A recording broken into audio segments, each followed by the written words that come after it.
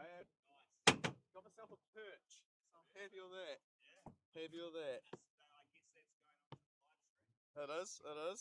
Yeah. So nah, we're all. Oh shit.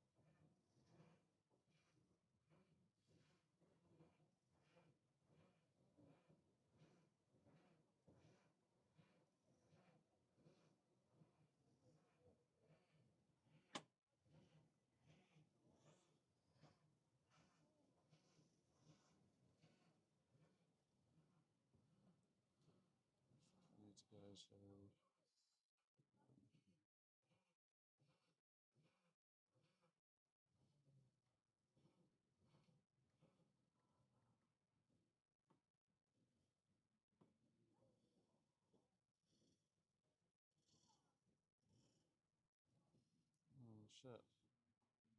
Oh, connect.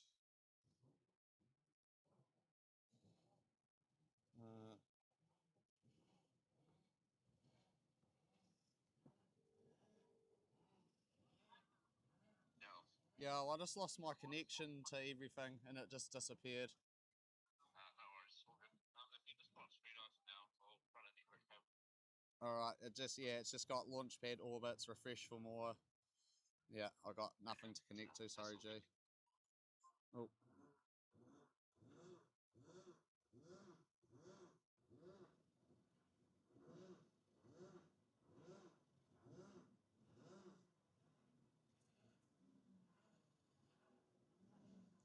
Fuck's going on here?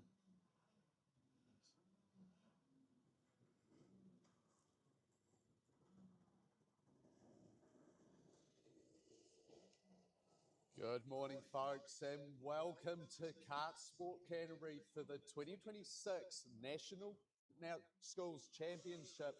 This is our qualifying here. I welcome you all to a beautiful brisk day. We've got a very cold start down here in Canterbury. The Foster's disappeared, the dew's just settling down. There's going to be some slippery conditions out there today. As we look at over track, we do have our first qualifiers of the day. And it is our 175 Rotax all in. They are a non-championship class, so we will be looking to see what the standard is out on track as we watch the number 6 of Miles Finlay come past turn 5 here.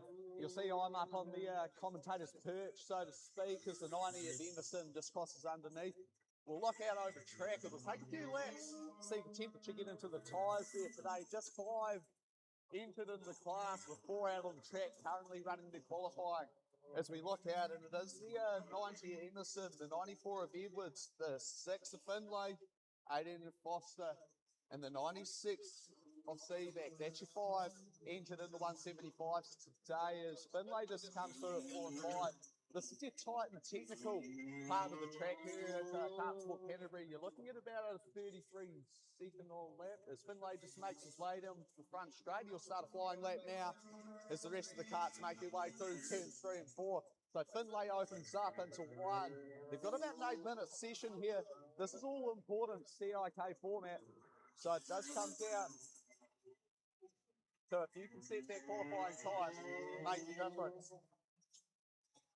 And it is the 6 of Finlay coming through 4, currently down to the inside of 5, pitches the kart nice and straight, makes his way up to the top hairpin at 6. We'll see what sort of lap times he can put down. We'll keep an eye on speed high now as he makes his way past start finish.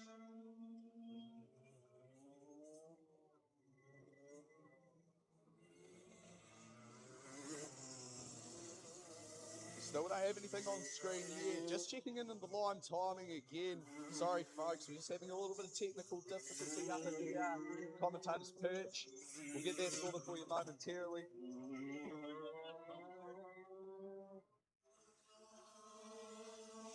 It's just more keeping an eye on lap times than saying who's doing what, but I've got no timing. Hey? Nah, until they get the temperature in. But all karts looking like they're in the groove now, so Emerson slowly getting heat into those tyres. He makes his way out of 5.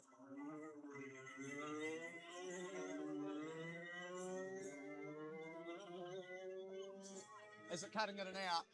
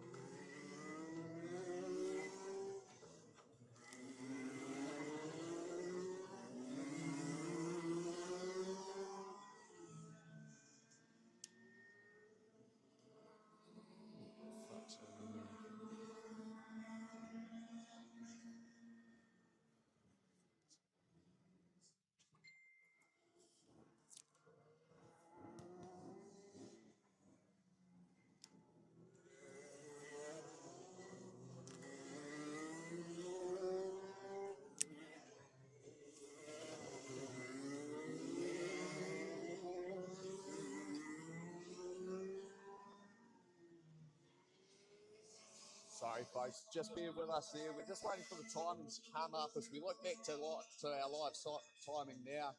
We do see all our 175 road taxis are up to pace. You can see the 6, the Finlays making way 2 at the moment. Very banked track here at turn 2, turn 3 as well. Very deceptive, the banking that's been put in here at Kart Sport Canterbury. Very fast flying tracks. Finlay goes up the inside at 5. Obviously, no fast lap times in. They've got about 3.5 minutes left now. So they'll be getting into the zone as Foster makes his way up to 6. We see Emerson on his way down to 2 currently. He'll be hoping to have the cart into the window. Get that Pantano up to speed. As he makes his way down into 4 now, pitches the cart nicely into the left-hander. You can see the tyres and the cart arguing with him, looking for that grip. Very cold conditions to start the day here at Kart Sport Canterbury. The 2026 National GILTRAP, proudly sponsored by the GILTRAP Group. This is a national championship event, so there are plates up for stake here. And it will be run in the CIK format, so the all-important qualifying does set your day up. It's the 90 Emerson down into 3. He's got himself a bit of fresh track, bit of clear space, so it's up to him now to make these moves. Take that time, take that opportunity, get that lap down, get in the flow. As he makes his way around the final turn up at 6. Very tight hairpins. Doing a track walk earlier today. You notice just how late the apexes are on the Canterbury track. Very late apexing, very fast and flowing at 1 and 2. Down into a double apex at 3, where it all tightens up through 4 and 5. Then you get the stretch your legs in up to the top hairpin at 6. That's your track layout here. Tight and technical in the infield, fast and flowing from 6 through to 3. So setting the card up for one or the other, we're trying to get the balance of both. This is what the questions that are asked. This is what the crews will come and do on the Friday. They come and have the practice sessions. A very busy track yesterday as we look out over 2 minutes to go in our 175 Rotax. So just a reminder throughout the day, all the results given are provisional over the microphone. So we do remind you that official results will be through speed high. They do get signed off by all our officials. So we do just call what we see. As we do have some live timing now, and it is the 6 of Finlay, currently setting standard with a 31.037. So Finlay sitting pace, Emerson up with a 31.18. So there's about a 10th covering our top 2. Sevac in 3 with a 32.4. Foster in 4 with a 33.3. So Emerson and Finlay, 10th between the 2 of them. As Emerson makes his way out of the 6, he's got about a minute to go. So I reckon we'll see about 2 flying laps from Emerson and Finlay as they make the way. So Emerson down into 2, that very banked left-hander, pitches the card in. You can hear it squealing, the tyres arguing. Still looking for grip out there. It is a very frosty start to the 2026 Kart Sport National Champs. National School, sorry, proudly brought to you by the GILTRAP Group. As Emerson makes his way out of 6, so we'll be able to see if he's been able to pick up. There's nothing in it, it's less than a 10th. Emerson running the best of a 31.089. Finlay with a 31.053, so there is literally nothing in it. Emerson doing a 31.11, so he wasn't quite able to pick up on that last 10, get that last 500th of a second, so there's nothing in it. He's got 6 seconds left. This is his final run, up to 6. Can he take that last 10? Can he take it from Finlay? Out of 6, Finlay watching on as Emerson goes over start finish. As we check in with live timing, and it does look like 6 of Finlay and the DAP will take pole for heat 1. Emerson will come on in 2, Sevac in 3, and Foster in 4. So that is your 4. So we look back at our pits. It is well presented Canterbury Kart Sport Complex. It is an absolute pleasure to be here today to call some great racing.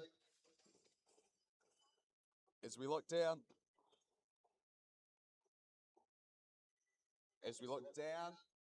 next group making their way out, and it is Rotax. The 11 of McGrath, he'll lead them out, the 22 of McMillan are behind. As I say, it will be about 2-3 laps. See all the drivers get the hang to the tyres. This is your OTAX light. Look for the 22 of McMillan. Very strong yesterday. Very strong. As they make their way past turns 4 and 5.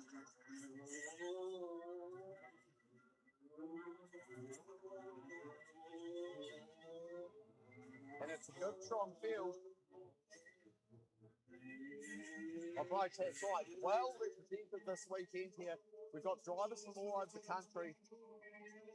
33 Tucker in there, keeping an eye on him. The 51 of Nicholson as well.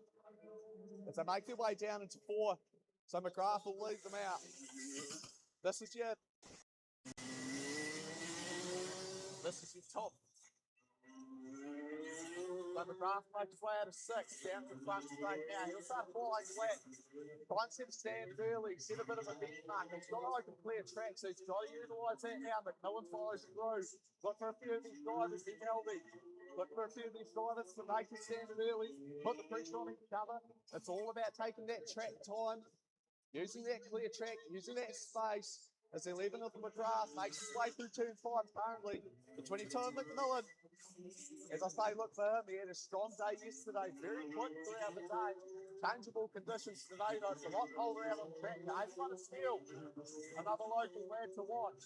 The 7 of back out. 85 of Elby, the 33 of Tucker, 51 of Nicholson. This is the Fast and Furious pack here today. As the 55 makes his way out of turn 5 as well. So good contingent to carts, good representation. There's our senior lights, and it is early setting track early. So early setting standard with a 32-1 early in this one. The 11 and Norris, up in 2.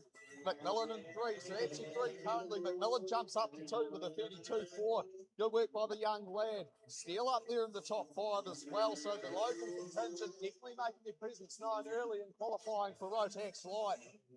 Steele up to 2nd now, so young Charlie on form early in the quali. It's all about getting that bang lap in, putting pressure on your opponents. And early in Steele and McMillan, so a local contingent, using that local knowledge, that track advantage. As we watch the 85 come past now, that's Albie. 33 Tucker in behind. Another local lad I expect to see up the pointy end. So make your way out of 6 past that finish. And the timing screens are lighting up. So Backhouse is taken now. The 7 carts moved up into pole. So the 7 of Backhouse setting standard with a 31-1. We look out for him over track as he makes his way now out of 4. Can he increase that? The 81 of Steele, he'll try to argue it back, but he hasn't done so yet. McMillan, can he do anything with it? The 24 early's just gone past that finish. Currently sitting on a 31-2. Can he bring anything more out of it? He does. So he got a 31 flat. So early, setting standard with a 31 flat. This is really starting to rev up as we get to the second half of our Rotax Light qualifying. About 4 minutes left as we look out over track. The 33 of Tucker and the 51 of Nicholson arguing for a bit of clear space currently. Sorry, that's the 85 of Albie arguing with the 33 of Tucker as they make their way out of 5 up to 6. They need to get that clear space. They want to put that lap down. Looking back to the timing sheets, and it's still the 24 with a 30.8. Seals joined him also with a 30.8. So these are really revving up. McMillan with a 30.9, so we've got a few drivers down into the 30s. Backhouse also with a 30.9. Local drivers doing what they do best in the Carlsbrook Canterbury Complex, really making the most of the free space on track. And it is still the 24 early. There's about 3 minutes left to go on this one, and as they look out, early with a 30.6. So early lost another 2 tenths off it. Coming to life late in this one now. 3 minutes to go in this quali. And early, running away with it. 30.6. McMillan with a 30.7 and Backhouse with a 30.7. So now we've got 3 cars within a 10. We look back to Steele, 30.8. Nicholson with a 30.8. So she's come on strong now. He's had some good local timers. He's got a car stopped on track. The 55 stopped up at 4. This is going to potentially bring out a local yellow. He hops out, gets the car off the track. But this is going to cause all sorts of late shenanigans in the road tax, the light qualifying. He's going to look to try and get the car to the inside. 24 really just comes through the yellow zone. 30.6 is standard time. Is it going to be enough time to get to Sinclair running on track? It's going to be more lap time to come down. The 55 has done an excellent job to get the car across the track. He's got it to the inside to the flag marshal point. Great work.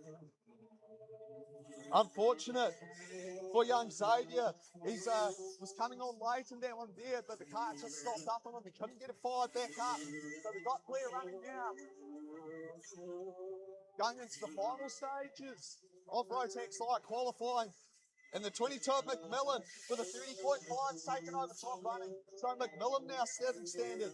Early's going to try and argue it back. It's just about to do his lap now. He's that clear running. The 51 to Nicholson fighting with the 14 cart. That's young Bushbatch. As they go down start finish, there's 150 left. So McMillan with a 30.5, Early with a 30.6, Tucker with a 30.6. I seem to keep an eye out for the 33 cart. He's come on late too. So the pressures have come up, the grips come up to the SH2 tyre. He makes his way through 5, forcing that car straight. He really wants to get that good straight drive. Off turn 6, nice and straight and steady. Hugs a bit of curve, onto the front straight. Can Tucker improve?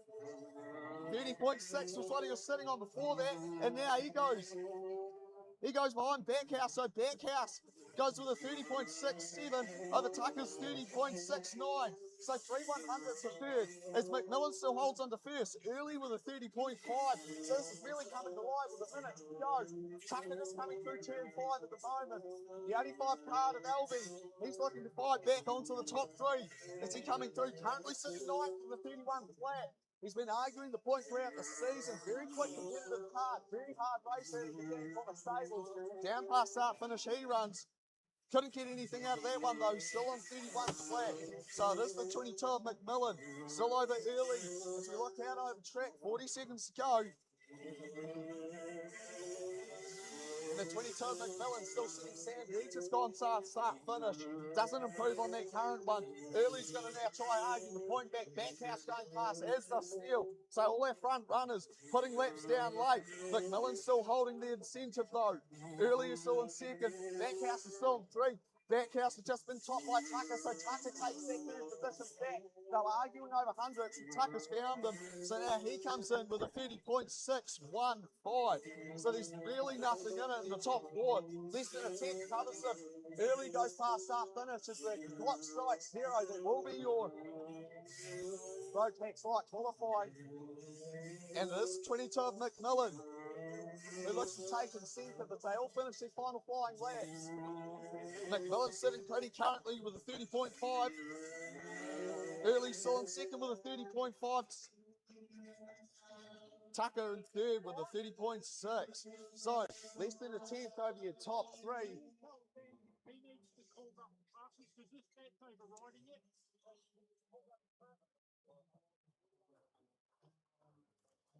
That's your top 3, folks. So McMillan, young Levi, the local lad out of the Tasman carts. He'll take pole. Early in 2, Tucker in 3, Steele in 4, Backhouse in 5. That local knowledge making all the difference here at National School Champs. I just need to call them up, do I? Yeah, and we might need to change the batteries. I've already changed them once. Oh no, sweet. Easy. So, we'll see how that goes. I've connected you straight to the thing, All so right, sweet. it's coming from here now. Oh yeah, nice, thanks, bro. See how it goes. Let me know if it goes again, and I'll Sweet, go so another way. well, that was some fast and furious racing as kart recovery takes place at the moment. Massive thank you to our kart recovery team. Mr. Warren Peel, doing the business. Takes a community to run the kart club. Strong community contingent here at Kart Sport Canterbury. As we look at it, as the Mars up next, sitting on the dummy grid, and this is a hard, fast class. There's been some awesome racing out there so far this season. I expect that to continue. Look for the local lads, your Max Goslings, your Ivor Spencers, your Jed O'Malley's, lasses as well, and Emma Gallagher. She's had a strong season so far this year. Catching up with Emma. The nerves were fresh, but that's a good sign. She's ready. She's on the toe. She's good to go. It's what we're after there. Very strong field, good numbers in the VMR. This is qualifying, as I remind you, CRK format. So we do have standing grids throughout the day. So this is your all-important qualifying. This is the big factor of the day. As we wait for the track to be cleared, kart recovery's just about complete. We'll be with you shortly. VMR qualifying.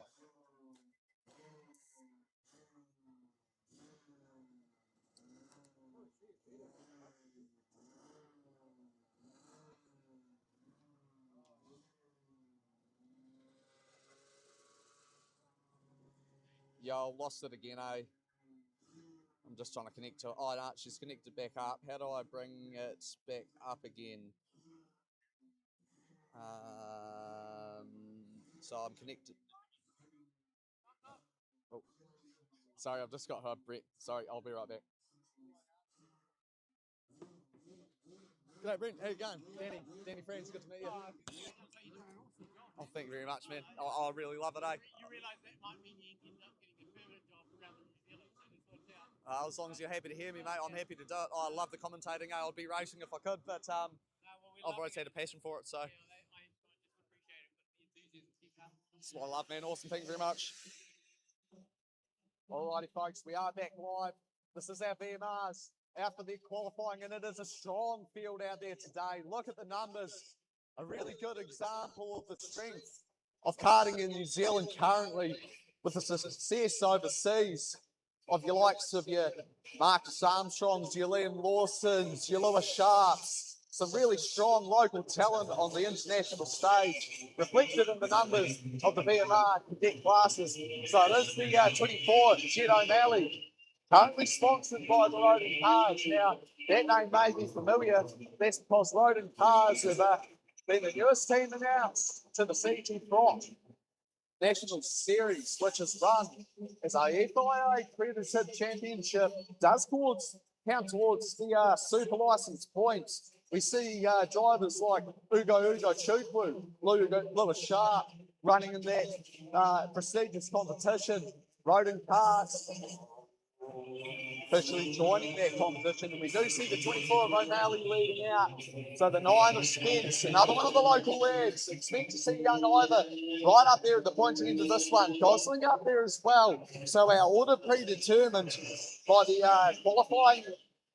qualifying, I suppose, from yesterday's last practice session. As we look out over, we will expect to see one more lap. Drivers getting temperature in the tyres. We get the live scoring all fired up. This will be quick, folks. This will be a hard, fast qualifying. Again, our VMRs have been very competitive throughout the first half of this season. As we look out over tracks, so we're currently sitting with Jed O'Malley, the Roden Cars driver, on first for the 35-7. But we do expect those times to drop significantly over the next few laps.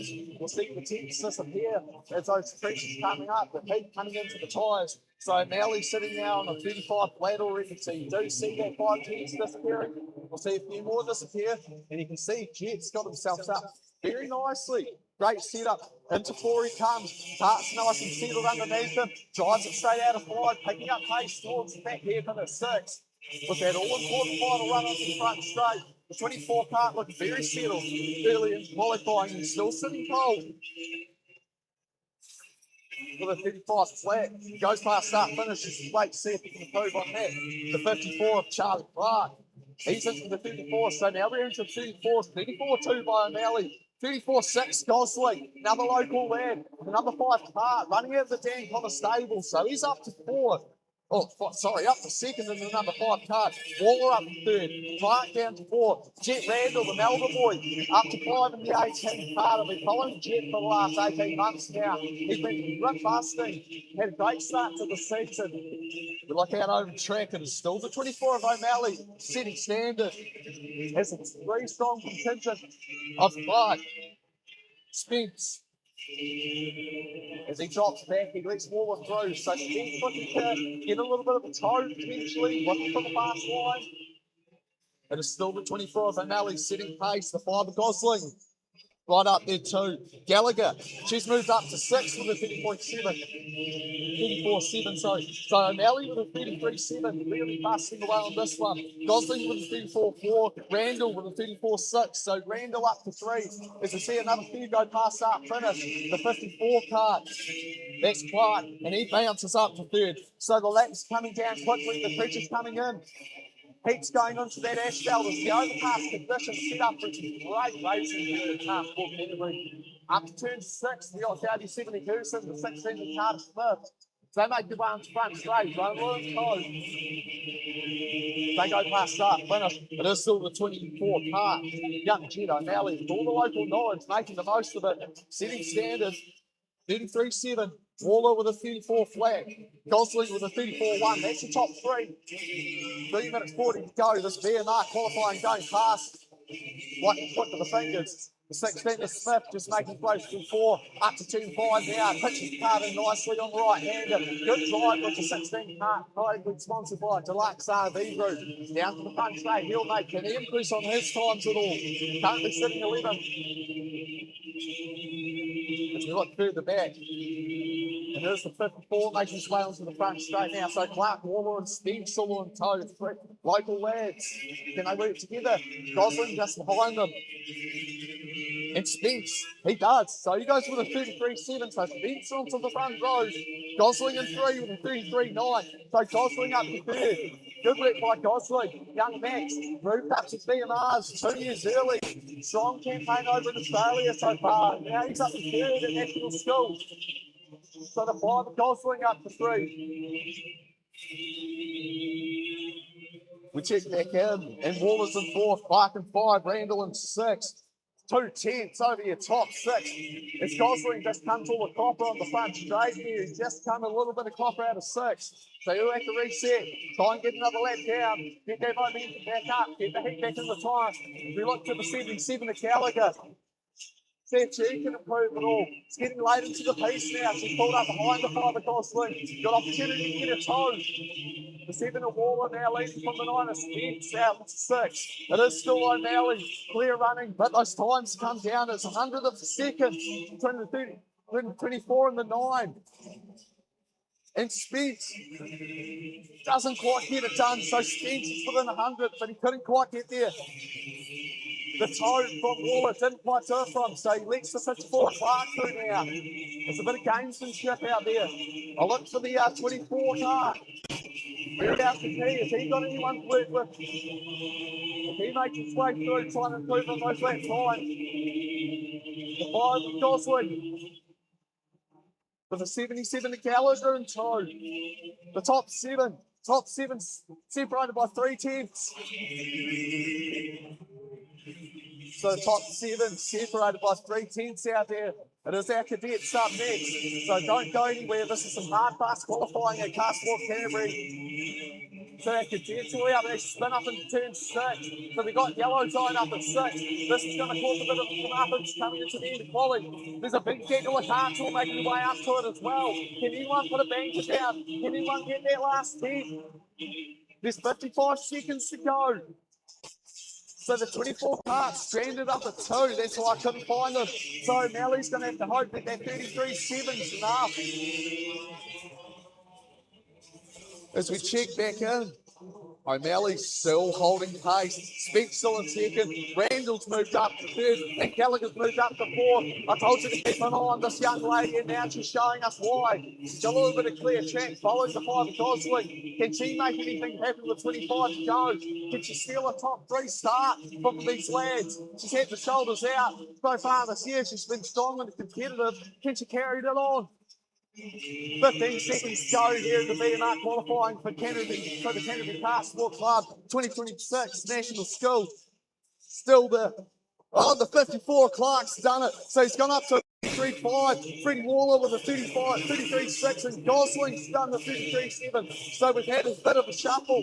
The top three has changed. As we look out, seconds to go, the checker flag's out. Can anyone do anything on their final lap? This is what it all comes down to. The 54, the 8, the 9. Any improvement from young Ron Lou? We check back in on the timing screen. Spencer up, young Spencer up to second.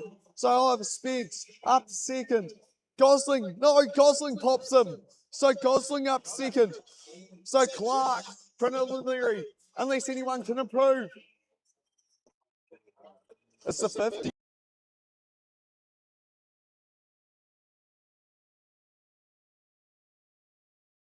Top four, VMR, turning it on.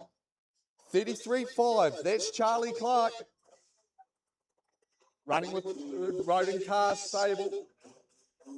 5 Gosling from DCR, Dan Connor Racing. Brings that one home second. Hard fast qualifying. As we look out, cadets will be up next. Junior OTAX, you'll be up after them. Do a reminder to the guardians for me. Yep. Like to the drivers. Just one person on the grid with each driver. Not a problem. Only one person. Now, just a bit of housekeeping, folks. Just a reminder, when we're on the grid, we do only allow one guardian caregiver with our drivers for our guardian classes. So just a friendly reminder, National Championship, we do have to adhere to the standard. So just a bit of housekeeping, friendly reminder, as we look out over track, our cadets getting ready. Good strong contingent, 1, 2, and 3 and Z, all here ready to roll. As kart recovery just takes away, we'll be back momentarily at the 2026 National Schools. Thanks, Danny. Not a problem.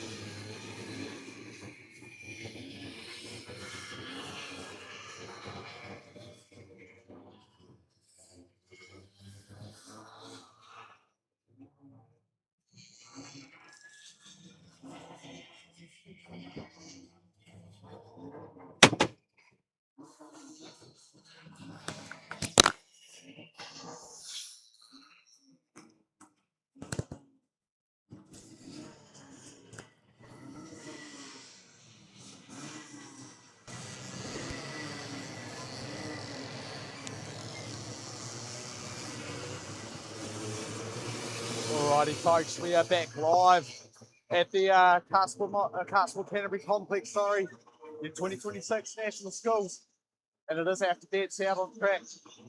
We have the 1, 2, and 3 and 10 all here, our national champions from our cadets. As we are looking out the track, take them a few laps, come up to pace, get the temperature in these tyres. Very cold day to start the day here. We wait for that sun to come out at the beautiful Canterbury Cartsport Complex. 2 and 10 of Gradwell making its way through turn 5 currently. 23 a Hart, folding suit, young lad from Nelson. Made his way down, done plenty of racing already this season down in Canterbury. Well travelled as young Bentley. He'll look to mix it up with these top 3 drivers. So make your way down to turn 2 currently. We'll keep an eye on the 2 and 1 Z, young Ken Pearson and Gradwell. So make your way to 3. This is your time, technical part. Turn 4, turn 5, you're quite right-handed. You've got to get that exit square. You've got to get that run up to turn 6. That's your important run. Sets you up for that big sweeping run on the front straight into turn 1. This is where the momentum is key. We look out, 2 and 10, start a flying left. He's got a good clear track. We ride with him now. Through running runs, up to turn 2. That tight left-hander, very well banked. A lot of negative camber. You can really trust the car, throw it in. It's a double apexing right-handed 3. Down into the tight technical left-hander at 4.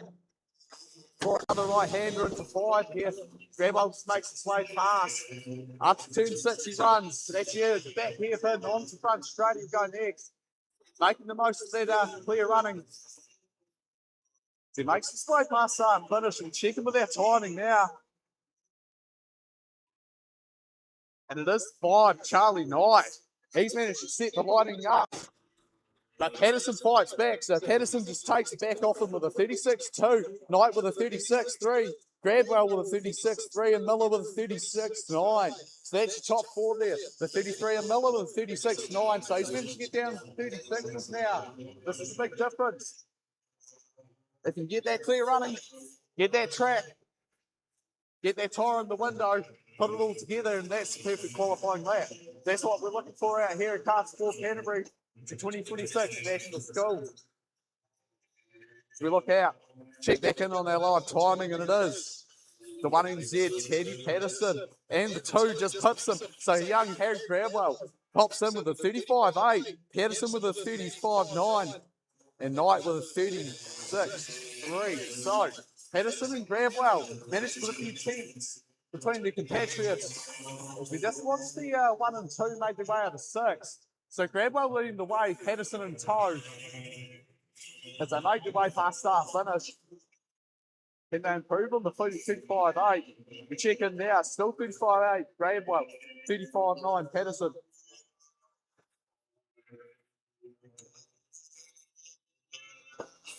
Knight still in 3. Miller still in 4. Grant in 5, the 3 and Z, young Seb Grant.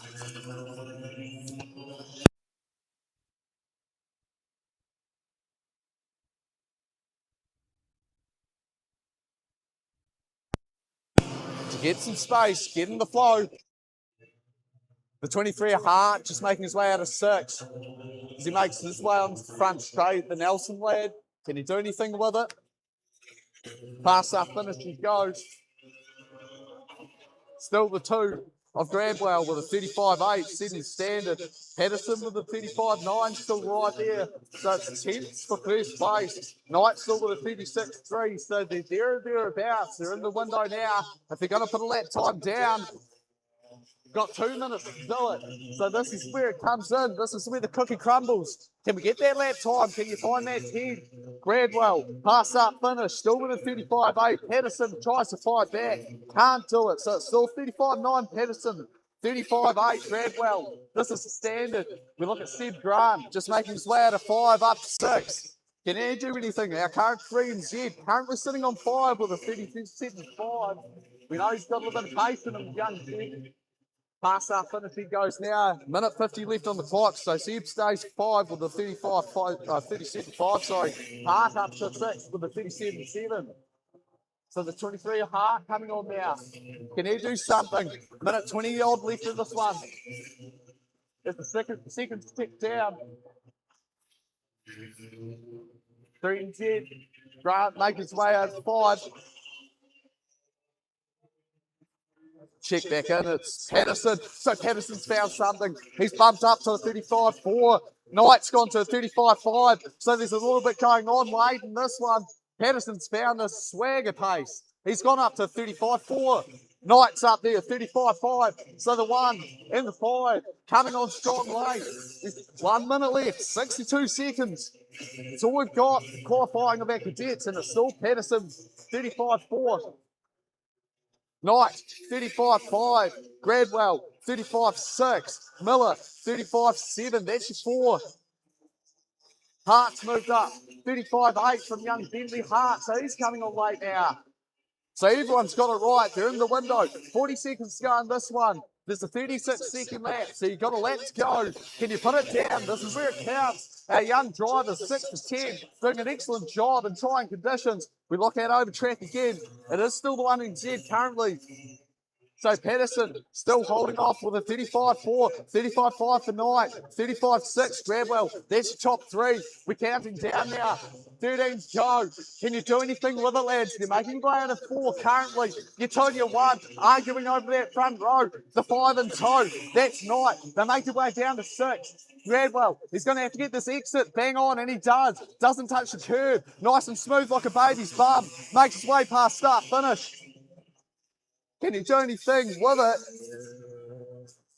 He can't. So Patterson holds on. Knight will be 2. Gradwell 3. Miller in 4. Hart's just about to finish his last fire.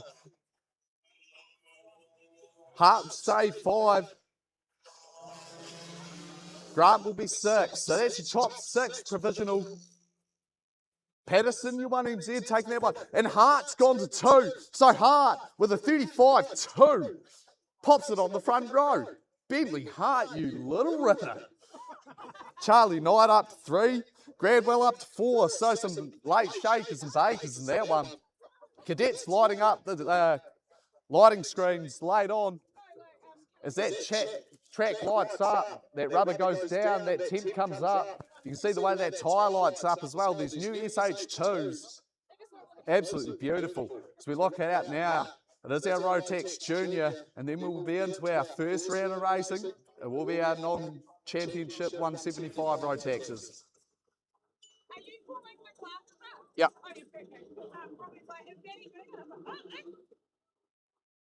So it is Rotex Junior. Big, strong field of juniors. 17 of Crips leads out this one.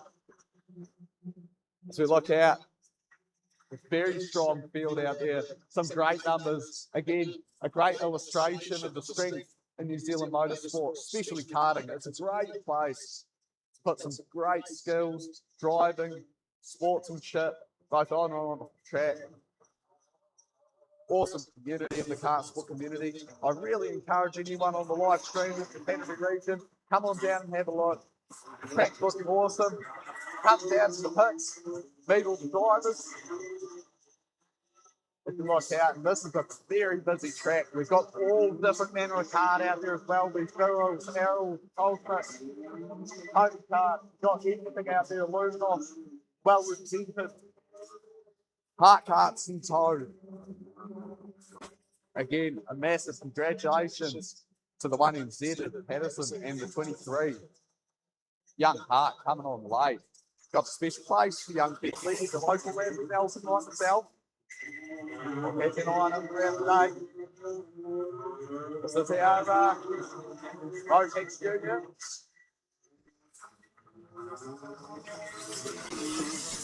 So currently, we'll be waiting a couple of laps. Got to give them a few to get warmed up. With lap time still in the 2.5. We'll see those come down a bit.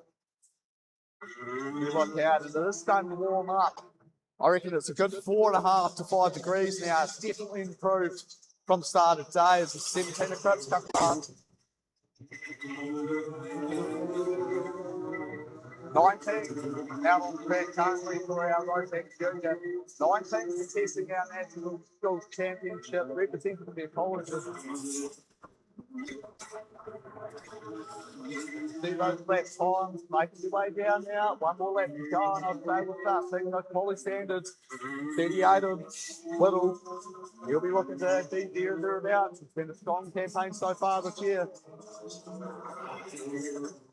We look out over the track. That is 17 to Crip. Currently is 1. 33-1.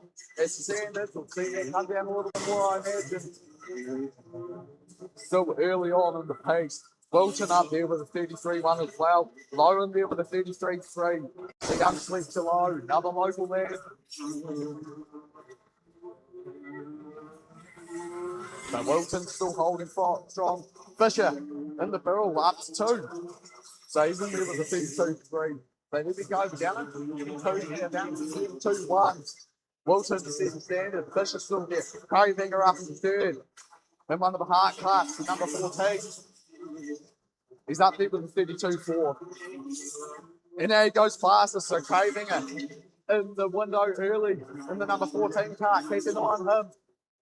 Setting standard with a 31-6. Fisher replies with a 31-7. And then Cormer comes in with a 31-7. So it's starting to rev up now. Wilton with a 31-7 as well. Eggers in there with a 32 flat. Whittle with a 32 flat. So we're really starting to rev up. Tires starting to come on now. Hart's getting in the window.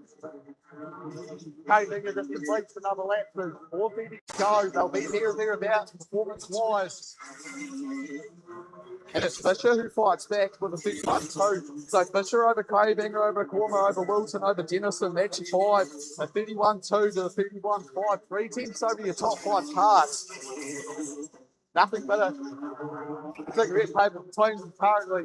If you make our way, we look over 35 currently. Wilton and there with the 15. They make their way down to 2. Fisher with a bit of clear space going for nice finish now. 4 minutes to go in this one as they make their way through. Sydney Aware and Neil Lukoff making his way out of 5 up to 6. Corner fights back with a 31-1. Fisher in there with a 31-1 as well. Cripps with a 31-2. So now we're starting to get some minutes ready. 4 minutes in, 3 minutes 50 to go on this one here.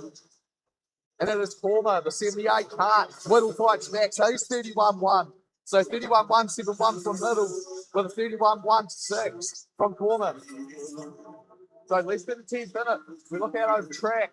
Very, very busy track currently. We see Fisher up the inside at 2. He wants to clear track space. He wants to make that run. He's got Card in the window. Can he do anything with the pace? The 14 and 78 is making their way to 4 and 5 at the moment. So Cravinger and Cormer working together. Cravinger down at 10 though. So he wants to find 2 tenths again. As he makes his way at 6 on the front straight. Good exit by Cravinger. Goes past up, but can he do anything with it? Cormer at 2. So Cormer down to 4 now. So there's still moving and shaking going on. We're into the 31s.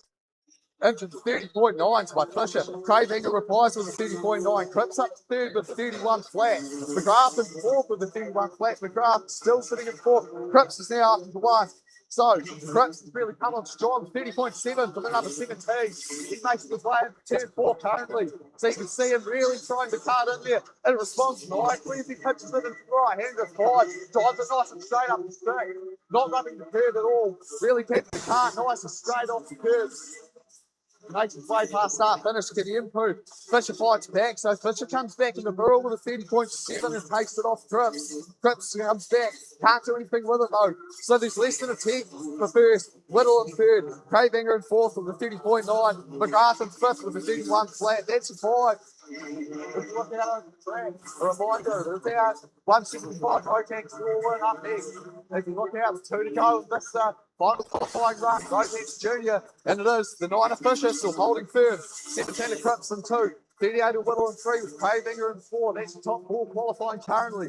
McGrath in 5th, Cormer in 6th, Wilton in 7th. This will keep changing. 2 going this one here, folks. Look out over the track.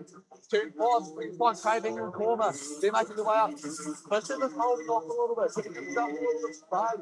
Wise move by the young man. Wants to do a bit of clear running. Bit of clear here. Get a good run on with 1:30 to go. So you'll have a rev-up lap now. Trying to set himself up. Have a run with a minute to go. Gives no one a chance to reply. He still leads out with 30.7. Cripps still in second with a 30.7 as well. And Cravinger with a 30.7. And Whittle with a 30.7. So nothing but a 10 between the top four. McGrath and fifth. We still look out over the track. With anticipation, Cravinger is about the end of his lap. Can he do anything there? Can he get rid of toe from the 28? To go past start, finish, Cravinger move up the starting boards. No, he can't. Fisher's still in one. Whittle's moved up to two, so Whittle finding another 100th out there. Cripps is still in third. He's just gone past our finish. Cripps still in three. So Fisher's moved into 30.6. So Fisher's found a 10th. Fisher's the only one in the sixes. He may have done enough here with 50 to go. He gave himself that crack space. And he made the most of it. He's down to 30.6. So Fisher holding out first. But Whittle fights back. So Whittle now with a 30.672. Whittle lighting it up. Fisher, can he do anything back? It's seconds to go here at Wally. 22 to go. Fisher just goes past start finish. He's in 36s, but he can't do anything with it. So Whittle's still holding out. Cripps still in three. McGrath in four. Cravinger in five. It's top five. National Schools Junior Rotax. Look out over track. 10 to go on this one now. Cravinger's making his way up to turn six. He's going to time this perfectly to try and fight the pole. Whittle's just gone through in his final one. 30.6 for Whittle. Fisher's just gone through as well. Can Fisher do anything in the barrel part? That's all it comes down to this. And he can't, so Fisher stays two. Cripps is now finishing his following lap. Can he do anything at the cheek flag? No, he cannot. So Cripps stays three. So your 38 Carter Whittle, Magni Whittle with 30.672. Takes pole with Fisher in two. Cripps off three. McGrath off four. Cravinger off five. Cormer off six. Young Louis Smith off seven. So that's your top seven. Rotax Junior. It all came to light late in that one. Whittle coming on, cracking into 30.6. It's absolute physics. So we look out over track, folks. It is our first heat coming up. Rotax, all in 175 kilos, a non-championship class. But don't let that detract from the standard racing. These guys will go hard and fast out there. As we broadcast live from our National School 2026, proudly brought to you by the GILTRAP group. So, can't figure out why it's crazy. But is your phone alright? Yeah, It's almost easy. You can mobile it and you can read it at the same time. yeah, it's all good. No stress. Sounds good. Just keep talking. Problem is every time you face that way. It cuts out. I know. Yeah, I figured it. I must be on like one of the bars. Yeah, I found the old radios, those middle bars would always interfere. Right. Okay. Yeah, because every time I turn around, I notice it. Hey. Yeah, just stick the mic out like that, and you should be like when you're facing that way, because it's only when you face that way. When I turn to six. Hey. Yeah. Yeah. If you Yeah. turn this way, turn like when you face six, make sure your body's facing this way, your head's going left. And then just keep the mic out this side. Yeah. Yeah, because every time you stand in front of the mic, it cuts out. But otherwise, it's Is that even? What have I done? What is that? You press the record button. Radio and the little one's for the mic.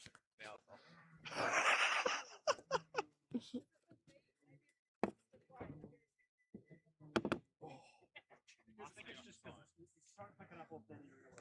We're used to trying to pick it up off there.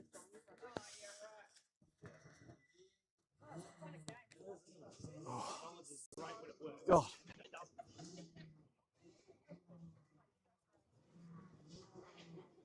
So hard and fast qualifying, folks. Excellent times laid down. 38 a Whittle, 30.672. Fisher, 30.67. Hard and fast, exactly what we come to expect from our Rotax juniors. And there'll be some great racing out there today. 19 karts, VMRs, cadets, Rotax lights. It's going to be some top tier racing. I'm really looking forward to this. As we look down to the grid, it is our 175 Rotax all in. They'll be out for their first heat. It will be the 6 of Finlay Chrissy. Oh, sorry, Miles Finlay. leading us out on this one here. The 90 Emerson off 2. 2 local lads. It'll be good to see them battling because they're normally in different divisions. So we've got a combined sort of class here of the 175 weight class for our Rotaxes. A reminder to our Rotax Light seniors, your first heat is up next. So a reminder to you, you'll be making your way to the dummy grid, please. As we look out over track, the 6th Finlay leads us out to 4. Emerson 2. Be the 96 C-back off 3. The 18 of Foster 4. 94 of Edwards. He'll start off 5. So 5 of them start this one here. Heat 1. They'll be running the CIK format. Finlay set the standard with a 30.9. The only one into the 30s. Emerson with a 31 flat. It's the beauty of karting. It's so tight. Tenths of a second, hundredths of a second in it. It all comes down to the driver. So the 6th, Finlay leads us out.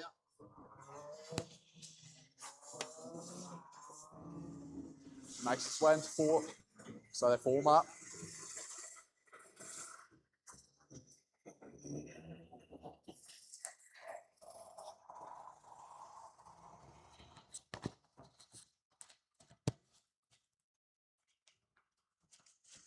This is your heat 1. Rotax 175. 6th Finlay leads us off. Emerson on the outside. So make their way up, start, finish. Into the starter's box. And it's a clean sight, lights are out. So Finlay leads into 1. Emerson on the outside, holds strong. So he follows into 2. C-back on the inside of 3. So make their way up to turn 2. That tightly banked left-hander. And it is the 6 cart, leads us through into 1. 90 Emerson and 2, the 96 C-back in 3. So make the way down to 4, and Emerson closes up on the 6th Finlay. So this is where we get tight technical here. The 90 making his way up to the back of the 6 cart. Starts snipping the dip early as they make them off 6. It's one and done. It's going to be a fast and furious race here at Castleport Canterbury. Down into 1 they plunge, and it's 90 Emerson putting the pressure on the 6th Finlay. As they make their way up to 2, it's foot flat. Down into the left-hander here, tightly banked as they dive to the inside. Both carts pulling up nice and straight. The 90 Emerson looks a little bit stronger as it makes its way into the interior of the track here. The tight left-hander and right-hander, slightly differing lines. The 90 Finlay, Emerson, trying to carry a bit more momentum as the 6th Finlay squares it up and drives it straight off the curbs. So they'll be leading through with 2 done already. This is fast, furious racing here. C-back in 3, Foster in 4. As they go past start finish, Edwards is still in 5th, but it is 6. Of Finlay still leading out from the 90 Emerson. C-back in 3, down into 3 they go. The pink and white helmet, of Finlay. You can see the bright yellow of Emerson directly in behind. You won't miss them on track. They make their way up to turn 6. 3 done already in this one here. So the 8 lap heat, they'll be quick and fast. Down into 1, they plunge again, and it is the 6 opening up half a dozen cart links on the 90 Emerson, so he's able to fight off that early pressure. And he's opened up half a dozen car links. Into 3 they go now. Nicely pitched in the DAP. Really nice and settled as he breaks hard into the tight left-hander. Hits him up to the right-hander at 5. Drives it nice and square as he makes his way up to 6. Finlay is opening up a little bit of gap. Then front straight they run now. If you look back, we battle the 4th and 5th. So Foster and Edwards, they've come close together now. And the battle's on for 4th between the 18 of Foster and the 94 of Edwards. Down into turn 1 they run. 18 of Foster just holding out from them as they make the way down to 2. Can Edwards have a look up the inside? No, he can't this time. They're close to biting up on racing. They make their way down to 3. The tight left-handed, right-handed, pitches in nicely. The 18 cart defending from the 94. He looks up the inside. Can't do anything this time round. So he looks it back down at 5. He's going to try and drive it straight. Look for an opportunity up the inside at 6, maybe. Can he do anything there? No, he can't. So follow him down the front straight. There's halfway done already in this one here. Fast and furious heat racing for our Rotex 165. Still Foster holding out from Edwards. It's an 80 way down to 2. We check back in with our leader, Finlay. He's opened up 10 car lengths over the 90. Anderson back in 2. See back in Lone Ranger position in 3. He's just coming through the 4 and 5 currently. We'll check back in with Edwards and Foster. And Edwards is just close back up under break again. So the Tony Park strong at turns 4 and 5. He's just got to do something with it. Can he put the pressure on? Force a bit of a mistake from the wise campaigner and Foster as they make their way past start finish, getting into the later stage of this one here. Finlay well in control. Emerson's still second, but this is where the battle is. And it is Edwards looking up the inside at 2. He's been lining it up. Strong under brakes. This is Tony Carter. He gets it done. Can Foster fight back at 3? No, Edwards defends nicely. Foster looks up the inside of 4 now. No, he can't. So you set it up for a switchback. He's right straight off 5. Harry's come from him up to 6. So he can get a run. Can he get it done? Not on this one here, so he can't quite get there at this time. Edwards managed to resist the temptation to Foster. It is all still with 6 to Finlay. He's really opened this one up in the left stage and got himself over. It does his hard length from 90 and Henderson, and it's feedback 3. So United for Edwards, able to fight back, take that lead, or take that 4th place, sorry, off Foster. As you go past start finish now. Finlay, well, clearly in control. Grabbed this one by the scruff of the neck. No mucking around here by Finlay as he makes his way down the 3. Emerson and Toe just making his way out of 2.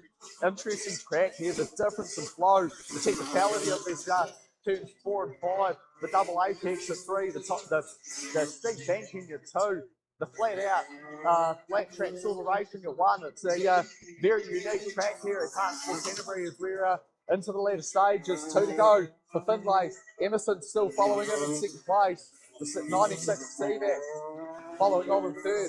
As we're in the last lap zone now, so Finlay, he's leading us home. It will be the first race coming to conclusion here for our Rotax 175. The 6th of Finlay making his way out of 5. The 90th Emerson just coming out of 4. Seaback just up at turn 3. No doubt about who's in control of this one, though. It will be your number 6, the CAP lad. The number 6, Miles Finlay, take this one out. 90 Anderson is making his way on the front straight now. He'll come home second.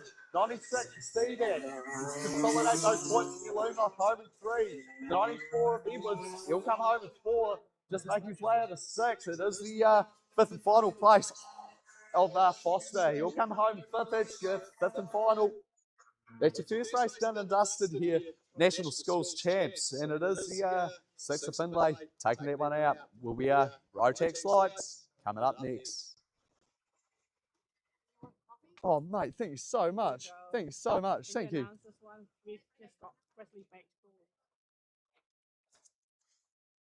Awesome, guys. That first heat done and dusted. Real hot pace set by Finlay in that one. Jumped out to an early lead and he didn't look back. So just from a team at the Island Kiwi Bakery, awesome crew here at the CAF, really keeping everyone fueled. We're on Riccarton Road, so please make sure you stop in, support the team at Island Kiwi Bakery. They do an awesome mince pie. I can speak from personal experience. Great on the coffees as well. They've just had freshly baked cheese scones popping, available trackside, guys. Nice and warm. Make sure if you need something to warm that belly up, grab a cheese scone, grab a coffee. A massive thank you to the team, Island Kiwi Bakery and Cafe. As we look out to Agrid, Rotex Light getting ready for their first heat, coming up next.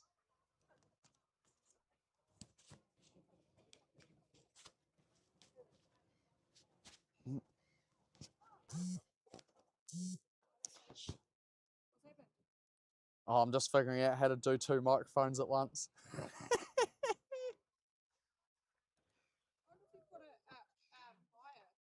Almost like tape it onto there, maybe. You could put it like on the inside of that lapel, put it higher.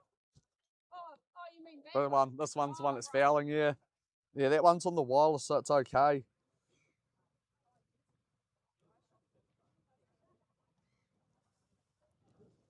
Alrighty, folks, we'll be seeing the lights up next. The 22 of McMillan, he'll be starting off pole. The 24 of Early off 2.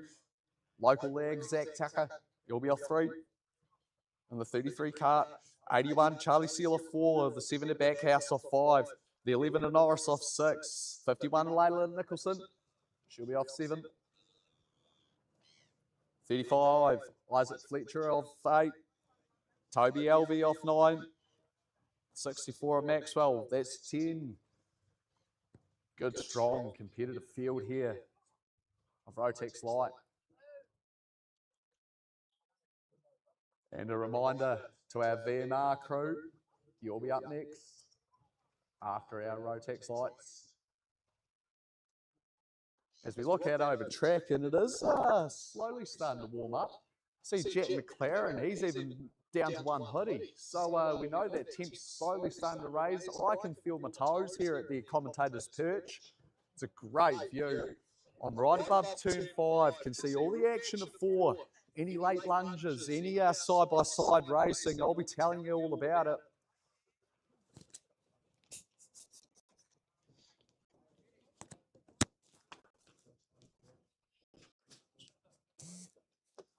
As we wait in anticipation for our Rotex Lights, the 22 of McMillan, strong yesterday in his practices, brought it through as well and qualified today in Tay. Now it's about making it count, doing the most with that hard work. It's going to be drawing with some stiff competition. The 24 of Early, the 33 of Tucker, Steele, Backhouse, Norris, no slouches there, Nicholson, Fletcher, Alvey. Really that top cream of Rotex Racing. I can see Jack McLaren licking lips. He's frothing, so am I. This is where it is, folks. It's a beautiful day down here at Kartsport Canterbury. If you're local watching on the stream, I tell you what, do one better. Come get your backside, trackside. Enjoy some hard, fast racing. It's warming up, sun's coming out, it's going to break through that cloud. We're going to get a beautiful view of the Port Hills. It's going to be a beautiful day here at Cars Road. A massive thank you to the GILTRAP group for their continued support of Kartsport New Zealand. Really laying that foundation to give our young racers the best opportunity to show what they've got, get themselves out there on that international stage.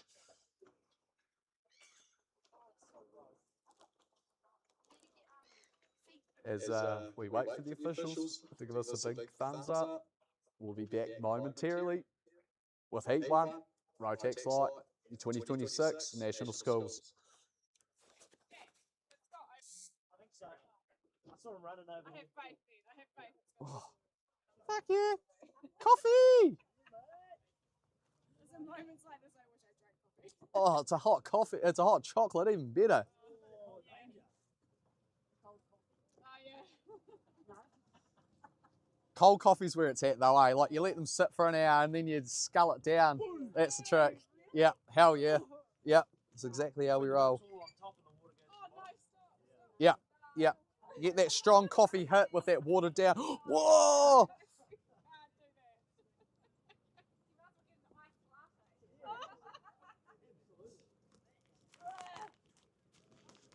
You might as well get an iced latte. No, lukewarm's great. Straight in the gullet.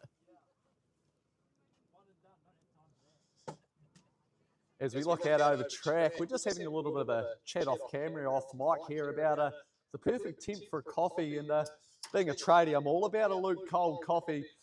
Grab it when it's just settling with a bit of skin on the top, get it down your gullet, keep you going for another 3 hours. It's great stuff. We don't do that here at Kartsport Canterbury though. Fresh, nice, warm coffee from the Island Kiwi crew at the CAF. Make sure you support them. They'll make them hot. You can choose if you drink them hot or cold.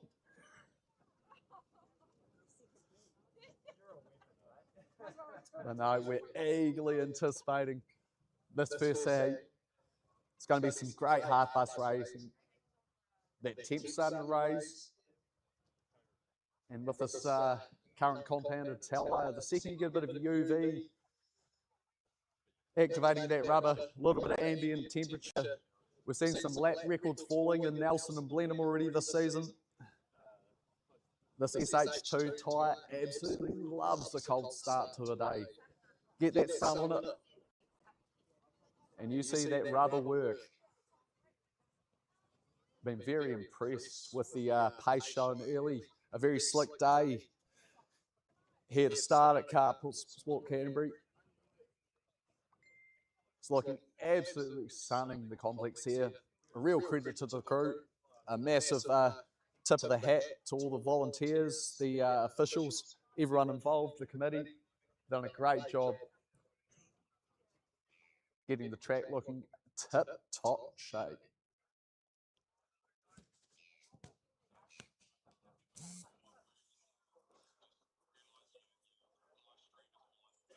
But yeah, we do wait in anticipation. We'll just be waiting for all the lap timing, all the officials to be happy with their qualifying, etc. There may be some hidden conversations on that I'm not privy to. One of the officials might not quite be standing where he should. We've got to have all the things lined up. Being a national championship, we do have to adhere to the standard and the protocols. But it's an awesome day. It's really coming out great here at Kart Sport Canterbury. I can see a few more cars pulling up. Good crowd starting to show up as the frost disappears. And we wait for that illustrious first heat. They can hear you chat on the live. Like when we're chatting. Oh, really? Oh, okay. Pete Caselli just called and was like, just tell Danny we heard him swearing on the Oh my God. Oh no. Oh no. Oh, that's all right.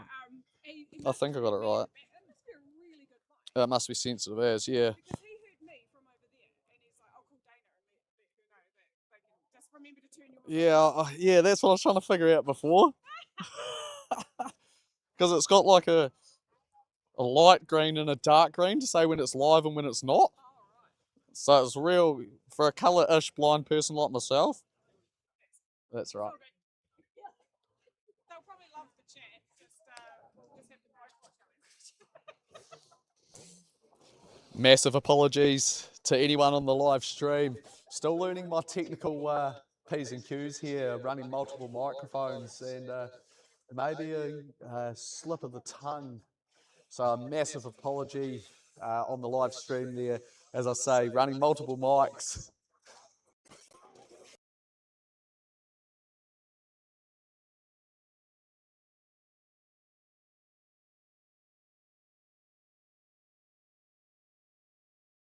Me here.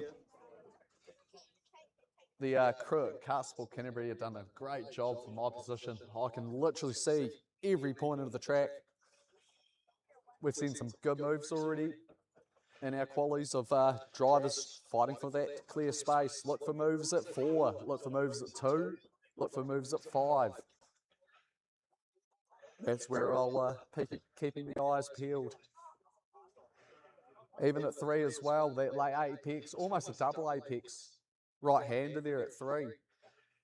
If you can set yourself up on the inside, put the kart there, argue position up to 4.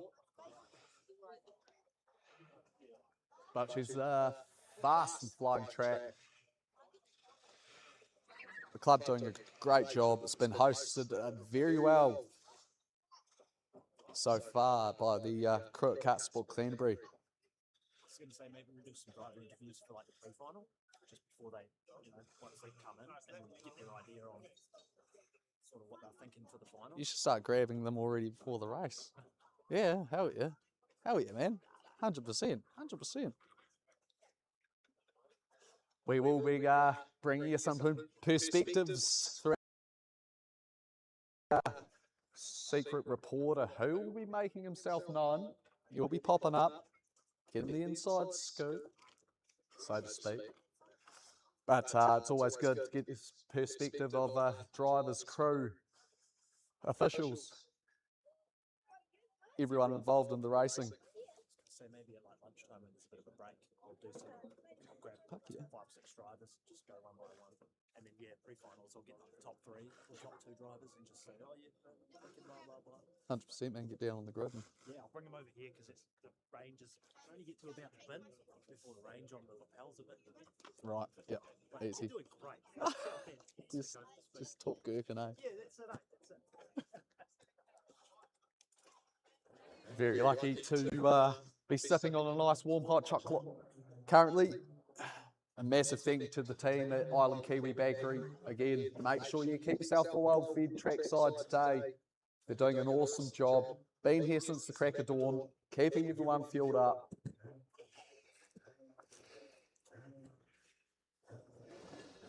As we just see some of our VMRs getting warmed up, getting ready. You can see young Jed O'Malley there, one of our road and cars drivers. Again, an awesome bit of progression for road and cars, seeing them now involved in CT Frot with their own team. Really massive launchway and an opportunity for them to harness that local talent and bring them through to their Formula 3 and Formula 2 programs respectively.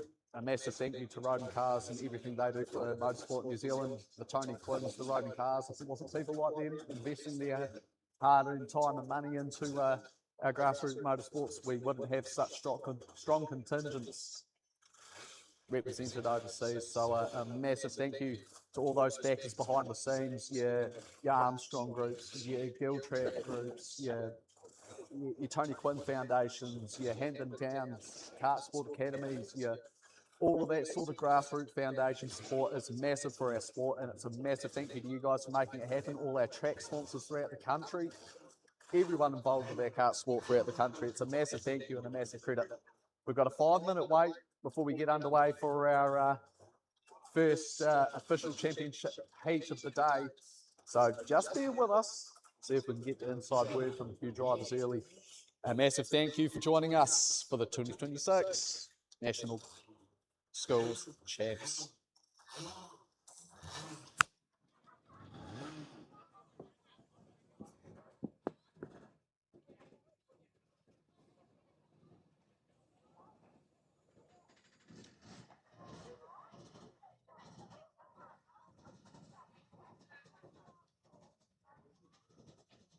Hey Jack,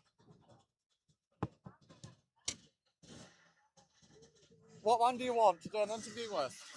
Go grab those 4 bloody VMR kids and just say, hey, what do you think of racing together, blah, blah, blah.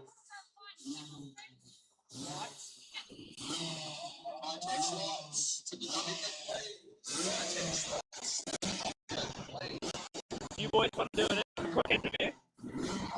Yeah? Just come over this way a little bit closer. Hey? That's okay. You don't have to be in VMR. Just ask you a few questions about your day. Can you hear it okay? Alrighty, so we're here with Ivor Spence at the moment. Ivor, how's your day going so far? Pretty good. Came P3 in quali, just struggling with the grip as it's quite cold out there. Yeah, it's absolutely cold out there. What are you going to plan to do for the heat races this time? Are you just planning to keep it smooth and safe, or are you going to try and push to the front? Hopefully get around the first hole clean, then any chance I get, just make the move, stick with it. Absolutely. And do you have any sponsors you'd like to thank for bringing you out here and getting you racing through the season? My mum and dad and my granddad for coming out today. Awesome. Well, good luck for the day today, mate. And what was your name, young man? My name's Teddy Patterson. Hey, Teddy, and what class do you race? Cadet Rock. And how did you go in qualifying this morning, sir? Yeah, I actually qualified P1, which I'm pretty happy with. Yeah, absolutely. That's really, really good. And so what are you planning to do for your day? Just keep it clean at the front and drive away from them? Mainly the starts, because I just want to get them right so I don't get penalty, because they said they're handing out quite a lot of penalties, so I don't want to get pinged for that. Yeah, absolutely. So just keeping it clean and driving to the front. And do you have any sponsors or anybody you'd like to thank for bringing you out here today? Mainly just my parents and all my other sponsors. Yeah. Awesome. Well, good luck today, Teddy. Well done on the qualifying. Yeah, thank you.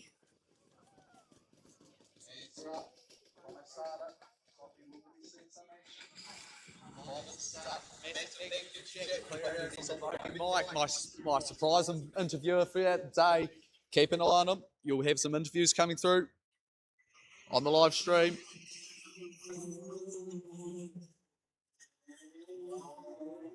As we look trackside, and it is our first official championship heat. It is our Rotax Light, the 22 of McMillan. He'll be off pole. The 24 of Early, he'll be off 2. That's your front row early on. As we look throughout the grid, the 33 of Tucker, he'll be off 3. Steele will be off 4. The 7 of Backhouse off 5. The 11 of Norris will be off 6. The 51 of Nicholson will be off 7. The 55 of Fletcher will be off 8. The 85 of Albie will be off 9. The 64 of Maxwell will be off 10. The 14 of Rustbatch will be off 11. And the 55 of Botherway will be off 12. That's 12. So a little bit of local knowledge coming to the top early. McMillan will be off pole for this one. The Arrow Kart driver out of the Tasman Kart stables. He's had a good run-in so far this year, been competitive in all the events he's been and had a good step campaign. Now he's heading to school at National Schools. He'll be starting off pole for this one. He's joined on the front row. Tucker will be off the second row inside. He's off 3. Steele will be outside on the 4. Back out off 5. Norris off 6. Nicholson off 7 and Fletcher off 8. So that's your front 4 rows. They form up. They'll go into the starter's box. It's all the 22 in control. So make their way. He sets pace once he's in the yellow zone. It's all onto him. So McMillan jumps early. He'll lead them off into 1. Backhouse follows them through. Side by side battling. They're clean as you like. And it's also, McMillan's gone wide. So now we've got a little bit of a change for first. Tucker takes the initiative. He'll jump into first house. Backhouse into 2. Looks like the 24 of Early down into 3 with the 81 of Steele into 4. Nicholson up 2 into 5. LV into 6. McMillan fights back underneath. Side by side through 4 as they make their way through now. Up through 5 as they come through. And it's still the 33 card of Tucker who'll lead them through. Backhouse gets it done on Early. So Backhouse gets the job done for second. Steele tries to challenge them as they go down into 1. But Nicholson in 5th still holding steady. LV in 6th. That's top 6 of the make laid down back straight now. McMillan's fought up in 6th place now. So McMillan trying to fight back after a rough start. He got served up early, ran it wide out of 1, and got swamped up by this angry pack behind him. But Tucker's taken the bit between the teeth and he's jumped out half dozen cartlegs. Backhouse in 2, Early in 3. Still in 4 pace still. Nicholson fighting hard in 5th. With McMillan all over him like a bad rash in 6th. That's the top 6 down to the start. 2 already done here in these 8-lap heats. So it's still Tucker. He's got himself a dozen cartlegs nearly. He's really jumped away on that one. And Backhouse can't pull it up. Now Early gets alongside. A bit of incentive for the 24. Down into 3, they plunge. He'll look up the inside of 4. Can he get there? No, he can't. So he's get it back up. Look at the inside of 5 now. Chucks it up the inside side by side. Can't get it done though.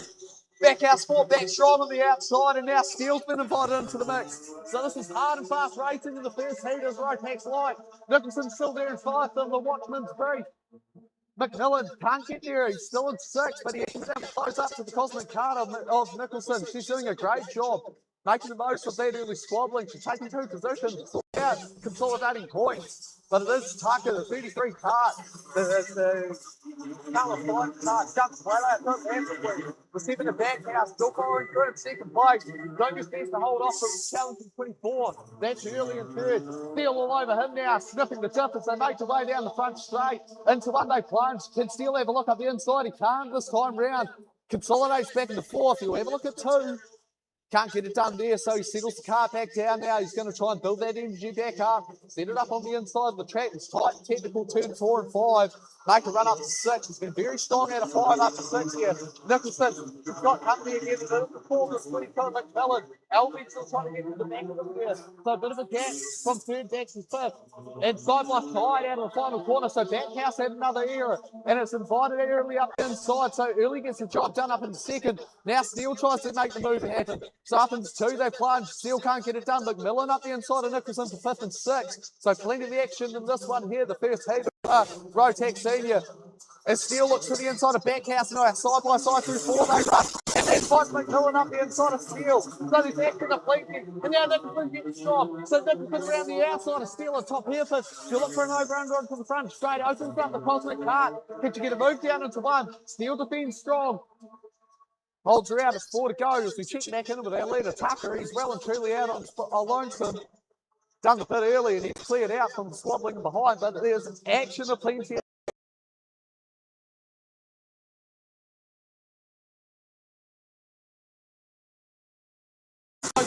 McMillan up, he's got a back house for third. Back house drops the line, back up at turn 6. Can't get it done though. So back house, back to 4th. Charlie Steele in 5th. Nicholson in 6th. The 11 of Norris in 7th. The 85 of Albie. That's the top 8 as they make their way into turns 1 and 2.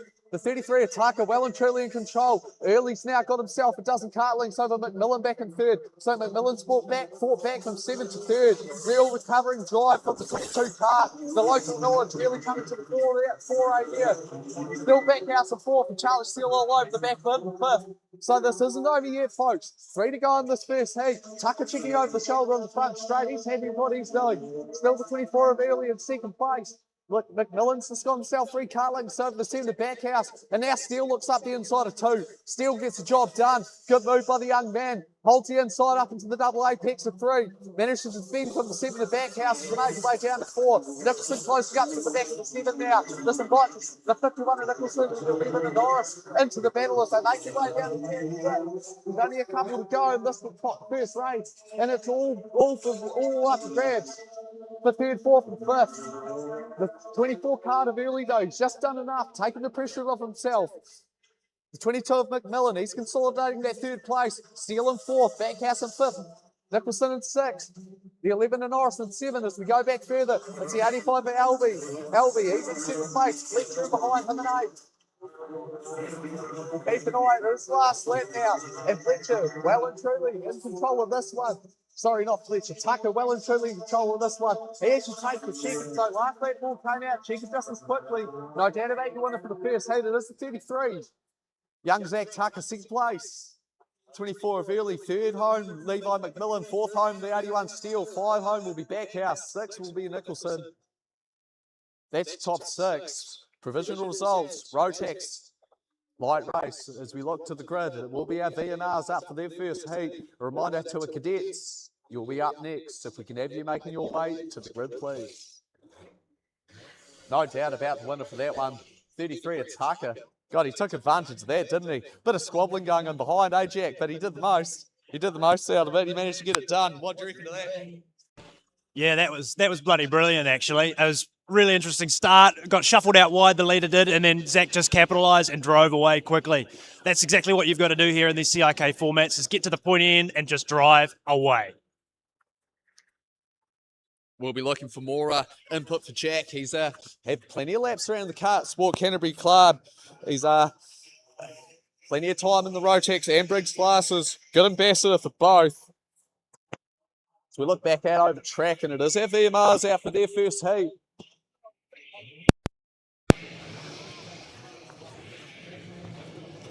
For their 2026 skills campaign.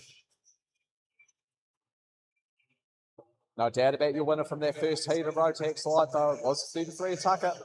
Well and truly did it too. He did a great job. Like young Jack says, call it out, taking advantage of fighting him behind. If you can get the chuff. So just a reminder, folks.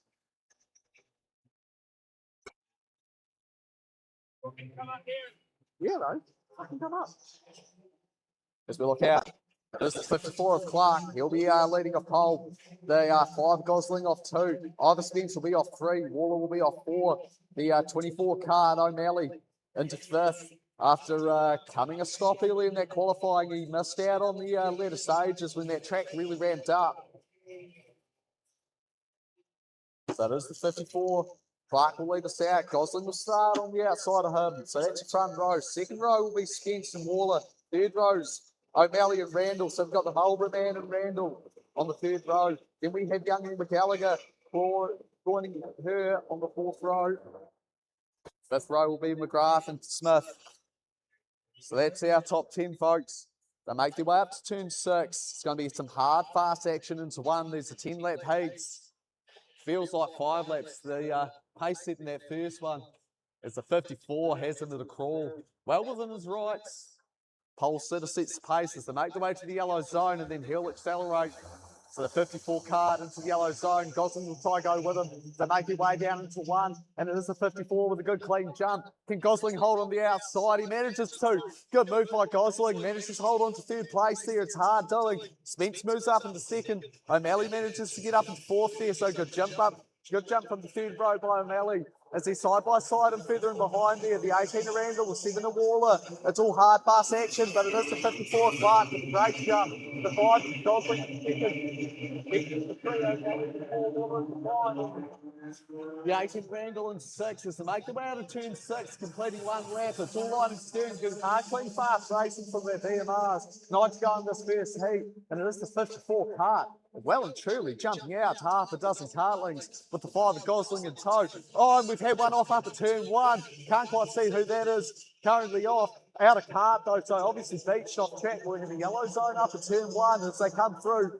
It is still the 54 card, and Clark leads it down from the 5 of Gosling. Still the 9 of 24 of those now, 5. Then top 6 to make around the top here, but onto the front straight. And it's 24 of O'Malley battling with the 9 of Spence to make them up in turn 1, applying the pressure like a blowtorch. They go through to 1 nice and clean. Can O'Malley look up the inside of Spence at 2? Can't this time round. He settles the cart down nicely. He'll look for a move further on as they make their way to the interior of the track now. And it looks like there's a little bit of a battle pack forming behind the 9 of Spence. Spence waiting for that cart to come on. You see the cart jacking up right rear, flipping, going right third. Off the 5-30, starts up the trip. And O'Malley's right to the winner. He'll look for an opportunity now. He can run on the front straight. He makes his way through. 8 to go already in this first VMR heat of the day. And it is the 54 Clark leading out from the 5 of Gosling.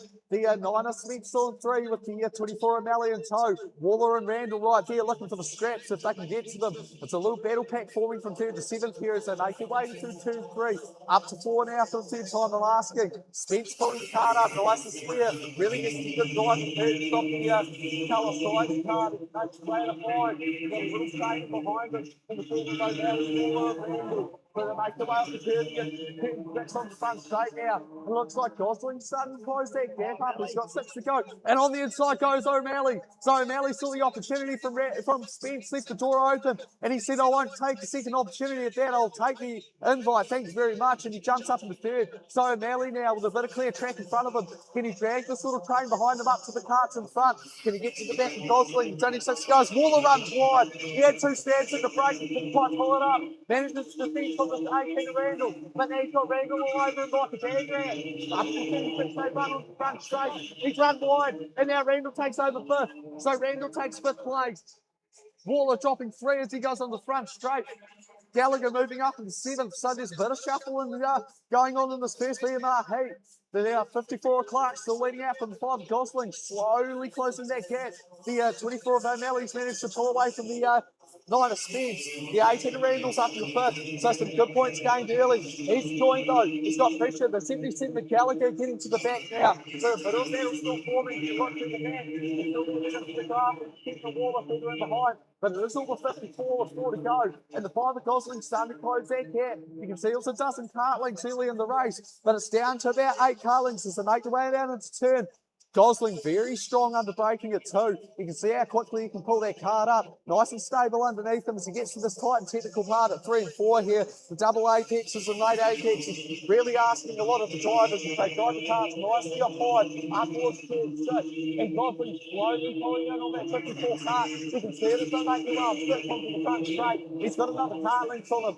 So they make their way down with 3 to go. The biggest question isn't whether he's got the pace, it's does he have the time? He's leaving the run a bit late. But Clark looking a little bit squarely out of 1 there, and you can see Gosling really closing up on the back of him. So now this race is getting interesting. Clark can't afford any more mistakes like that as they make the way to 3 down into turn 4. And he's got company, the former Gosling, as they make their way down into 5. The local lad, he's going to apply the pressure like a blowtorch. Down to 6 they run. It's only going to be a couple more opportunities here for Gosling, but he's only going to need 1. So they make their way into the front straight. There's only a couple to go here. First round of VMR for National School Champs 2026.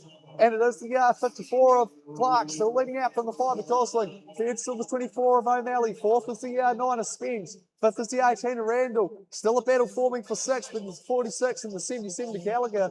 We'll keep our eye on that. But it's still back with our leader, and it is the 54 of Clark. But he's got pressure, and it's in the form of Gosling in the 5 part. They make their way down towards turn 6. They'll come into the, up the inside. Gallagher fighting hard. Couldn't get it done from 4 and 5. But he driving out the 6. It's last lap time as they go past start finish now. Still keep an eye on multiple battles as they make their way down to turn 2, and it is the 54 Clark holding out from the 5 Gosling. It doesn't look like Gosling's going to have enough. But can Gallagher get something done late up at 2 here? She looks up the inside, can't get it done. Still a battle going further back. We'll keep an eye out for our 54 Clark making his way to turn 5 currently. Gosling in 2nd, O'Malley in 3rd, Spence in 4th. Down to turn 6, they run for the final time. Gallagher still fighting hard. Line is turned at the top 4. We're going to keep an eye on Gallagher. She makes her way down to 6. Can she get it done up the inside? Can't get her off the curving. Side by side out of 6. It's going to be to the line between Gallagher and the 46 cart. She can't get it done though. The 46 fights back valiantly on the outside. He holds on to 6th place. That'll be your top 6 done and dusted. No doubt about your winner, the 54 cart of Clark. Home in 2 is the 5 of Gosling. Home in 3 will be the 24 of O'Malley. And in 4 was the 9 of Spence. Hard and fast racing. Jack, what do you reckon? Yeah, again, great stuff. Those smaller carts obviously taking a wee bit more effort to get the tyres up to temperature and things like that. Few wee mistakes creeping through from some of those junior drivers, but look, as the sun's just starting to peek out over the clouds now, the track will definitely warm up, rubber up, and things will get hot. Interesting to see how quickly the 54 cart really took advantage of that fighting in behind. With the CRK format, how important is it, do you reckon, in those first 2 laps to get it done clean? Yeah, absolutely. Getting it to the pointy end at the start just makes it so much easier. Any small mistakes and you just get freight trained, especially in a class with such high caliber drivers. Too right, mate. Too bloody right. You can see any mistakes punished. Young Ivor ran wide slightly early, got shuffled through, fought back very strong. We look down to the grid, and it is our cadets, our 6 to 10, or 6 to 9, I believe, the age bracket, the running cadets. Anyway, 10 years before you get your learners, you can start racing go-karts, and this is where you get your fundamental driving skills. A lot of these drivers would dare say drive by better than a lot of the adults on the road, and it all comes down to the time and effort that they put in at the track. And you'll see it on display here. We're looking forward to our first heat of cadets. Some hard and fast racing coming your way. Kart Sport Canterbury. Yes, they're both off. Yes, nice. So forgot to turn off the live one earlier. It's still Nah. on? That's light green, dark green, light green. I see you. You But got yeah, good forgot to turn that off before, didn't I? And then swore we were talking about drinking cold coffee, didn't I? Yeah, that's it. One thing I've learned is because I like stunt belts and that, Yeah, I is know, to it's fucking awesome. give yourself a little bit of a break between a race, 100%. and water. Yeah. That's the Or other one, just bro. liquid of some Fucking sort. something to wet Lot the of whistle juice. away. Yeah, bro. That's why I go hard on anything that I can get. Like, if you Bro. need me to do some runs and stuff to Nah, get stuff, go you're all good, bro. Flipping old mate came Nice. over and bought me a bloody hot chocolate. free hot chockey and everything, eh? It's good down there, eh? Bro, he's mean. Got He's me mean. too. Bloody handy. Man, fucking good little spot they got me set up in here, bro. mate, I reckon now this that is that awesome, sun's eh? poking through, it's going to be It's going to be toasty. hot up here, bro. It's Yeah, going to be bro. hot. Loving it, mate. So we do just have a short delay, cart recovery on. So of course, being a national standard event, we do have to make sure that that cart recovery is done. Yeah, I think you've got to hold it to turn it off. And it'll like, and then once it's off, it's off. Yeah, look, All right. Okay. All right. We're still figuring out this. no worries. Still figuring it out. Thanks, Ed. Sorry, folks. As you can see, we're still figuring out this live mic. An apology to the streamers. We are just learning how to get the on and off sorted on that one there. As we look forward, there's our cadets out for their first heat. Coming out next, it will be the 1 in Z of Patterson off 1, the 23 of Hart off 2. That's your front row. Right. I think that was Scott. So the The 1 NZ, starting off the front row. The 23 of Hart off 2. 5 of Knight will be off 3. And the 2 NZ, Gradwell will be off 4. That's your 4. Yo, yo.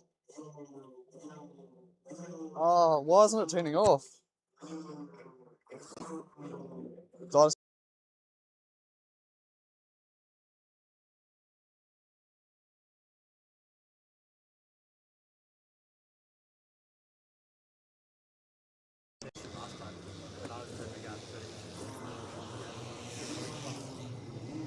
Fuck. It's the most annoying wee mic in the whole world, All right, folks, we are live back racing. First heat of cadets coming out now, and it is the 1 NZ. Patterson, he will lead us out. 23 of Hart joining us off 2. My little mate from Nelson, young Bentley. I'll be keeping an eye on him throughout the day.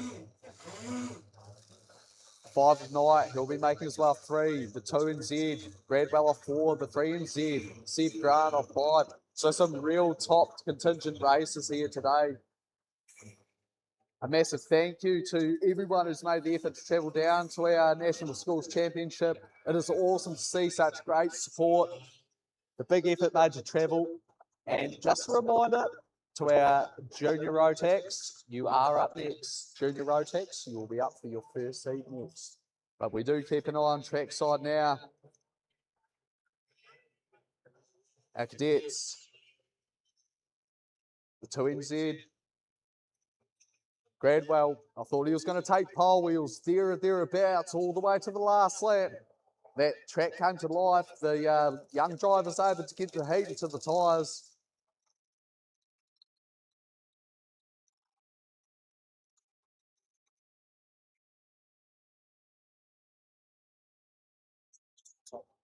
As we look out over track, and it's coming up to this one here. Patterson off 1, Hart off 2, Knight off 3, Gradwell off 4, Miller off 5, Seb Grant off 6. That's your top 6. They make the way off turn 6. All goes into the starter's hands. So the 1 NZ of Patterson, he will set pace.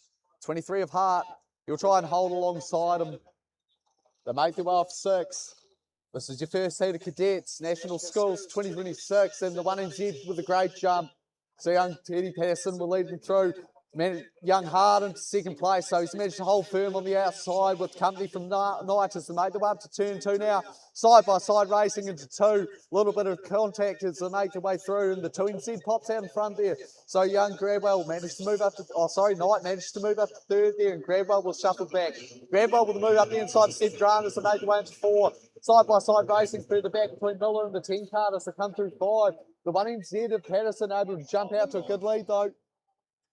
Side-by-side racing still as they made the way to the final turn. 1 lap done and dusted, and the 1 NZ of Patterson leads out from the 23 of Hart. 3rd place looks to be the 5 of Knight, followed by the 2 NZ of Gradwell. But he's right there and thereabouts. Inside the move from Gradwell. So Gradwell gets the move back, gets position back up into 3rd again. Down into 3 they plunge now. The 1 NZ up into 4th place. That's Patterson. He's already got half a dozen cart links over the 23 of Hart in 2nd place. Back to Gradwell in 3rd. Knight in 4th. Steve Grant's moved up to the 5th. So a bit of a top 5's and then just split away from the rest of the pack here as they make their way down to the final turn. Just keep going. And it is the 1 NZ of Patterson leading them out. Down into turn 1 he plunges. Up into 2 they run now. 23 of Hart doesn't tumble back. Coming under pressure from the 2 NZ now. This is where the 2 of Gradwell's been very strong so far today. The inside of the track, this tight interior part of the track, really gets that cart rotating and pitching and moving nicely on these late apex corners. And he's managed to get back to the 23.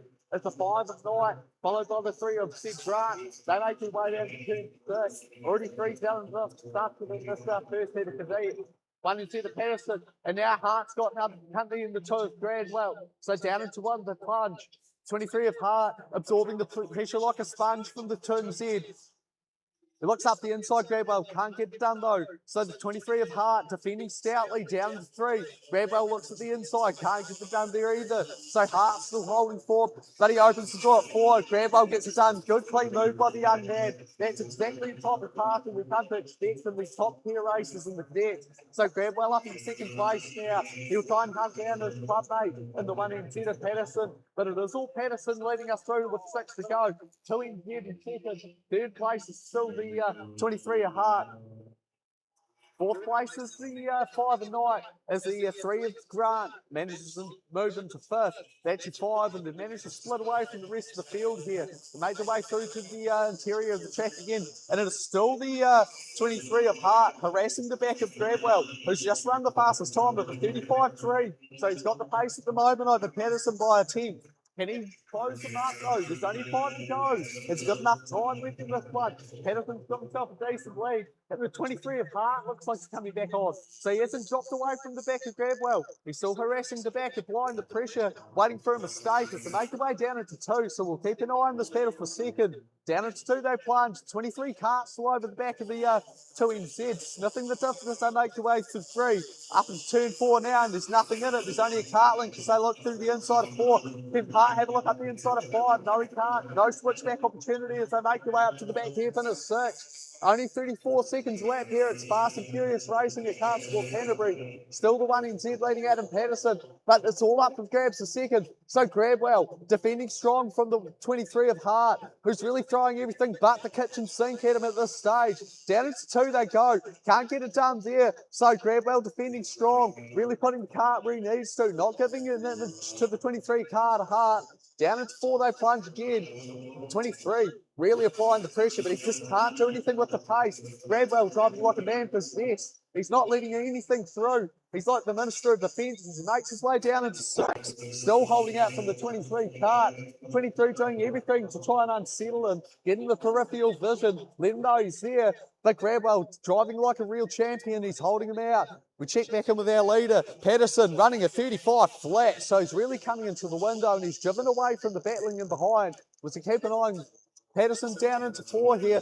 You can see how when he pulls the cart up and the brakes, how settled it is. Exactly where he wants it. He puts the cart there. Minimal inputs on the steering wheel. Shows that it's nice and smooth. He makes his way down to the back hairpin. We'll see if he can improve on that 35 flat. Still keeping an eye on that battle for second, and there's nothing in that either as we go past start finish. And it's still Patterson leading out. He wasn't able to improve on that last lap time, but that battle for second still revving up as we pass the 7 of Ilton. So Ilton drops into the pits there, and it is still the 2NZ in second of Grabwell, still running a 35.2 flat, 35.26 for Hart just in behind, so nothing's in it for second and third, but Grabwell's just managed to relieve that pressure a little bit. He's able to open up that distance by distance cart length from the 23 car to Hart. So Hart, he's got it all to do now as they're coming down to the final stages of this one. Onto the front straight, Hanson Patterson. He's relatively in control as they go into the last lap now. But in the battle for second, what we're going to keep an eye with. So it's still the 4th place, well and truly consolidated by Knight. 5th is Sid Grant, but the battle for second's well and truly alive. So it's still Grabwell holding out from Hart. Hart looking to try and get the 23 up the inside. He pitches it nice and shallow into 3. He'll look for a move into 4. Can't quite get there at this time of asking. Looks to the inside of 5, but he can't get the cart alongside. Grabwell doing everything he needs to hold on to that second place. He did well to battle down from 5th place up to second. No doubt about your winner for the first heat of cadets. It is the 1NZ, Katie Patterson. Home and 2 is the 2NZ of Grabwell. Home and 3 is the 23 of Hart. Home and 4 is the 5 of Knight. Home and 5th, that'll be the 3NZ of Sid Grant. Home and 6 is the 33 of Miller. Home and 7, 10 of Bird. Tipple will follow through in 8th with Ilton. Our final finisher in 9th. That's your top 9, done and dusted. Cadets Heats of 1, 2026 schools. And a little bit of rough and tumble at the start of that one there, Jack. As you saw into 1, what'd you make of that? Yeah, absolutely. It looks like Patterson's got the front end of his cart dialed in. Yeah, just trying to warm the tyres up, I guess. Yeah, mate, no, it is a real case of getting that first lap nice and clean. You could see the advantage that Teddy got when that squabbling happened in behind him. You think we'll see any Any input from the officials on that one there, mate, or you reckon it was all a bit of rubbing racing, first lap sort of incident? Yeah, from what I could see, it looked pretty clean. I mean, not too much. Looks like Patterson just keep driving away. Like I say, that front end nice and gripped up. I'll step this way a little bit, see if it goes past there. But yeah, that battle between Grabwell and Hart was fantastic. Yeah, great battle all the way through the race there. I really thought Hart might put it up the inside at the hairpin, but not quite enough pace for him.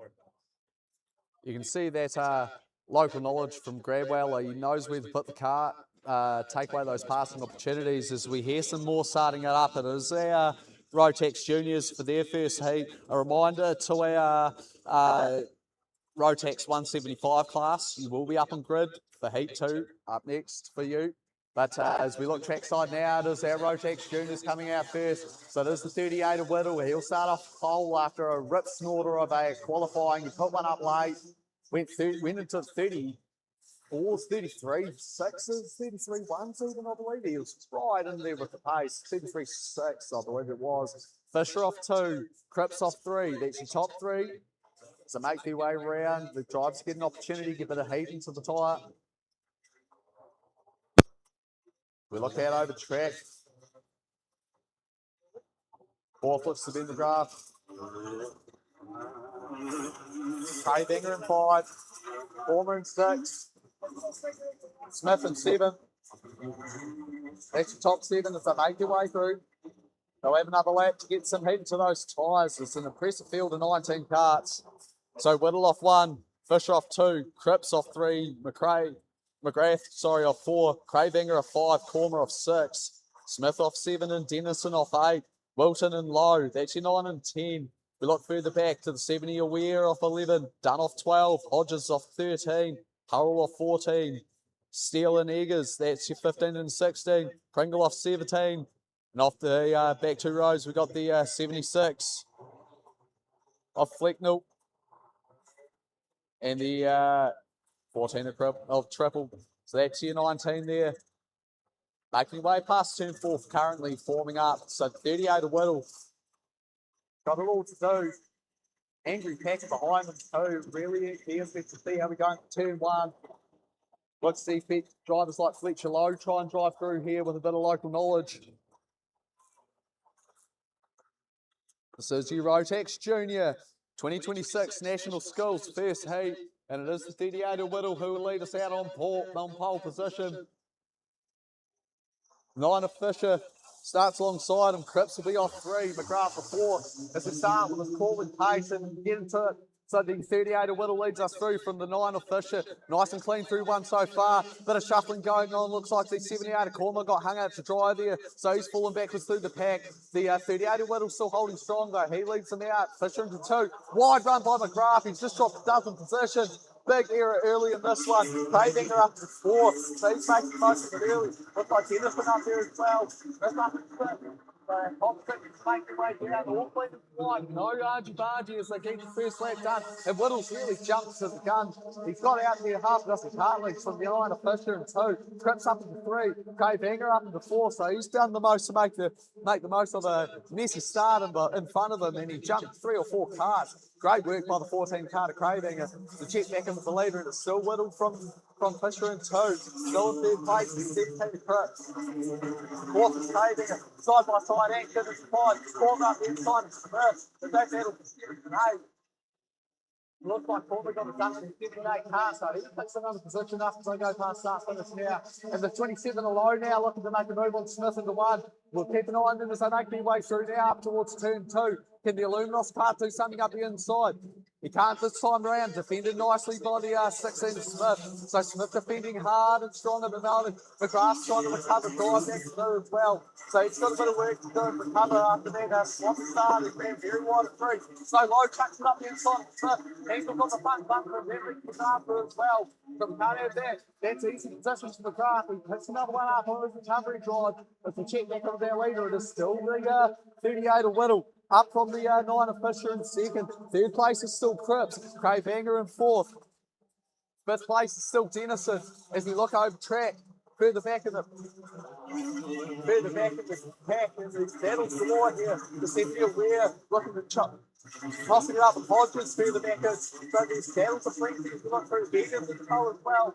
So the positions all the way down to 15. So make it off 2-6. It's another one done and dusted. That's 4 laps already done as Whittle still takes control of this one. He's got half a dozen Cartlings over Fisher in second. Third place is still the 17 of Cripps. So Cripps consolidating third. Craybanger doing the most of that scrap start early. He picked up 2 positions, still holding 4th place. Nice for Denison. The 15 car starting to come to life though. Can he get to the back of Craybanger? Apply a little bit of late race pressure. They're going to only have time to go this time past. It's already half race distance. Done and dusted with this one. And the 38 of Whittle starting to come in a bit of pressure from the 9 of Fisher. So Fisher coming in with a bit of pace later into the race. The car coming on strong. You can see it through 1 and 2. He's closing that gap up under brakes. As they come down into 3 and 4, we'll see if he can make a little bit of an impasse here onto the 38 of Whittle. They make their way out of 5 and 9 guys on the very straight. They previously made those trips behind, but it's all with the 9 at the moment. He's got a bit of a mid-race pace. Can he do something with it on the back of gate hard to make the way down into 1, sniffing this up on the way up to 2 now. Can he put something up the inside into the heavily cambered turn 2? No, he can't. He puts the nose there, but can't do anything with it. So he consolidates the place. Back through third they run. This is allowing Cripps to get back to the back of them though. So they don't want to do this for too long before it becomes a 3-way battle for first. Craybanger still in 4th. He's been got by these top 3 cars. He's not only going to make the way to the back there now. Onto the front stage and runs and still Whittle and Arrow holding out from the barrel, and then it's moving off some toes. So we've got 3 manufacturers up the front. This is good, hard pass battling in that first heat of Rotex Junior. And it's Henry Fisher up the inside. Chucks it up the inside at 2, runs slightly wide, side by side in 3. Fisher defends well, manages to get across the pole. Defends the inside line into 4. So Whittle can start to back on this one. He's going to get through now to the 58 car. Will he lose through to the tries to run? And the make away up to 6. And Fisher, right away up to the 58 car. Tucks the head down. We know he's got the work to do now. 2 to go. Whittle strong through the mid corner at 1. Manages to pull half a car length back. Cripps still there or thereabouts in 3rd. So only a 10th over the top 3 carts to make the race through turn 2 down into 3. And the 9 official, he's really managed to consolidate that lead now. He's got that half and a cart and a half length advantage over the 38 of Whittle. That's what you need to defend strong from these tight technical turns at the interior of the track. He does that line make his way up to 6. We're into the last lap though. And the 11 of the craft just gets half low. So he still battles on into go into the last lap. So it's Fisher from the 38 of Whittle, from the 17 of Cripps, Craybanger in 4, Denison in 5. We're going to keep our eye on the front 3 though, because this is the battle for first. And it's Fisher leading out as he makes his way into 3. So he gets the car down to the apex, drives it nice and straight. Late apex at 4, manages to get to the apex at 5 as well. Drives the barrel off nice and straight. 38 of Whittle in tow. And it's down to the final here. Thanks for the last time asking. Maximum points on offer for this one. As Fletcher Lowe gets one back. No, down there to make the winner. It is 9 of Fisher, 2nd place is 38 of Whittle. 3rd is the 17 of Cripps. 4th is Craybanger in the 14 cart. 5th is Denison. Home in 6. The 78 of Corma, Wilton home in 7. Lowe able to get that position back from the 11 of McGrath. And he's home in 8. McGrath home in 9. Smith home in 10. So that's your top 10. Fast and Furious racing here at the Kart Sport Clean Complex. Whew. Jesus, Jack, what do you make of that? Yeah, again, just fantastic racing. Nixon Cripps there in 3 with the quick time, that one. Yeah, the front 3 just having a great battle. Obviously, Henry Fisher managing to get in front of Whittle there just at the end. That's what you got to do to be at the pointy end. You can just see that point of difference between Whittle and Fisher. Whittle coming on very early. You can see how quickly that cart came into the window and he was able to really open that gap up. But then with the fight back from Fisher there in the middle, do you expect to see a change in tactics from the 38 camp for Heat 2 or? Yeah, they might bring the pressures up a little bit or bring them down. Just try and get that cart to come on a little bit later in the heat. But yeah, no, very, very close. A 10th of a second in it between the top 3. That's exactly what we want to see. This is hard, fast racing here at Kart Sport Canterbury. Awesome as the sun comes out, that temperature comes up. We have our Rotex non-championship 175 class. They're coming up next.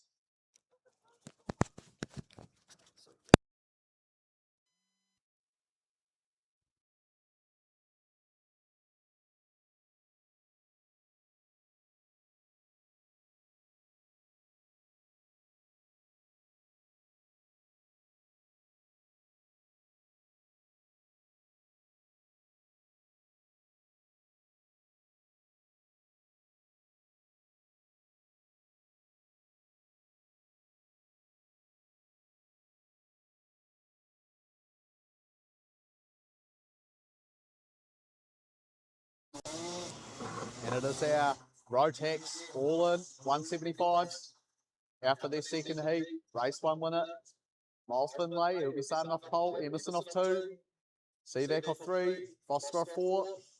Edwards off 5. That's 5. And good spread of carts out there too. Each driver and a different manufacturer.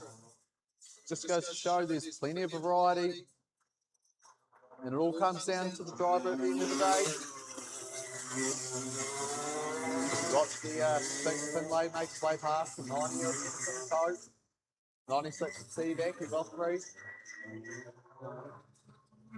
So good to see support here from the non-championship class of the Rotex.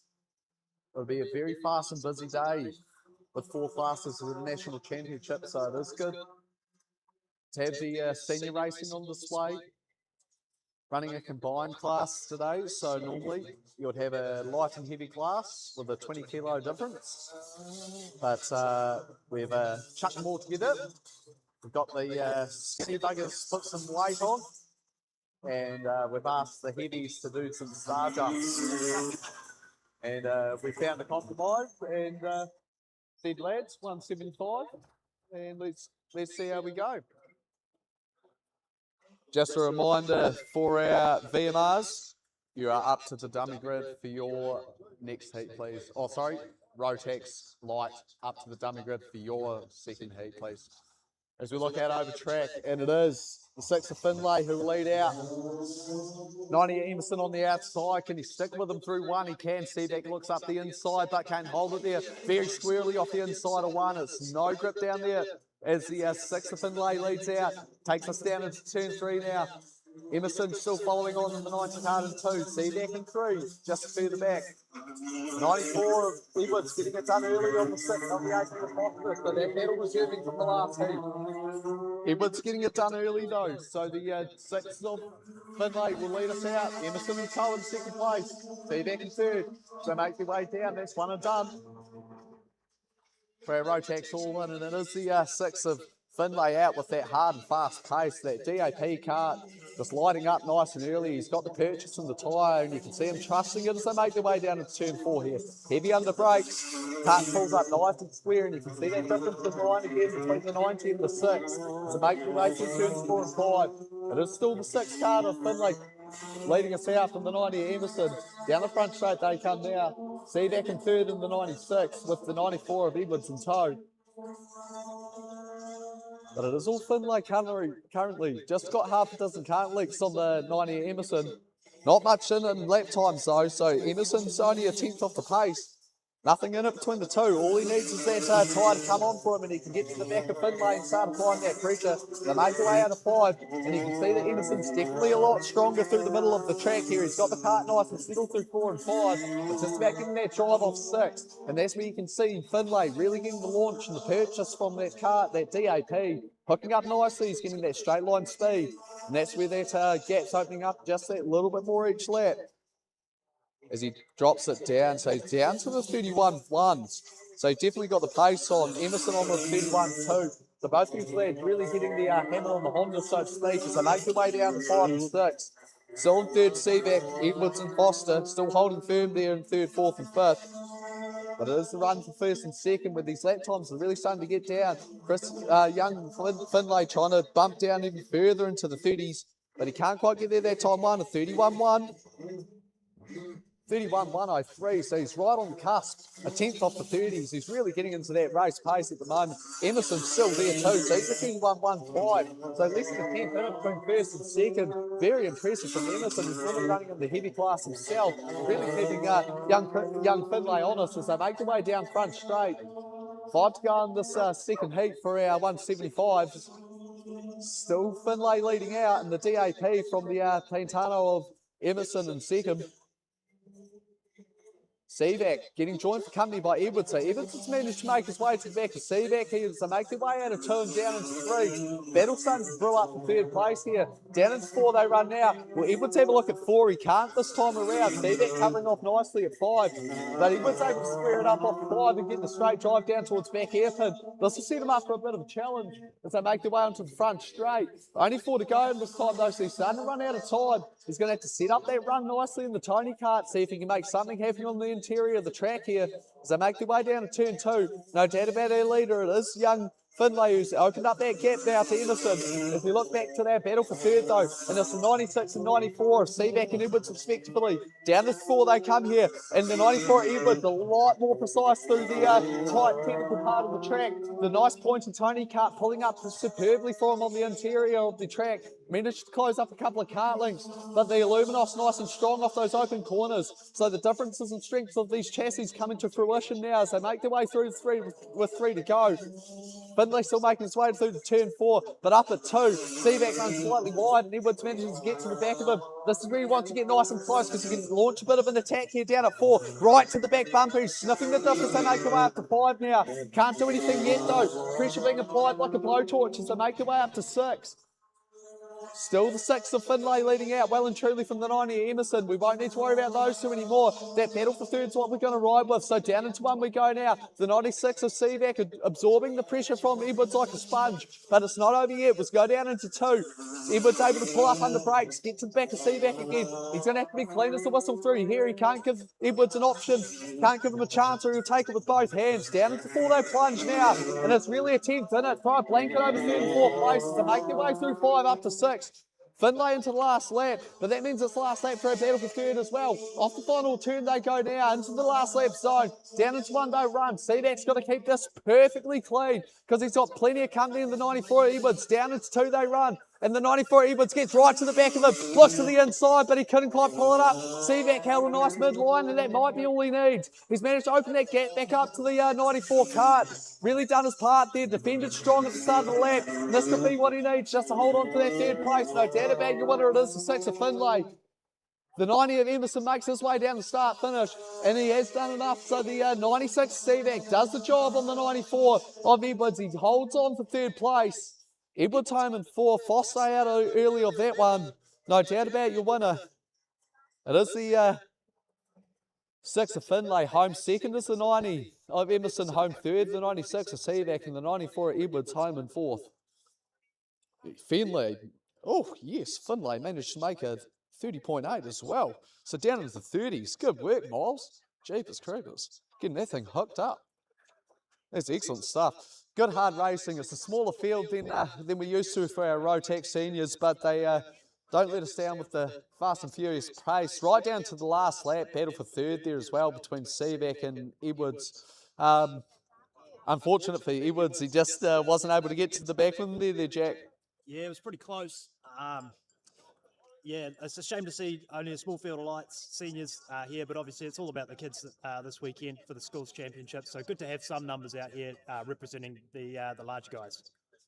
Too right. As we look to the grid, we do have our Rotax lights getting ready for their second heat. Our VMRs will be up after them. So Rotax light will be up for their will be up for their second heat. Coming up next.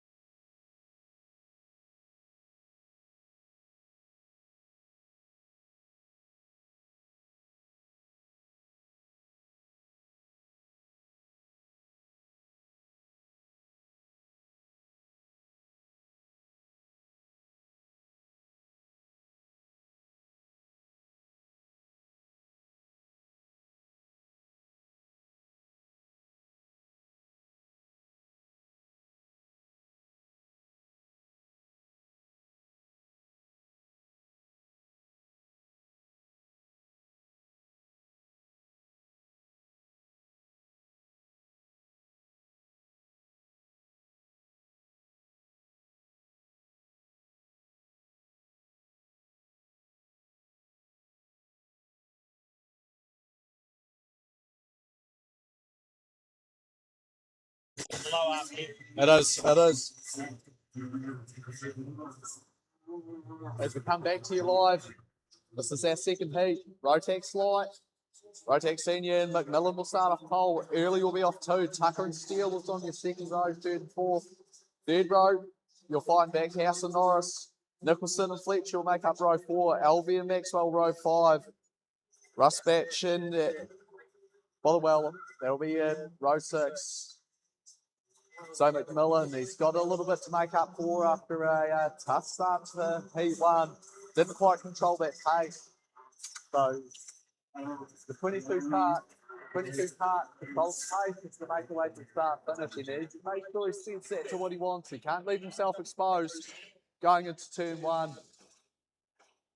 Otherwise he risks the shuffle, the Mississippi shuffle to be precise. As they form up the make way to starter's box. So this is 22 in control. Right to the starter's hands. And McMillan gets a good jump. Can he hold it this time as he makes his way through 1? Manages to hold on to it. So McMillan gets the job done this time. Battles are on for second place and behind. It's side by side racing between 24 of Albie and it looks to be the 33 of Tucker. He's left himself open to a move from Steele. So the 81 of Steele tries it on from the 33 of Tucker. Can't get there though. So the 22 of McMillan leads out from early. Back out to the first.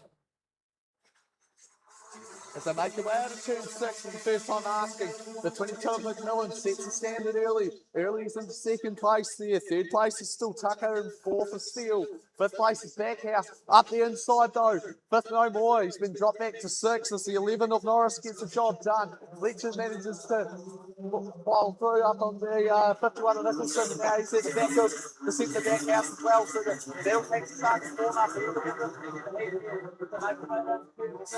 The 22 of McMillan doing everything asked of them. But he's going to change for second. The 33 of Tucker's got it done on early. So Tucker's got the job done. He's in second place.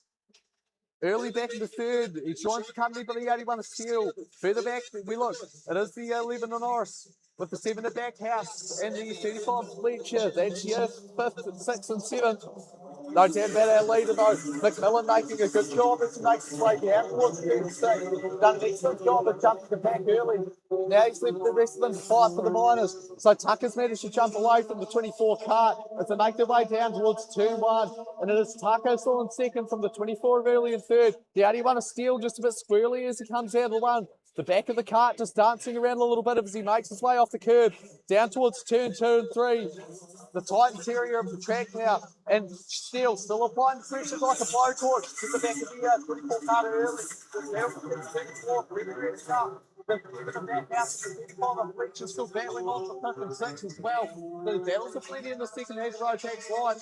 Tucker's managed to catch away from the 24 early and the 81 of Steele though. So the battle for 3rd well and truly afresh now. And it looks like the 11 of Norris is coming on to form 2. You can see he's managed to cap away from the 7 of Backhouse and now he's really coming on. Fastest left of the race so far to the 11. As the 81 and the 7, as the 81 and the 24 continue to battle, sorry, as they make their way down through 5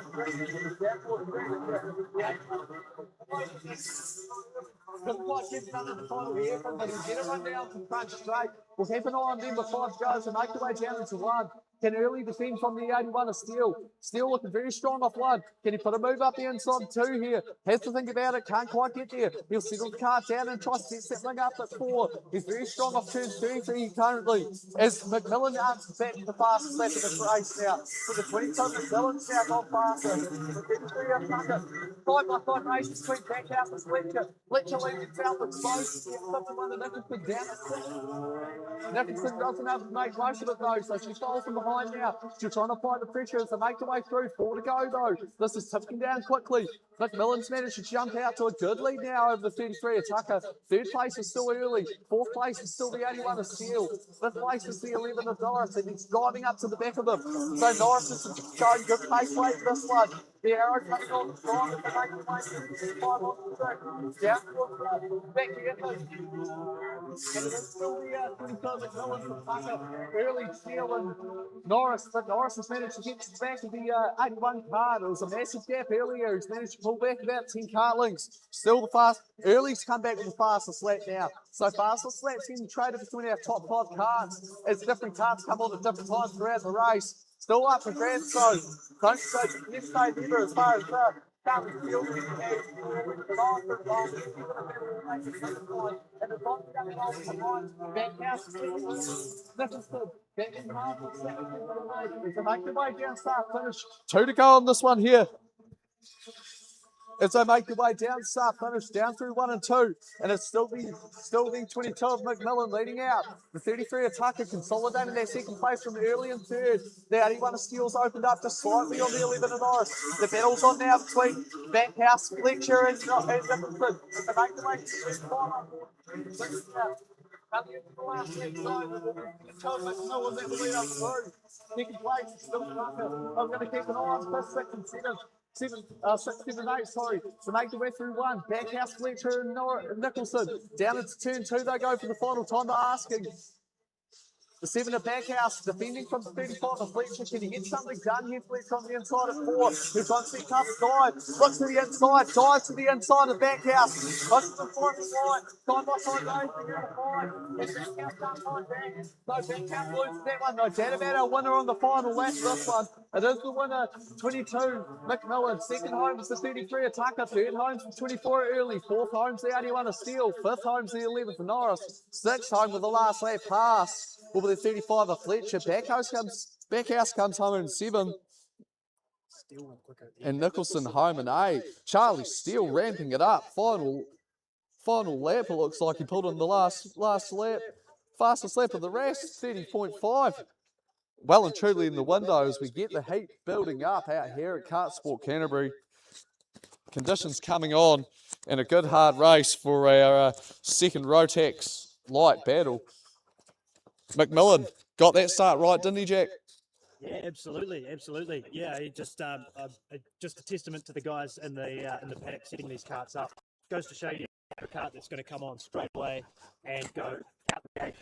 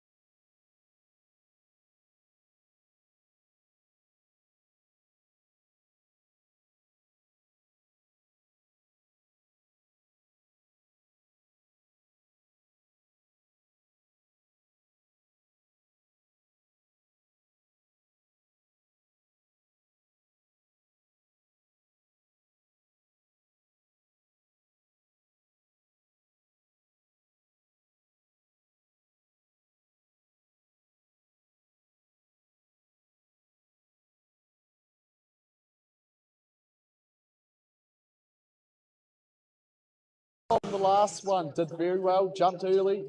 Another one of the lads was sponsored by Roden Cars out of the Roden Cars stable. As I say, awesome news out of the Roden Cars fraternity earlier last week, with the addition of the CT Frot team. So they'll be running in that Toyota Oceania Regional Championship. It is awesome to see and a real testament to the growth of the New Zealand motorsport scene. So it will be the 54 of Clark leading out. Gosling will join him on the front row. Second row, Benson Waller. Third row, O'Malley and Randall. So that's your front 6. Gallagher and Craw, they'll make up row 4. So make your way to start finish. So it is the 54 of Clark. He'll set pace. Gosling on the outside. And they jump nice and clean. So Clark sets good pace, holds well, side by side, second place. Spence gets it done with Gosling. So side by side, under 2 though. Gosling's not done arguing it. He'll try and fight back in the outside. Can't get it done this time round. Gets it done up the inside though. Mississippi shuffle, baby. That's how we do it. Up in second place, Max Gosling. So then Spence turns the favour. They're having a little bit of a dance off. It's a little bit of you take one step, I'll take 2. So place is getting changed between the 9 and 5 carts. Spence comes out on top on this one though. All that's allowed is the 54. Look at the lead. Doesn't cut. If we have one off up top here, so it's the 87 Houston. Looks like he's come across of there. So we've had a car come off the 87 Houston, come to a stop at top hairpin. But no doubt about the leader after the first lap. Clark jumping up to a massive lead. Dozen kart links. While we had the 2-step shuffle between Spence and Gosling and behind. O'Malley tried to make the most of it, the second of the roading kart drivers. Couldn't quite get there though. Waller and Randall follow on with Gallagher and tow. Tom keeping it to make the way down towards the 87 stricken on the outside of the track here. As they make their way down towards the front straight, and the 77 Gallagher gets it done on Waller now. So she's come on strong in this one, showing that pace from the end of race 1. The 5 Gosling gets it done on Spence as well, so changes are plenty for position in this one. The only one that's managed to keep his position is the 54 Clark. He's well and truly jumped out to the front here. Massive lead, doesn't car links. He makes his way down from 5 towards turn 6. Gosling in second place and Spence in tow. So Gosling and Spence have got it all ahead of them now.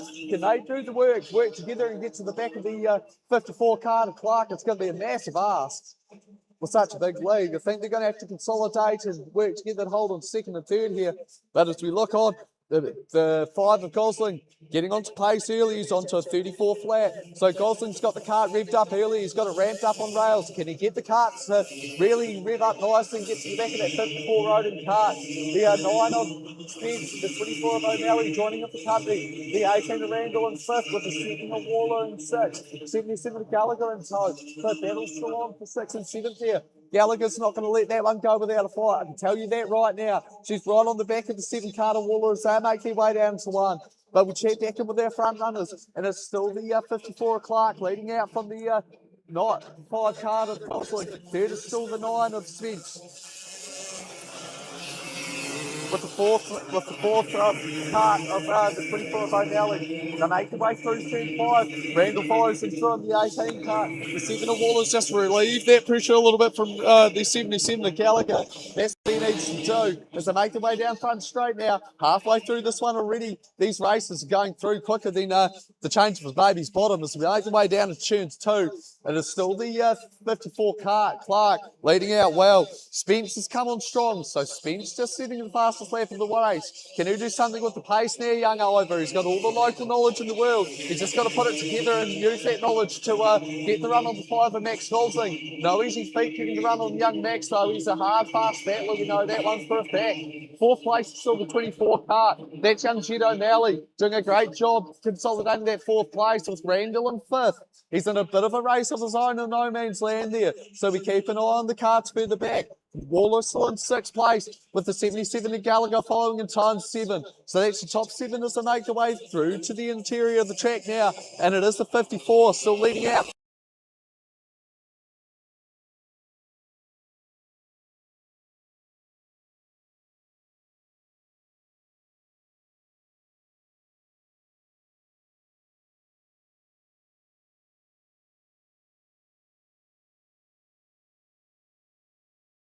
But the race is still on for 2nd place as we get into the later stages of this one. 3 to go. The 5 of Gosling replying with the fastest lap of the race. So he's down to 30.35 now as younger Max. Managed to just drive away a little bit from the 9 of Spence and the 24 of O'Malley. Looks like O'Malley's got a little bit of a cart underneath him at the moment. He's going to try and challenge the Ivor Spence number 9 for 3rd place. He's getting a good run off 5 and 6. So it's going to be key. He's got to set himself up. Have a little go at Spence down at 2 maybe, or at 4. That's where the opportunities are plenty. There's only 2 to go on this one here. Gosling's still running with the fastest lap at the race. He's got it over a 10th of his compatriots at the moment. but he can't do much with it. It's too much to ask for. The gap's too big. Clark did everything right in those first 2 laps. He's created the big buffer, and now he's going to drive it home with 1.5 to go. Third place is where we're going to keep our eye between O'Malley and Spence. This is where it's going to rev up. O'Malley needs to get it right for the next 2 turns. So if you want to he's not having a challenge for that final third place. So make your way down the front straight. This is last lap for time that they're into now, and it is still the 54 Clark. Checks over the shoulder. Can see Gosling. It doesn't Hartling's back. He knows he's pretty safe. He's just got to bring it home. Third place is still the 9 of Spence. He's managed to open up a Carling for the 24 of O'Malley. Never say die attitude from O'Malley though. You'll fight right to the bitter end. As they make their way down into turn 4 for the final time now. No, now they're leader at the 54 Clark. The final Gosling's still in third. Looks like Spence making play down to 6. He's going to be able to hold on. No doubt about our winner coming past our finish. 54 Clark from Gosling. Third will be Spence from the 24 of O'Malley. Fifth is Randall. 6 is smaller. 7 will be the 77 of Gallagher. Further back in 8th, we have McGrath. 9th is the 17 of McRae. So he's done a good job consolidating points there, and up into 10th is Tipple. So Tipple as well doing a bit with what he had underneath him. That's your top 10 for our second heat of VMR. Hard and fast battling. I'll tell you what though, some good running by the 54 Clark. He just did everything right in those first 2 laps, didn't he, Jack? He just jumped away. Yeah, absolutely. He just drove away from them, and that's exactly what you got to do. This CIK format really makes the cream rise to the top, and you've got to make some sort of setup change or a driver change to really capitalise on the guys in front of you that have qualified a little bit faster and might potentially have a bit more pace than the kart you've got. Do you think that shows a little bit to Gosling and the 9 of Spence to really pick and choose that battle? You know, really try and work together, because we know how quick the front car to Clark is. Yeah, absolutely. I mean, 6/10ths of a second between the leader and second place there, so it absolutely makes the difference if you work with the guy in front of you. And you know, sometimes the driver will tap on the helmet and say, "Come on, mate, let's work together," and let's catch the guy in front of us. Because yeah, if you start battling, you just lose time so quickly. And in these lower horsepower classes, you really notice a difference. And we saw that very evidently out on track. As we look down now, it will be our cadets out next. Heat 2 coming up. So after the routine junior, we'll be going to lunch. But when Terry tells me, I'll let you know. Or Dana can let you know. It's been about half an hour, but he'll tell us what time frame they're looking like. Alrighty, folks, and just a reminder to our junior Rotax, you will be up next on the dummy grid after our cadets. So junior Rotax, you will be up next after our cadets on the dummy grid. We will be back racing momentarily. We just have kart recovery underway. Beautiful day coming out here at Kart Sport Canterbury. The sun's shining, faces are smiling, the 2 strokes burning.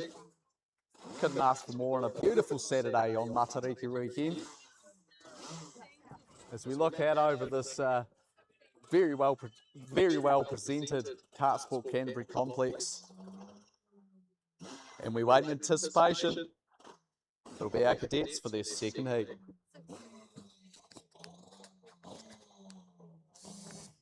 Yeah, turn that.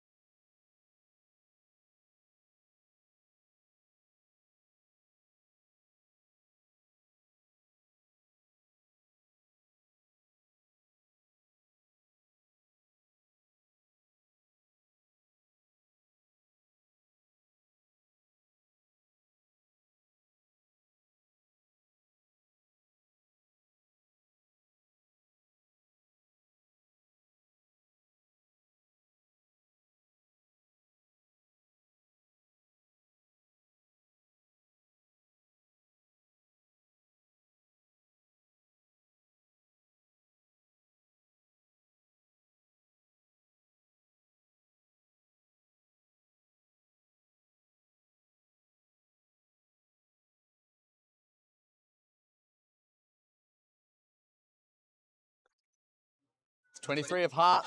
You'll join them on the front row. Be starting on the outside on 2. On the inside of the second row will be the 2NZ of Grabwell. No, sorry, it will be the 5 of Knight. Off the outside will be the 2NZ of Grabwell.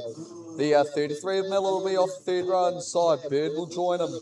Fourth row, we'll see the 3NZ of Grant.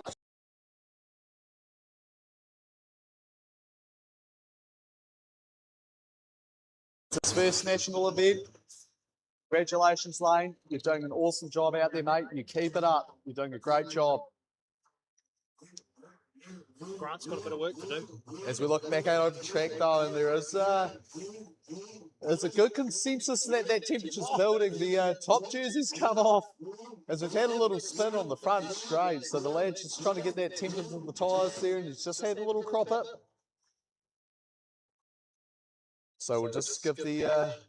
It is an assistance class with the cadets, so it does mean that the drivers are allowed outside assistance in order to get themselves up and running if they have any issues like spin on the warm-up, etc. So we will see the number 10 hopefully make it back to the back of the grid. He's back moving. So we are forming up. So a reminder, the 1NZ, he'll set the pace all the way to the yellow line, and then it's up to him when we go. Also a reminder to our Rotax Junior, see you to the dummy grid, please. But as we look back to the track side, and it is the 1NZ, Teddy Pedersen, he is setting pace. The 23 of Hart on the outside, the 5 of Knight will start in the second row. Inside, outside of him is Grabwell. They've been signalled one more. So they will do one more lap, next to formation. Good work by our cadets, recognising that extra formation lap flag. It's one of the uncommon flags in motorsport. A lot of people would not recognise it at all. So good work. I saw a lot of hands up, signalling for one more. So good work by all our drivers. Again, a massive credit and a tip of the hat to all our parents of our cadet and VMR drivers.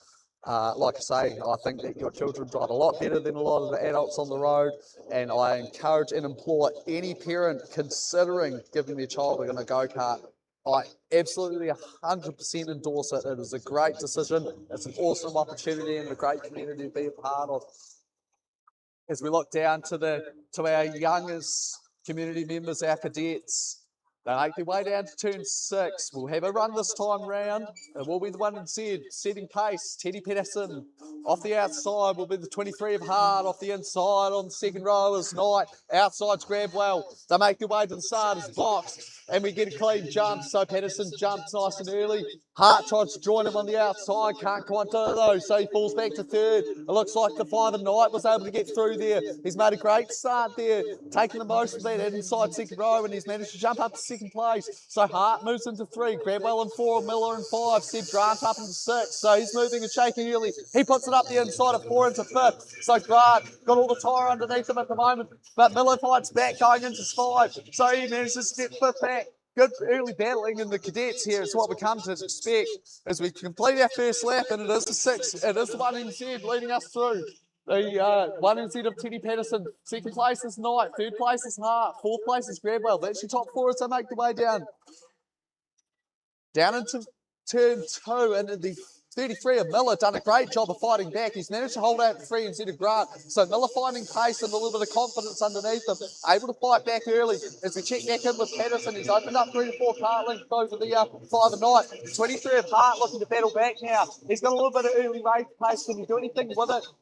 Pitches the cart nicely up at 6, gets it off the curbs nice and straight. It's all about keeping the cart clean to get that run down to turn 1. 2 laps done and dusted already in our second heat of cadets. Fast and furious race pace here, and it is still the 1NZ leading out from the 5, the 23 and the 2 respectively. This battle pack of Illuminos is growing and growing by the lap, as we see the 23 getting right to the back of the 5 cart now. So all types of pressure being put onto the 5 of Knight, absorbing it like a sponge. It's the young man doing a great job though, holding it nice and steady through the interior of the track. So make your way down to turn 5, through turn 6. And these laps are counted down by the second. We're already into 7 to go. 3 done already in this cadet heat of 2. It is a fast and furious race. As Hart looks to the inside of run, he got a great run off the back straight.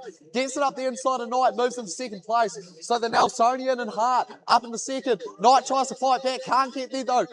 Hart defends well, and this leaves the door open for Grabwell. Side by side into 3. Knight defends well from Grabwell.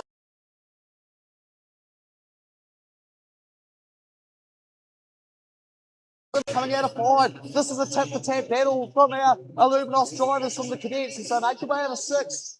This is lap 4 done and dusted. Hart's managed to just drop away from the third and fourth carts by a tenth or 2 as we look into 1. And Knight tries to defend stoutly from the 2 and Z. That's Grabwell having a look up the inside of 1. He couldn't get there though. Knight covered him off. Down into 2, he does the same. So now Grabwell will compose himself. Try to get some momentum in the cart. Build the energy up and put an attack on into 4. He looks to the inside now. Can't get the nose there. This is just allowing the 23 of Hart to drive away because Grabwell's all over the back of Knight like a bad rash. So make your way down towards turn 6. Grabwell up the inside at 6. Side by side as they exit. He runs Knight wide and Grabwell takes 3rd place. So Grabwell takes over 3rd. Knight drops right down. He loses all his momentum. May leave him susceptible to the 33 of Miller as they make their way down towards turn 2. It opens up the distances for 1st, 2nd and 3rd though. Bit of breathing room now for Patterson, for Hart and for the 2NZ Grabwell.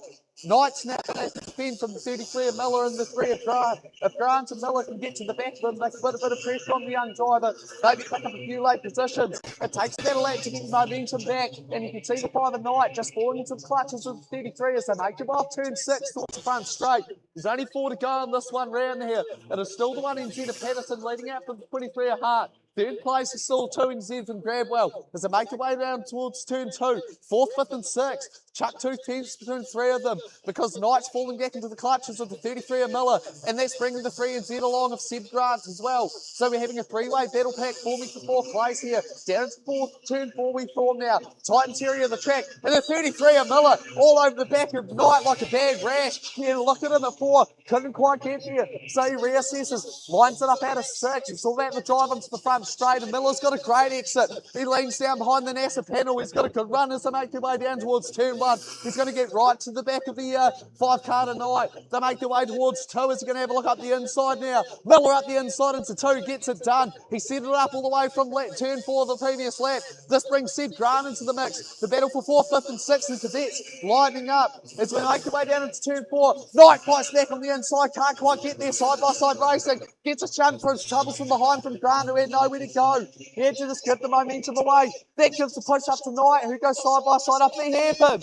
This now brings Grant back into it. They're now side by side into the front straight. It's 3 laps to go here. 2 to go in our cadets heats race 2. And it's revving up deluxe. Down into 1, they go side by side. And it looks like Grant gets the job done on Knight, who's going to argue it back into 1. This is excellent racing, top tier stuff from our cadets. Miller gets through as well. So down into 3 we run now. Knight, Miller and Seb Grant putting on an extravagant show for everyone to observe. Down into 4 they run. Knight defending from Miller. Manages to cover him off as they make their way down to 6. No doubt about a leader as he goes on to the final lap now. Patterson leading out from Hart, leading out from Grabwell, but I'm going to let them do it because we've got to follow the battle for 4th. This is where the action is. Down the front straight we run for the final time. Miller looking up the inside into 1. Can he make it 6? He does. So Miller takes over 4 from Knight, who's got Seb Grant for company. Back up the inside, Grant goes. It's tit for tat stuff here from our cadets. Top tier racing as they make their way down into 3.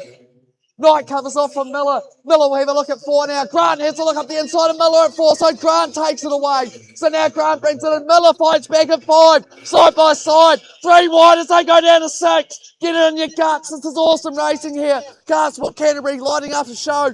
No doubt about our winner. The battle for 4th across the line. The 33 of Miller. 33 of Miller takes it out from the 5. From the 3, what a battle. The microphone died, but the commentator didn't. An awesome final lap extravaganza from our cadets. Give it to them. That is top tier racing. Awesome stuff. No doubt about our winner, Teddy Patterson. Hart home and 2, Grabwell and 3. But put your hands together, folks. That battle for 4th, top battle of the day so far today, and it comes from our cadets. That is awesome stuff. Lunch break after this class, so just make sure people know. Just a reminder, folks, after this class, we do have our lunch break. We'll let you know of the time we expect to be back to be for free finals. But after this race, we do have lunch break. And this commentator needs it because, Jesus, what a show. Seb, Grant, Miller and Knight, put your hands together. Parents and caregivers of Grant, Miller and Knight, put your hands together. Top tier racing, really hard, fast stuff, but really clean. Good, respectful racing. They can get off the track with a smile on the face and a high five all round. That is absolutely what we come to see, a perfect example of what karting is all about. As we look down to the grid, it will be our junior Rotax for their second heat coming up next. That was fantastic. Bro, that was on, eh? Oh. That was on. That was.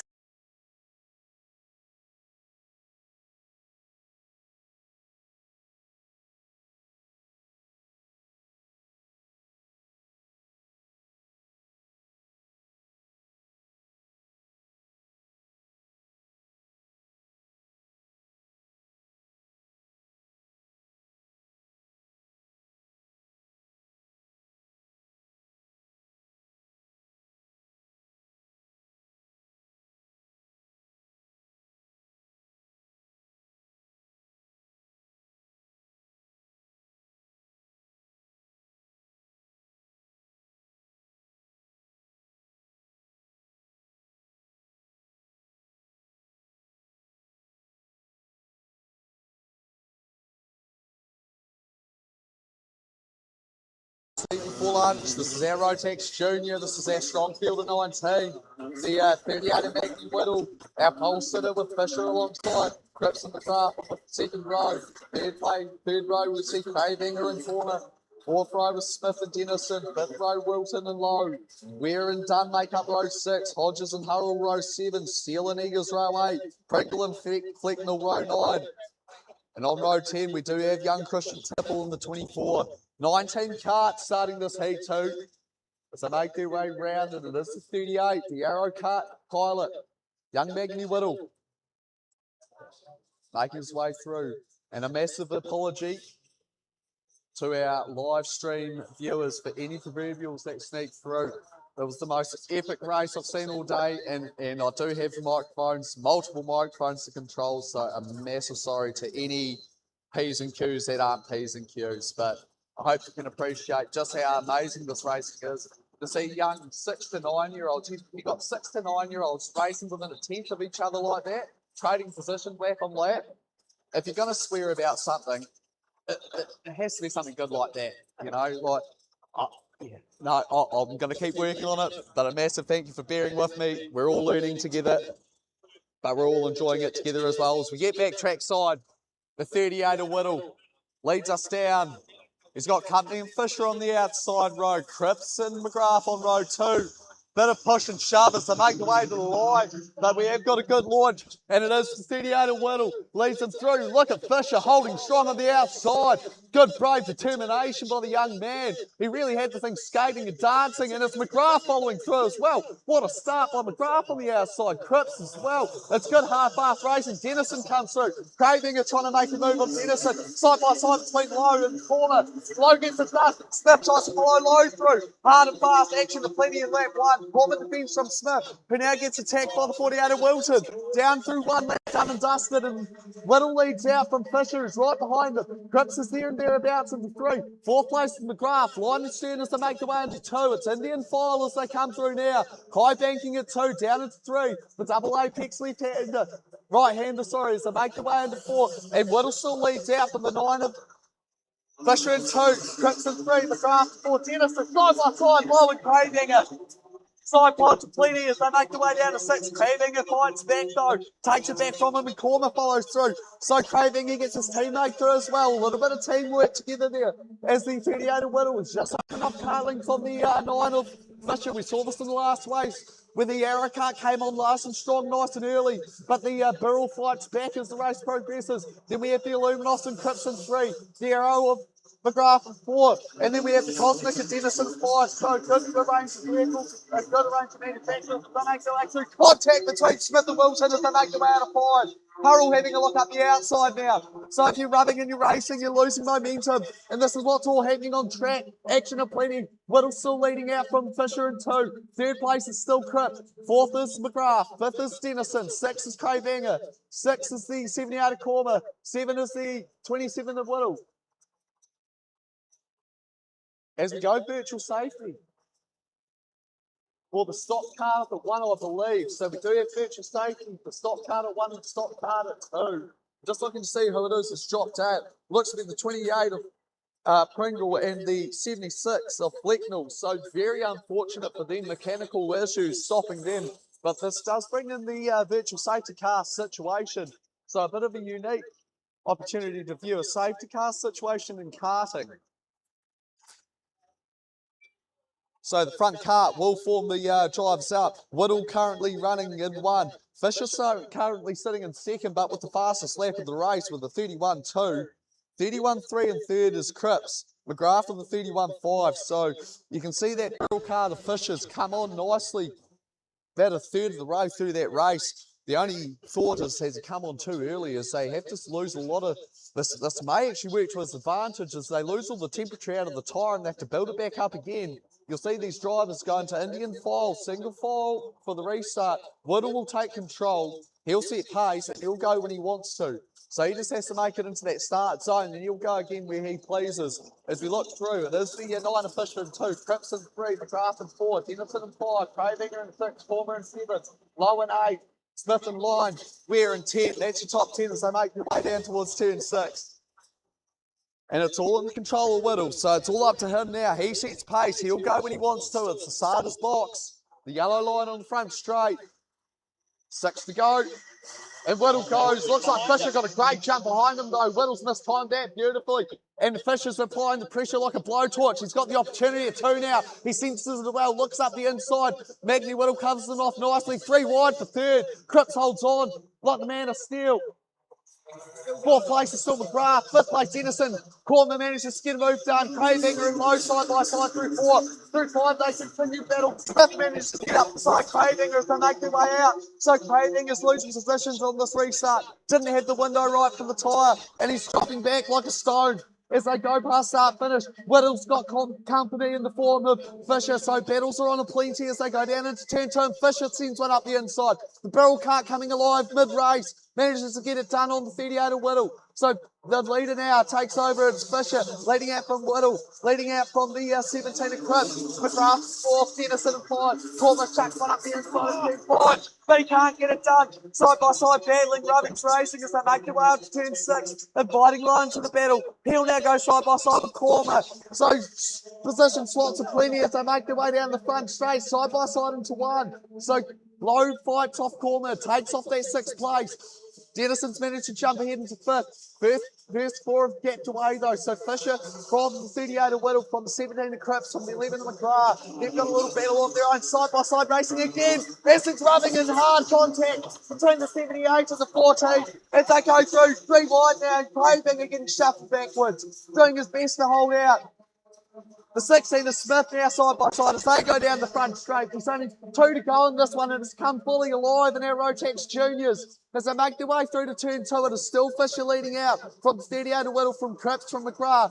5th place is still Denison, he's got company now in low. 7th place is 78 of Corner, 8th is Crowbanger, 9th is Smith, 10 is Wilson, 11th is Eggers, there's the top 11, joined by Hull at 12. We're in 13, there's the top 13. We're coming into the last lap zone now, and it is all the 9 of Fisher. He leads us down with 1 to go. 38 of Whittle and Cripps in third place. This is your battle currently for 2nd as we make their way down into 2s. Cripps got anything on offer? Can he throw the Illuminos up the inside? Put a bit of pressure on the 38. He could set it up at 4 here. He'll poke the nose down to the curb. He looks to the inside, dives to the inside, side by side as they go down into 5. Whittle points back, the over-under's available. He wants to switch back off, and Cripps takes 2nd. That's classic driving as they make their way off the final turn. No doubt about our winner there. It is the 9 of Fisher, second place, will go to the 17 of Cripps with a last lap masterclass. Third is the 38 of Whittle. Fourth will be the 11 of McGrath. It was photo finish for them. Fifth is the 27 of Lowe. Great drive from Lowe, banking big points. Smith comes home behind him. Then Corbin and Cravehanger. What a race. I'm still catching my breath. 8th place home, Cravehanger. 9th place home, Smith. 10th place home, Wilton. Eggers and Ware, Hodges, Hurrell, Dunn. What a bloody race. That was absolutely excellent stuff. Really hard, fast, awesome action. No doubt about our winner for that one. It is the number 9 of Fisher. Second place home, Cripps. And in third is the 38 of Whistle. We will now be stopping for a 30-minute lunch break. We will be coming back 30 minutes time for our pre-final. Another massive thank you for joining us for the National School Champs 2026. Yeah, it's fucking off.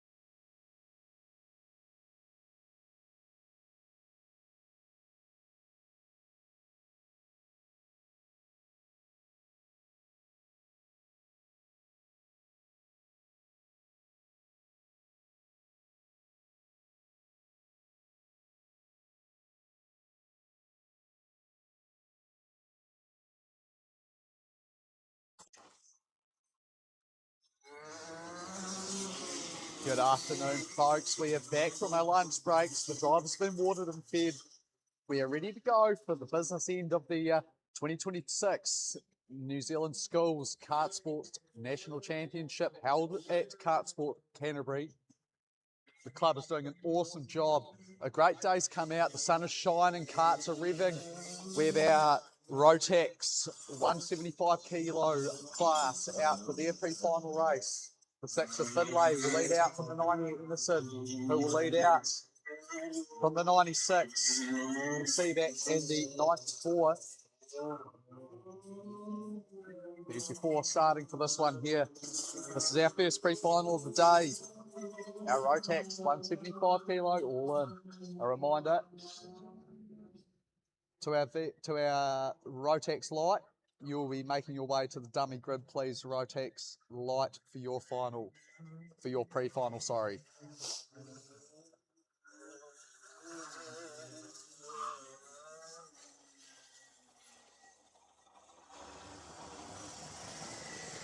But as we look out over track for our senior 175s, the 6 of Finlay will lead out from the 90 at Emerson, the 96 of Seavac, and the 94 of Edwards. That's your 4.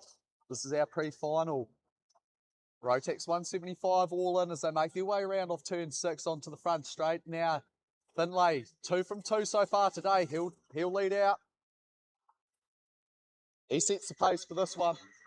As they make their way down the front straight, and he does jump 12 laps for the pre-final for our 175s, and it is Finlay who leads out from Emerson down to 1, Seavac in 3, Edwards in 4, line and stern as they make their way through turn 2, nice and clean down into 3 here. Good early start by Finlay. He's got a good jump. Emerson sticking with him though, looking for a move potentially up the inside at 4 here. Getting nice and close to the back of the DAP car. Can't quite get there this time around, so he pulls in line as they make their way up to turn 6 for the first time asking. 12 lap pre-final here for our Rotax. Nice and clean through lap 1, and Emerson sticking right with Finlay as they make their way down to turn 1 now. They've gapped away from Seavac and Edwards respectively in 3rd and 4th. So 2 little battle packs forming in this one here. Emerson able to stick with Finlay so far. He's really driving the Pantano kart nice and hard, trying to get to the back and hold on to the back of that DAP in front of him there. He's doing a good job so far. Finlay pitching the kart in nicely at turn 5, doing exactly what he needs it to do as he makes his way down to the final hairpin onto front straight. That's 2 done so far. It's going down nice and quickly for our Rotax pre-final here for our 175 all in. Back in 3rd and 4th, and that battle's heating up as well. The 96 and 94s respectively of Seavac and Edwards. So Edwards pulling right up to the back of the Tony kart currently, up to the back of the Illuminos as they make their way down into 3. Pulls up again, very strong under brakes. He's getting the nose up the outside of Seavac and the Illuminos as they make their way through 5 down towards turn 6. He's going to look up the inside of 6, can't quite do it, thinks better of it. Fullback's in line, he'll fall back in line, he'll start the attack again. 3 done as we check back in with Finlay, and he's just opened up 2 kart links over the 90 at Emerson, so Emerson's got a bit of work to do to keep up with the hard charging Finlay out in front. Up the inside goes Edwards, he couldn't quite pull it off though, so he's gone for a big slide. It's opened up the door for Seavac to drive away. It's really that pressure for him. Emerson not letting Finlay go though. They're 4 down and it's only 2 kart links in it. So make them off the top here, but onto the front straight. Cut past with 4 done, 8 to go this time round already. So make their way through. Finlay with a good 2-3 tenths over Emerson now. So make their way down into turn 2. That bank's left-hander, a full 180 as they make their way to the interior. The double apex at right-hander at 3. Down to the late apex at 4, and then a short cut dive to 5 before they get the karts nice and square. Drive them off as straight as they can up to turn 6. Still feed out the 3rd, still Edwards in 4th, but it is the battle out in front now between Finlay and the 90 of Emerson. So that's your battle for 1st and 2nd as they make their way down to turn 2 at the moment, and it is still Finlay leading out. He's got the fastest lap so far of the race as well, but it's only got 6 1,000ths of a second between the fastest laps for Finlay and Emerson. So nothing in it, and only 4 tenths on the time because they make their way down to the top hairpin. It only takes 1 mistake from Finlay, and Emerson will be all over him like a bad rat if they make their way down the front straight now. 7 to go in this pre-final here, so 12 laps, 6 to go, sorry. Half race distance just about already, and it's a good hard gruel out there for our senior drivers. A lot of hard work on the body as they make their way down through turn 3 towards the late apex of 4, and Finlay's just able to open up that distance a little bit more back to Emerson. He's very tight in between turn 4 and 5 here. There's no sliding in the cart, and he's just making a tenth or two through there. As we look back to position 3, and it is the 96 Seaback who's at the 94. Edwards drive right to the back of him. So now Edwards applying a bit of pressure. They make their way off the top, hairpin onto the front straight. There's 5 to go this time around. And battle for third's well and truly alive. So it's now down to Seaback and Edwards as they make their way through turn 1. You can see Edwards very strong on the exit of 1. He keeps the cart nice and straight. Closes up under brakes as they make their way through into 2 there. And Seaback's done slightly wide, so it invites Edwards up to the back of him. Down into 3-day run now. Side by side almost as they pitch it in at 4. Seaback defending well from Edwards. He's trying to get a nice straight drive off those corners in the Tony cart. They make their way down to the back hairpin now. Onto the front straight. There's only 4 to go in this one here. As they make their way through, and it is still Finlay leading out. He still looks to have the fastest lap time as well. There's only 4 laps to go. This one's ticking down quickly at Canterbury. Fast and furious race pace set today. Second that morning frost has disappeared, the track has heated up, and so too have the lap times. So best lap time for Finlay. He's had 31 flat at this one so far. 3 to go as they go through now. And he's really opened that gap up, so he's now over a second between himself and Emerson. Still sitting at a 31 flat is his best lap time so far in this race here. The battle for third though, that's what we're going to keep an eye on with 3 to go. So Edwards pulls up to the back of Seaback again. He looks to the inside up at 2, parks the cart there. Seaback gives him racing room, but he couldn't get the job done, could Edwards? So Seaback drives away again. Edwards just not able to do anything with the pace currently as they make their way through turn 4 now. He's just falling back up at cart length or 2 as they make their way out the line, drive up towards the final hairpin at 6. We're getting to the later stages of this one with 2 to go, and it is still all Finlay out in front. He makes his way down into turn 3 currently, rotates the cart nice and square. You can see it's not sliding around underneath them all. He's really looking after that tyre, bringing it in nice and carefully, getting the most out of that rubber and the life of the tyre, not overheating the sidewalls at all, sliding the cart. As he makes his way onto the front straight for his final lap now. He'll lead us off for our first final lap. Big place is still Emerson. He makes his way past up. Keep an eye on 34th, making their way out of 5 and 6 now. And it is still Seaback and Edwards battling out for third. As we keep an eye on Finlay coming through turn 3 now, up towards turn 4, pitching the cart in nicely, absolutely no sliding. He's got full control over the cart, drives it nice and straight out of 5. He's done an excellent job so far, Finlay, and this will show as he takes 3 from 3. This is the pre-final for Finlay. He'll take top points out of that one. Emerson will come home second to the 90 in the Quintano cart. Battle for third still alive all the way down to the final corner. Seaback pitching it in nicely. Defends from Edwards as they make their way out of the final turn. They make their way down the front straight. That's your 4 finished and done. No doubt about your winner on that one there, folks. It is the 6 of Finlay who comes home in first from the 90 of Emerson. Third home is the 96 of Seaback. Fourth home is the 94 of Edwards. So that's your 4 as they make it their way through again for their first pre-final. Done and dusted. They're going to be quick, fast, furious action here today, folks. As we look down to the grid, we do see our Rotex lights getting ready for their pre-final. The likes of McMillan, Tucker, Early, Steele. Names to look out for in this one here. They've done well consolidating points in their first 2 heats. As we look out over the beautiful complex here at Kart Sport Canterbury.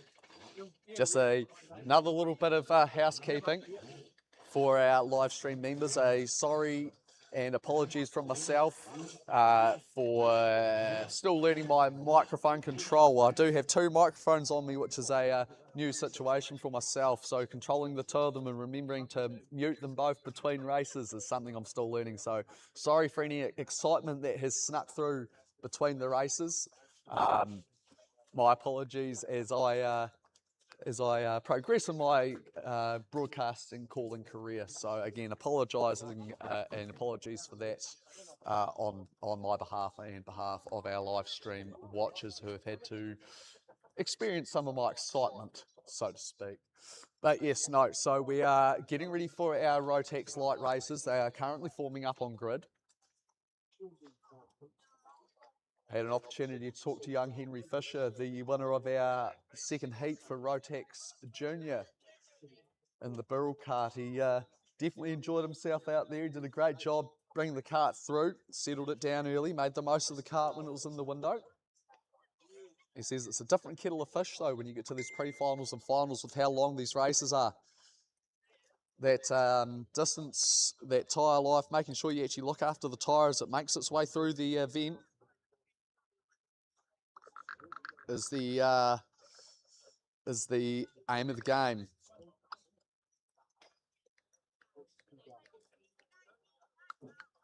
But we do look out over the track. It's come out beautiful out here today. It was sub temperatures when we got here this morning. Frost everywhere. We had frozen ground. The track looked like it was an ice skating rink almost. And if you've been with us from the start of the day, you would have seen it on the live stream in the qualifying, just how slippery those track conditions were. And as that sun's come out, you see the lap times dropping. I believe young Jed O'Malley has challenged a lap record today. I will seek confirmation for that one. One of our VMR drivers, the roading car driver, young Jed O'Malley. But yes, a massive sorry and housekeeping there for the live stream viewers. As I say, just learning the multiple microphones that I have under control at the moment and which one's muted and which one isn't. But we're all learning together, and we'll make sure that I keep us on the smooth run home from here with our pre-finals and finals for our 2026 National Schools Kart Sport Championship, with each driver here representing their primary, intermediate or secondary schools. So points do add up for the schools. There is trophies on offer for the secondary schools / intermediate and primary schools, I believe. Mine is on the... Yep, just getting the check from my tech official here, making sure that the timing and everything at the commentator's booth is working. And yeah, all timing and everything is up working on the booth. So I'm a happy wee commentator, as long as I make sure I can sort my microphones out. As we look down to the track now, and we do hear engines starting, their signal has been given, and we do have carts coming out on track. So as we look out now, and it is the 33 of Tucker that leads them out, 22 of McMillan alongside the 24 of Albie. Coming out behind him, the 81 of Steele, followed by the 7 of Backhouse. 11 of Norris, the 51 of Nicholson, the 35 of Fletcher, the 85 of Albie. All made their way out onto track. So make their way down. This will be our pre-final Rotax Junior, or Rotax Light, sorry, for our 2026 National School Championships, and it is the 33 local lad,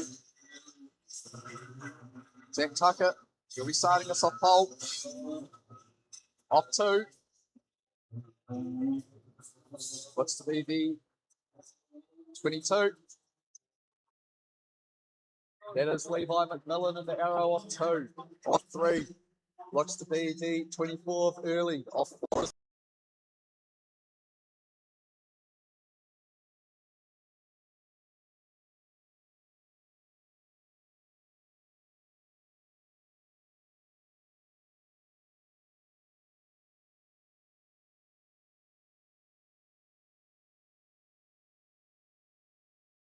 The 5, the 64, that's Maxwell, and off 12 is the 55 of Botherway. So that's 12 as they make their way down to turn 6.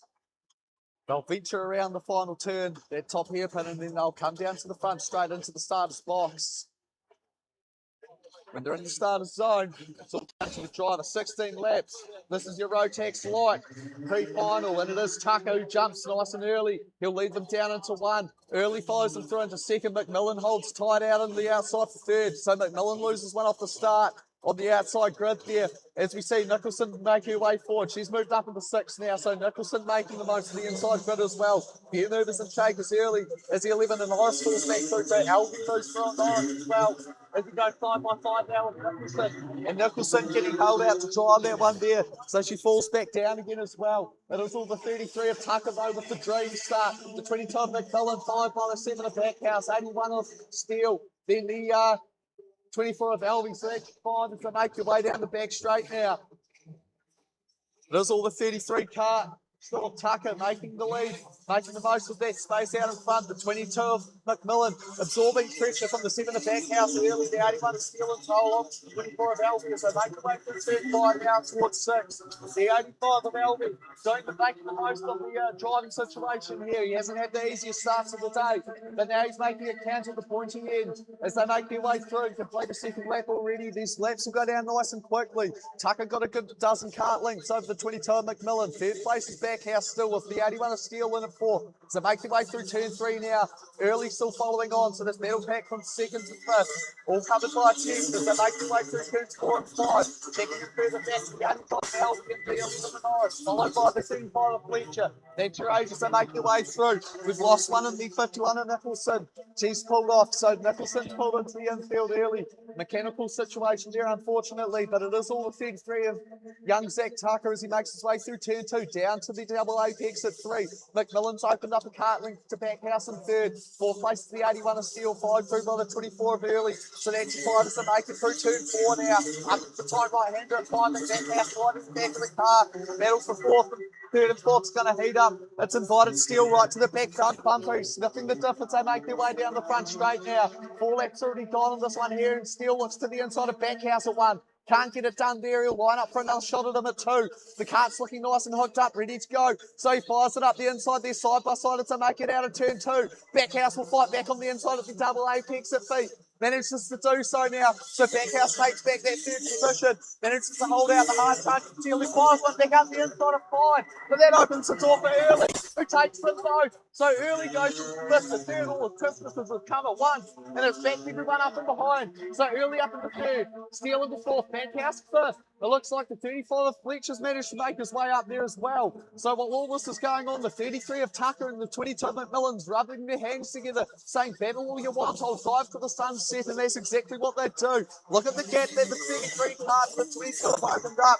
The 24 Albion third, and it's a battle pack for Norris. Norris puts one up the inside of Backhouse at 4. Backhouse returns the favourite at 5. It's tit for tat as they make their way to 6. Got a hard fast battling in our road patch lights. They make the way out of turn 6 off the front straight. Side by side with Norris and Backhouse down into 1. Who's going to have the big cojones as they make it through, and it's both drivers side by side. That's beautiful racing. It's hard, it's fast, it's furious, it's clean. It's exactly what we want at the National Schools Championship, and it's young Norris who wins out. Fletcher follows him through, and Backhouse loses 2 positions as they make their way through turn 4 now. It is the Golden Tucker leading out to the 22 of McMillan. They'll make their way onto the front straight. 3rd place is the 34 of Elby. That's the 1, 2, 3 as they make their way through. 10 to go, 9 to go this time round. Steel in 4th. The 85 of, so 3rd place is 24th Early, Steel in 4th, Elby up into 5th. He's really making hay while the sun's shining here as Elby. He's been pretty quiet all day, but when it counts, he's coming through the pack. 6th place is Norris, 7th place Fletcher, 8th place is Backhouse, 9th place. It's the 14th car, so make your way back onto the front straight. It'll look like the 22 of McMillan slowly starting to close up onto the back of the 33 of Tucker. That gap just starting to stagnate, even close a little bit as they make their way down towards turns 2 and 3 respectively. It is still the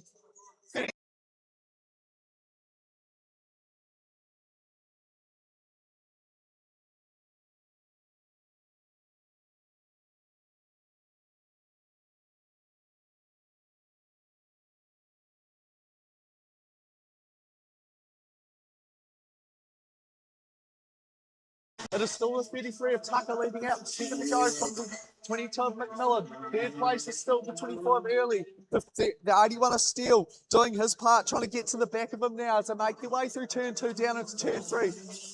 The battle for 5th, 6th and 7th slowly starting to speed out a bit.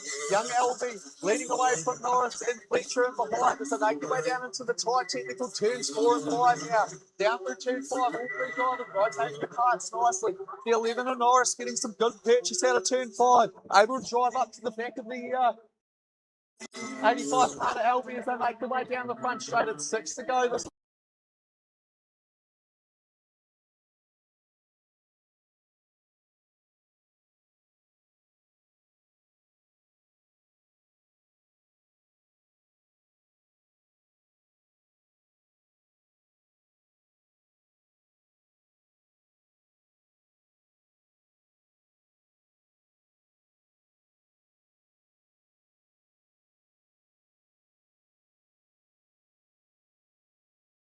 As the 11 of Norris chucks it up the inside of Albie. Side by side out of one as they make their way towards 2. This gives Norris the inside running into 2 and he takes it. Side by side out of 2 goes Fletcher and Albie. Albie able to fight back from that one there though. So he retains that 6th place. Got to be careful from Fletcher. He's going to look for an opportunity sooner rather than later. He doesn't want to see the 11 of Norris skip up the track away. Backhouse trying to get to the back of them again in the 7 car. Can't quite do so at this stage now. 4 to go at this time running through. And the battle for 5th is still lined up. The 11 of Norris managed to get 2 cart lengths away from the 85 of Albie. Very strong through the mid corner, who's just managed to open up half a cart length from the 35 of Fletcher, who's very brave under brakes and puts one up the inside of 2. So Fletcher takes over for the 6th place running now. They make their way down into turn 4 and 5. This is the tight technical part of the Canterbury track. The 35 of Fletcher doing a great job to defend from the 85 of Albie. He secured that 5th position now, so they make their way onto the front straight with 3 to go. We check back in with our leader, that's Zach Tucker, still running a commanding position in 1st place. 2nd place, the 22 of Levi McMillan. And 3rd is the 24 of Early, and in 4th is the 81 of Steele. So status quo for our top 4 drivers who have sorted themselves out and settled down nicely. So they're looking to consolidate the position and save the tyre life what they can as they make their way to the later stages of this race. They've got a 29 lap final coming up, so they'll want as much rubber left for that one as they can. As they make their way onto the front straight, 2 to go this time round. The battle for 6th isn't quite over yet though. The 35 of Fletcher and the 85 of Albie still arguing over that one. Fletcher's got the upper hand as they make their way through down to turn 2. Albie just falling back a cart length or 2 as they make their way through the mid corner there. Obviously the cart is falling off a little bit at the later stages of this race. One of the Dan Connor racing carts here. The 7 of Backhouse and Toe trying to get to the back of him again. Backhouse to lose this one here. You're shuffled back early and just wasn't able to recover. If we look to the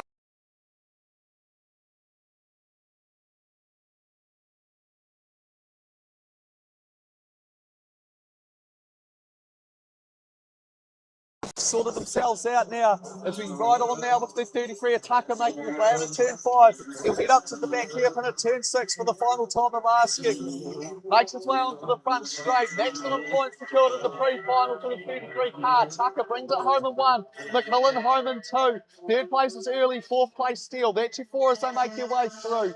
5th place home is Norris. 6th place home is Fletcher. 7th place home is Albie. 8th place home will be the 7 of Backhouse. Home at 9 is the 14 of Russ Batch. In 10th, by the way, 11th is Maxwell and Nicholson, who both didn't finish in that one there. So some hard, fast, furious pace. The pack managed to spread themselves out pretty early. Young Alvey in a few battles through that one. Norris coming forward throughout the race as well. A few DNFs in there that are going to hurt the points of a few of our runners there. Young Nicholson. Unlucky for her. We hope to see her back out in the final, but we do look forward now to our pre-final for the VMRs, and just a reminder to our cadets to make their way to the grid, please. But it is our VMRs who'll be out next for their pre-final. Off.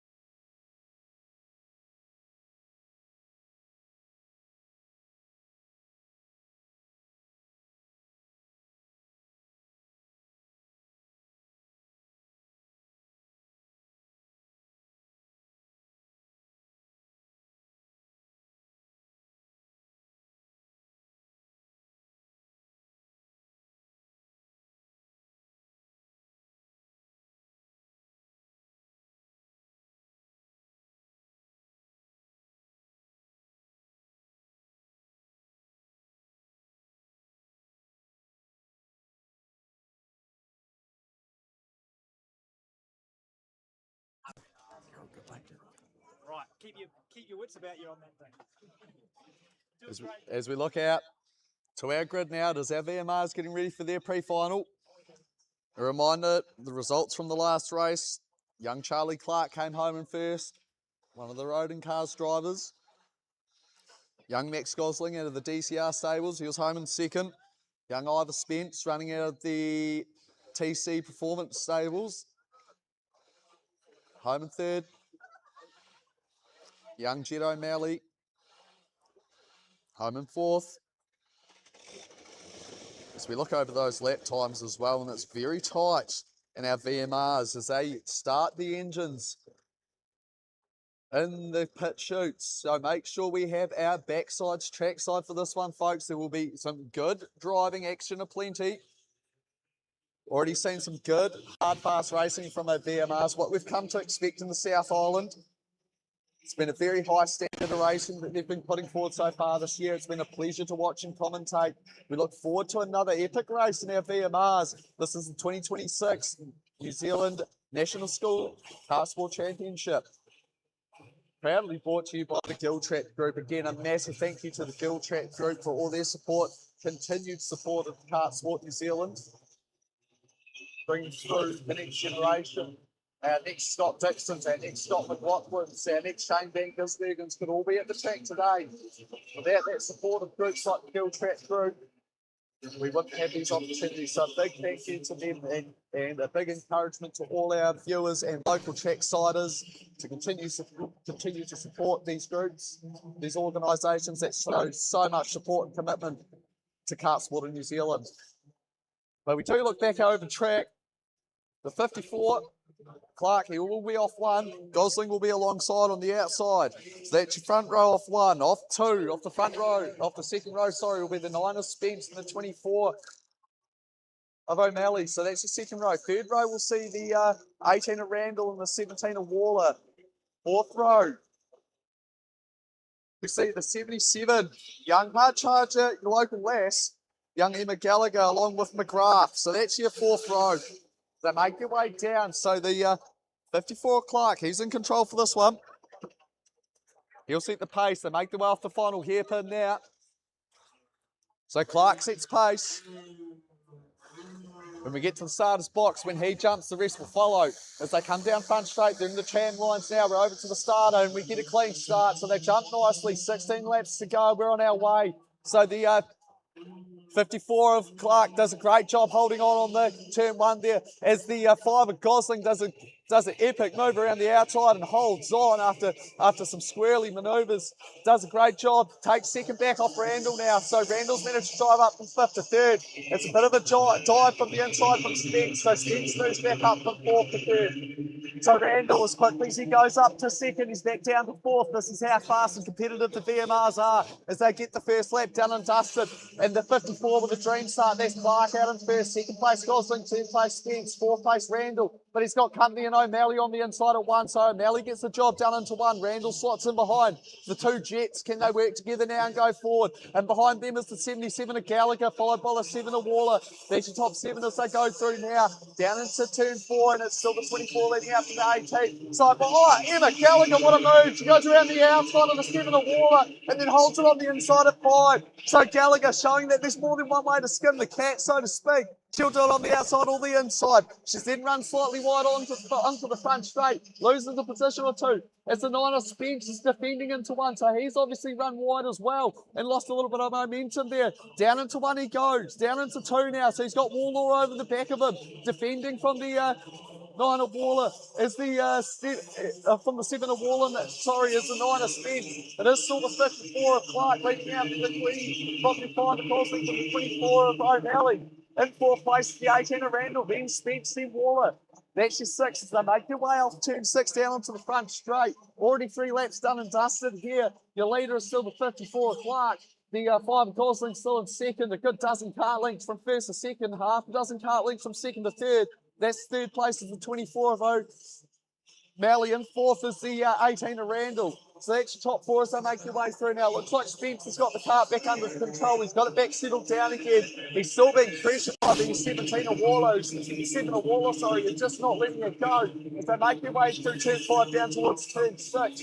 Plenty of laps still to go on this one here. And the battle's already getting hard and fast as they make their way onto the front straight. 12 to go in our VMR pre-final for 2026 National Schools Championship. and it is all the 54 of Clark. He's driving excellently, driving out of his skin as he makes his way through to turn 4 now. Gosling still in tow in second place. Third place is still the 24 cart of O'Malley. Fourth place Randall, fifth place Spence, sixth place Waller. Looks like Spence is just able to get a cart length or two between himself and Waller. Relieve that pressure a little bit as they make their way out of 6. Seventh place is this 46 of Craw. Gallagher in 8th still, so that's your top 8 as they make their way down the front straight now. And it is a little bit of a battle pack formed up in 4th place here. Spencer's managed to get to the back of Randall, and the 7 of Waller's managed to be towed up as well. So the battle for 4th starting to heat up as they make their way down into turn 3 now. Up towards turn 4, the late apexing left-hander, and Spence puts one up the inside of Randall there. Randall lets him through, doesn't argue the point, he'll try and jump on the coattails and follow him through. As we look further back through the pack, and the 8 of Blue trying to make some forward progress at the back of the Hard Fast Furious Racing in our VMR Junior Final. As the 7 of Waller puts one up the inside of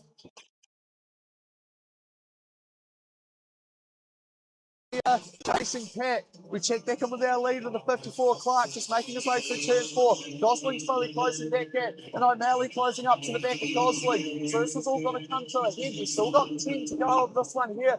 As Gallagher tries another move on short to make their way down towards turn 6. She can't quite get it done on the 46 this time around, so falls back into line as they make their way down the front straight.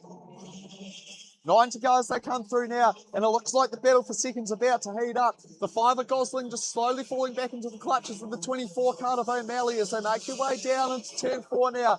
Gosling's going to have a little bit of company as the 24 slowly pulls up to the back of them. Out of 5 they go. Turn 6 is where they'll end up at next. That's our final hairpin onto the front straight. No doubt about our leader is still the 54 cart, but the battle for second well and truly alive. So now O'Malley's going to have to try and have a go at the 5 of Gosling, who's very strong around this track. He's been driving like a man possessed so far this weekend. So it won't be an easy feat for the 24 cart as we check in further down. And it is still the 9 of Spence in 4th place, followed through by the 7 of Waller.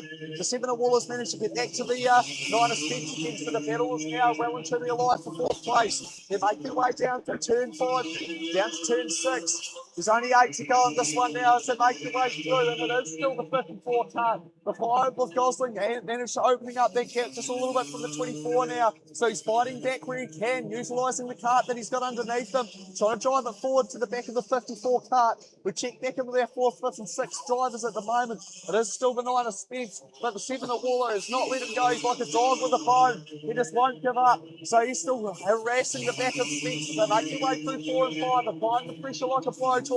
6th place is still the 18 of Randall. 7th place is still the 77. That's Gallagher. He's managed to move up right now. So Emma doing the job, picking up those points in the pre-final. 8th place you'll find is still the 46 of Craw. Luke's managed to move up to 9. So young Rowan finding his way around the track as the day progresses. He gets more comfortable. One of our North Island contingent.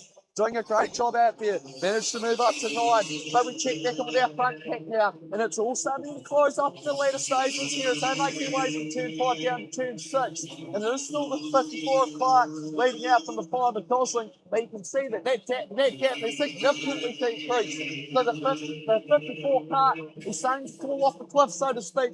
The cart performance is starting to disappear from him. The tyre life is starting to get to the end of its heat cycle. And the 5 has come into the window. So you can just see the difference in how those carts have come on, who's stronger at what point of the race. And now the 5 of Gosling's challenging for the lead as they make their way through turn 5, up towards turn 6 now.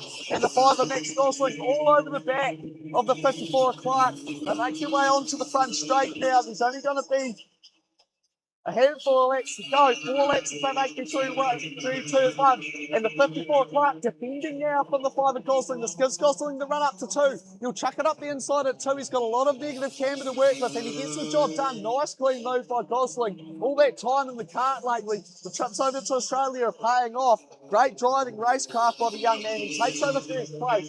So the 2 Roden boys, the 54 of Clark and the 24 of O'Malley, follow suit. They're going to try and keep up the 5 of young Gosling if he drives away from them now. There's only 3 to go as they go past start finish this time round. 4th place is still the 9 of Spence. 5th is still the 7 of Waller. 6th is still the 18 of Randall. That's your top 6 as they come through. And the 5 of Gosling's just opened up a cart length now to the 54 of Clark. So this is where the battle is. It all comes down to this next lap. Can Gosling drive away from Clark, relieve a little bit of that pressure, or will the 54 come back into the window and be able to fight back again? This is a real ding-dong battle as we get into the final stages of our pre-final for BMR. They're not giving an inch with 2 to go as they make their way onto the front straight now. It is still the 5 of Gosling. He's leading out by 2 car lengths over the 54 of Clark. Third place is still the 24 of O'Malley. So that's your 3 as they make their way down into 1. And Clark trying to close up to the back of the 5 of Gosling under braking. Can't quite do it this time round. They come down into turn 3 for the second to last time of our pre-final. Down into turn 4, all rotating the cart nicely on the tight left-hander. Follow through to 5 on the tight right-hander. All 3 carts line and stern as they make their way up towards turn 6. Gosling still leading out from the 54 cart. The battle for 4th well and truly alive. Nose to tail as they make their way up to the final hairpin. But we're on to the final lap now, and it is the 5 of Gosling. He's opened up another cart length on the 54 cart. So Gosling's managed to get himself 2 cart lengths now for the 54 cart. Third place is still the 24. That's O'Malley in 3 as we check back in with the battle for 4th. Waller trying to get to the back of Spence. Can't quite do it this time around. Randall consolidating that 6th place as Gallagher has the 7. But we keep an eye on our front 3 as they make their way down to top hairpin for the final time. Gosling's done enough by the look of it. He opened up the cart length where he needed to, and he's got it done. So Gosling gets the job done in the pre-final. Second home is the 54 of Clark. Third home is the 24 of O'Malley. As we watch on, the 9 of Spence manages to hold out from the 7 of Waller. Followed home by the 18 of Randall. That's your top 6. The 77 of Gallagher. She'll come home in 7. 8th place will be the 46 cart. Doing a great job driving through. That's Craw. 9 home will be the 8 of Lou. In 10 will be the 31 cart of Tipple. Fast and furious finish for our VMRs. No doubt about your winner for that one though. It is the 5 cart. Max Gosling home in 1, followed home by the 54 of Clark and the 24 of O'Malley. That is your 3 provisional results, VMRs. As we look down, it will be our cadets out next.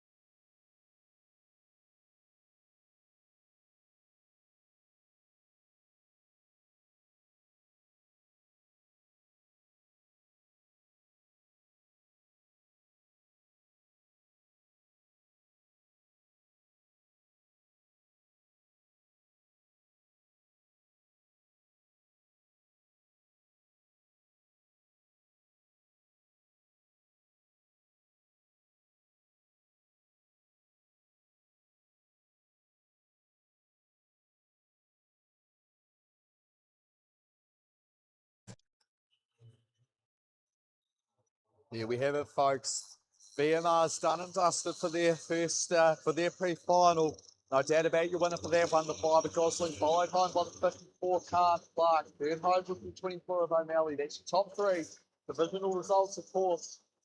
You look out over track, and it is our cadets who, if you remember, put on an absolute show for their second heat.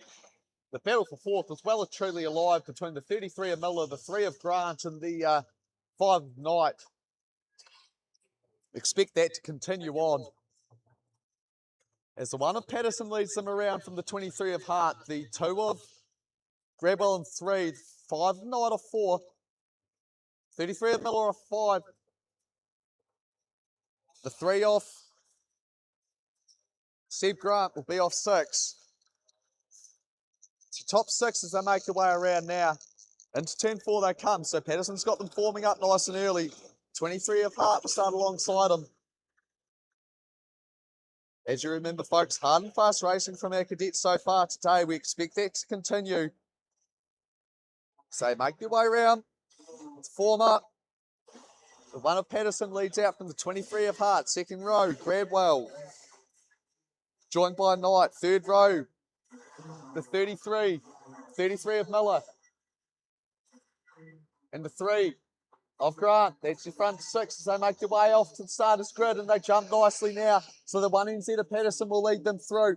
Followed through by the 23 of Hart. Does a good job of holding their second place on the outside. Side by side battling as they made their way through turn 1 now. Looks to be the 5 of Knight who may have got the job done. He didn't this time though. The 2 of Redwell doing a great job battling back. He's consolidated that third place. Fourth is the 5 of Knight. Look, the 3 and Z, young Seth Grant with a great start. He's managed to jump up the fifth, so he's got past Miller early. Got that job done. He'll try and keep up with these front 4 carts ahead of him now as they make their way out of the final hairpin for the first time of asking. It is all Teddy Patterson in 1. The 23 of Hart in second place, followed by Grabwell in 3. That's the top 3 as they make their way through turn 1. The 5 of Knight in 4, followed by the 3 of Grant. That's your top 5 as they make their way into turn 2 now. And the battle for second place starting to liven up a bit. So can the 23 resist these early pressures from the 2NZ? That's your second best at national championship. That's young Bradwell. So they make their way through turn 5, and it looks like Hart's doing the business so far. The one of Patterson is back to business as usual for him. He's got the head down, he's facing forward, he's trying to drive away from the pack as they make their way down start finish with 14 to go. And he's doing an excellent job as Patterson. He's opened up that gap to about a dozen cart links already. So while the battle ensues for second place, he's able to gap ahead now. So Hart able to resist from Grabwell still as they make their way through turn 2 down to the interior of the track at 3. And the 3NZ, young Seth Grant, he's managed to get the job done on Knight. So now Grant coming on at the end of the day when it matters most. He's managed to make his way up to 4th now in this pre-final. Very important for the points consolidation as he makes his way down towards turn 6. The 2NZ of Grabwell chucks one up the inside of Hart. Hart looks for an over-under onto the front straight. Side by side as they go into the front straight now, but Hart not able to battle back on that one, so he'll fall in line now. Slot in behind the 2NZ of Grabwell and follow him. See if they can work together to get to the back of Patterson as they look further up the field. Further in behind, the battle for 4th is livening up. The 5 of Knight trying to get back to the back of the 3NZ. That's young Seth Grant as they make their way through. Turn 4 now, and Knight very strong through the interior complex of the track, able to pull right up to the back of the 3NZ of Grant. As Zed goes slightly defensive up into the top hairpin, compromising his run onto the front straight. So Grant's under a bit of pressure at the moment from the 5 of Knight as they make their way down the front straight. Miller trying to get back to the back of them as well to try and bring that battle back to life from Heat 2. They had a real humdinger of a battle late in the piece in that one there. Well, it erupt again in the pre-final for cadets as they make their way through turn 3 into turn 4 now. And it is all Patterson in the number 1 cart driving away. He's got it all under control currently, so make their way down towards turn 6. That's the back hairpin of the track. Down towards the front straight they run now, and it is still the 1NZ, followed by the 2NZ, the 23 of Hart is in 3rd. Seth Grant in the 3NZ in 4th. 5th place we had the 5 of Knight, followed by the 33 of Miller. That's your top 6 as they make their way down towards turn 2 currently. But Patterson's got this one well and truly under control. He's really taken the bit by the scruff of the neck on this one here and driven away. Fastest lap of the race though goes to the 2NZ of Grabwell. So he is finding paces Grabwell. He's got a tech from the rest of them currently. Nothing really between Harty and Patterson in lap times. But Grabwell's your outlier. He's the only one in the 35 zeros. The rest of the, as I say that, Patterson just matches him with a 35.075. So Patterson takes over the fastest lap of the race now as the 2NZ starts to stretch his legs and drive away from the 23 of Hart. And the 33 manages to get to the back of the 5 of Knight. So the battle for 5th getting closer and closer as they make their way into turn 4 now. They'll all rotate the carts and get them pitched nicely to the apex for driving them off at 5. It's all about that straight exit in our lower horsepower classes. Keeping that momentum up as they make their way down onto the front straight. There'll be 9 laps to go as they go through this time round. Just a reminder to our Rotex junior drivers, you should be making your way to the dummy grid. As we check back in with the racing, it is still the 1NZ of Patterson leading out from Grabwell. 3rd place is still Hart and the 23 cart. Seth Grant's cleared away now from the 5 of Knight, so he's consolidated that 4th place. The battle for 5th between Knight and Miller still livening up as they make their way down into turn 5 now. 7th place is still the 10 of Bird, followed by Tipple, and then Ilton in the 7 cart. As they make their way down the front straight, and it's all pretty line and stern in our front 3. They've sorted themselves out now. It's all pretty spaced out, line and stern as they go down into turn 2 and 3 respectively. The 1NZ well and truly in control of this one. The 2 and the 23 on a race of their own. They've done the job. They're cleared out from their competitors and they've got themselves that breathing space. The battle is on for fifth currently. So the battle between Knight and Miller is heating up, as is the battle ensuing behind them. So the battle for fifth and the battle for seventh is where we're going to be watching now as they make their way onto the front straight. There's only 7 to go this time around. We're getting into those later laps of the race. This is where a little bit of driver fatigue. This is where you've got to stay concentrated, really up on the steering wheel, so to speak. So the 10 of Bird and the 30 of Tipple, they're having a good ding-dong battle for 7th place as we keep an eye on Knight and Miller battling for 5th, and they're trying their utmost to get to the back of the 3 and Z again of Grant and drag him back into this three-way battle for 4th. The 5 of Knight, a little bit unsteady as he made his way out of 5, the cart twitching underneath him, just struggling for a little bit of rear purchase from those back tyres. As the race gets onto those tyres heat up, you feel that grip disappearing underneath you like driving on ice. But the 3's had a little bit of a wobble going onto the front straight, so Grant's opened the door for the 5 of Knight and the 33 of Miller to come back to the back of him. Oh, and the 5 of Knight dives to the inside of Grant. Grant's to the infield now, he's out of the cart. So that's brought him to a stop. The 5 of Knight and the 33 of Miller continue their battle there as they make their way towards turn 6 currently. Didn't quite see what the cause of that one there was. There may be something looked at after. We'll have to wait and see what the results show. But it is all the 1NZ still currently a Patterson leading out from the 2NZ. That's Gradwell. 3rd place is still the 23 of Hart. And then we've got a bit of a gap back to the 5 card of Knight, followed up by the 33 of Miller. So can Miller do anything now? He's within striking distance of the 5 cart and just about getting to the back of them and being able to apply that pressure. The top 3 have solidified themselves pretty strong here. They've got themselves all sorted out. If you check their kid with Miller and Knight, so they're making their way off turn 5 currently. Tipple's managed to get the job done on Bird. So Tipple's up into 7th place now. Good place game for him. So they make their way onto the front straight. 4 to go this time round for our cadet pre-final race. As the 1NZ makes his way through turn 3 now. That is your leader. That is young Teddy Patterson as he makes his way through. Gradwell still in 2nd and Hart still in 3. They're all following very similar lines through turns 4 and 5 here as the overcast just starts to set in. The clouds come over at the kart club and you feel that temperature starting to drop. The drivers will notice that underneath them as well as that ambient track temperature starts to decrease. That grip will start to disappear. There's only 3 to go on this one now, folks. They're into the final stages of this pre-final. It's wound down pretty quickly, and it is all the 1NZ of Patterson doing everything right out in front, putting the cart where he needs to. Nice, safe, secure entries, very settled underneath. He's only having to point the cart once. It's going exactly where he asked. You can see with the inputs on the steering wheel from the driver, he's only having to put the cart in once and a few small adjustments, and the cart's doing exactly what he needs. He's got some good machinery underneath him as he makes his way onto the front straight with 2 to go. We keep an eye on the battle for 4th still, and it's still on between Miller and the 5 of Knight as they make their way down the front straight into 1.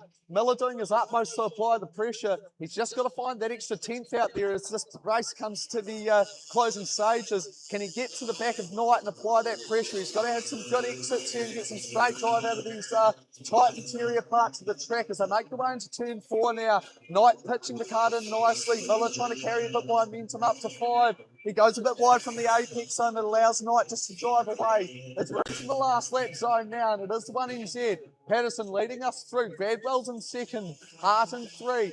4th place is still Knight. 5th place is Miller.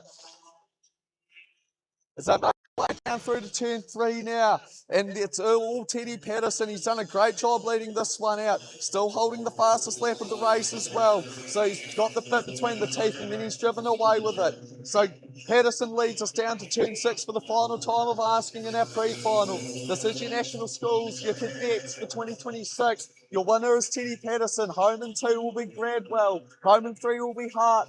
Home in 4 as they make their way out of the final turn now. And Knight does enough to hold out from the 33 of Miller. Tipple will then follow through with the 10 of Bird coming home in 7th. So that's your 7th finishes there. A DNF for Ilton and Grant. Unfortunate for Grant there. He is in a good ding-dong battle. They couldn't quite come back from that incident up at turn 2. They will leave that for the officials to make a ruling on. we just call what we can see, and we did see the 1NZ come away with a very strong drive. Young Teddy will be very happy with himself on that one there. The 2NZ of Gradwell did what he needed to. He managed to get up to second. As the recovery vehicle makes its way out now, we will just have a brief pause before we see our Rotex Junior pre-final. A reminder to our Rotex 175s, your final will be up after them.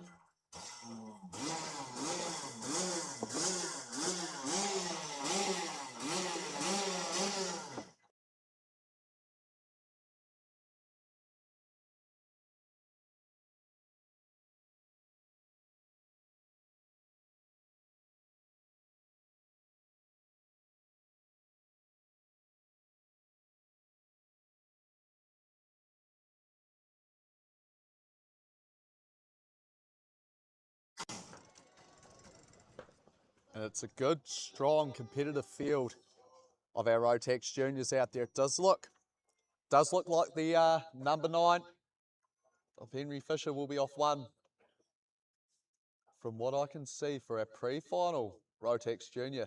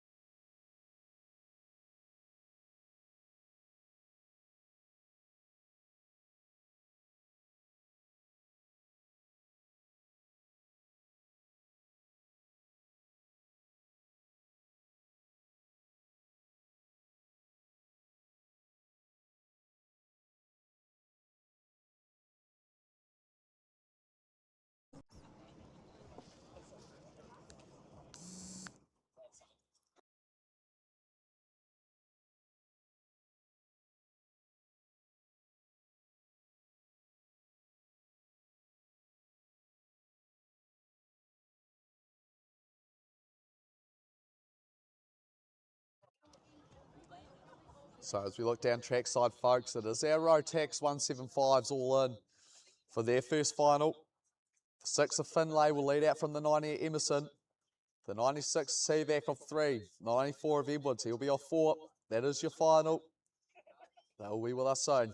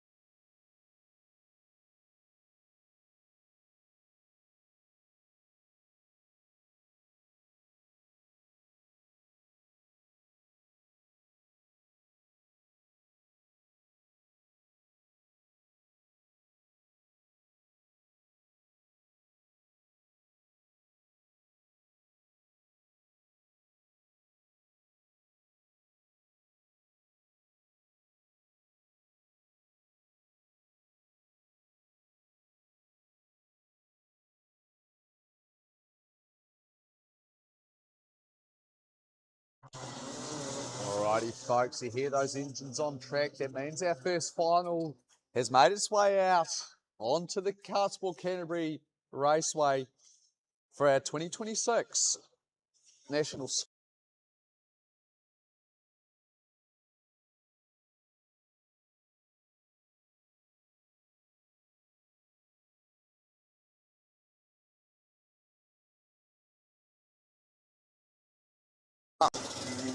We could keep going on. New Zealand punches well above its weight in the international pedigree of motorsport, and it all starts here at the grassroots. As we look out, the 6 of Finlay leading out from the 90 at Emerson, the 96 of Seavac and 3, the 94 of Edwards, he'll be off 4. That's your 4 starters. We've lost the 18 of Foster.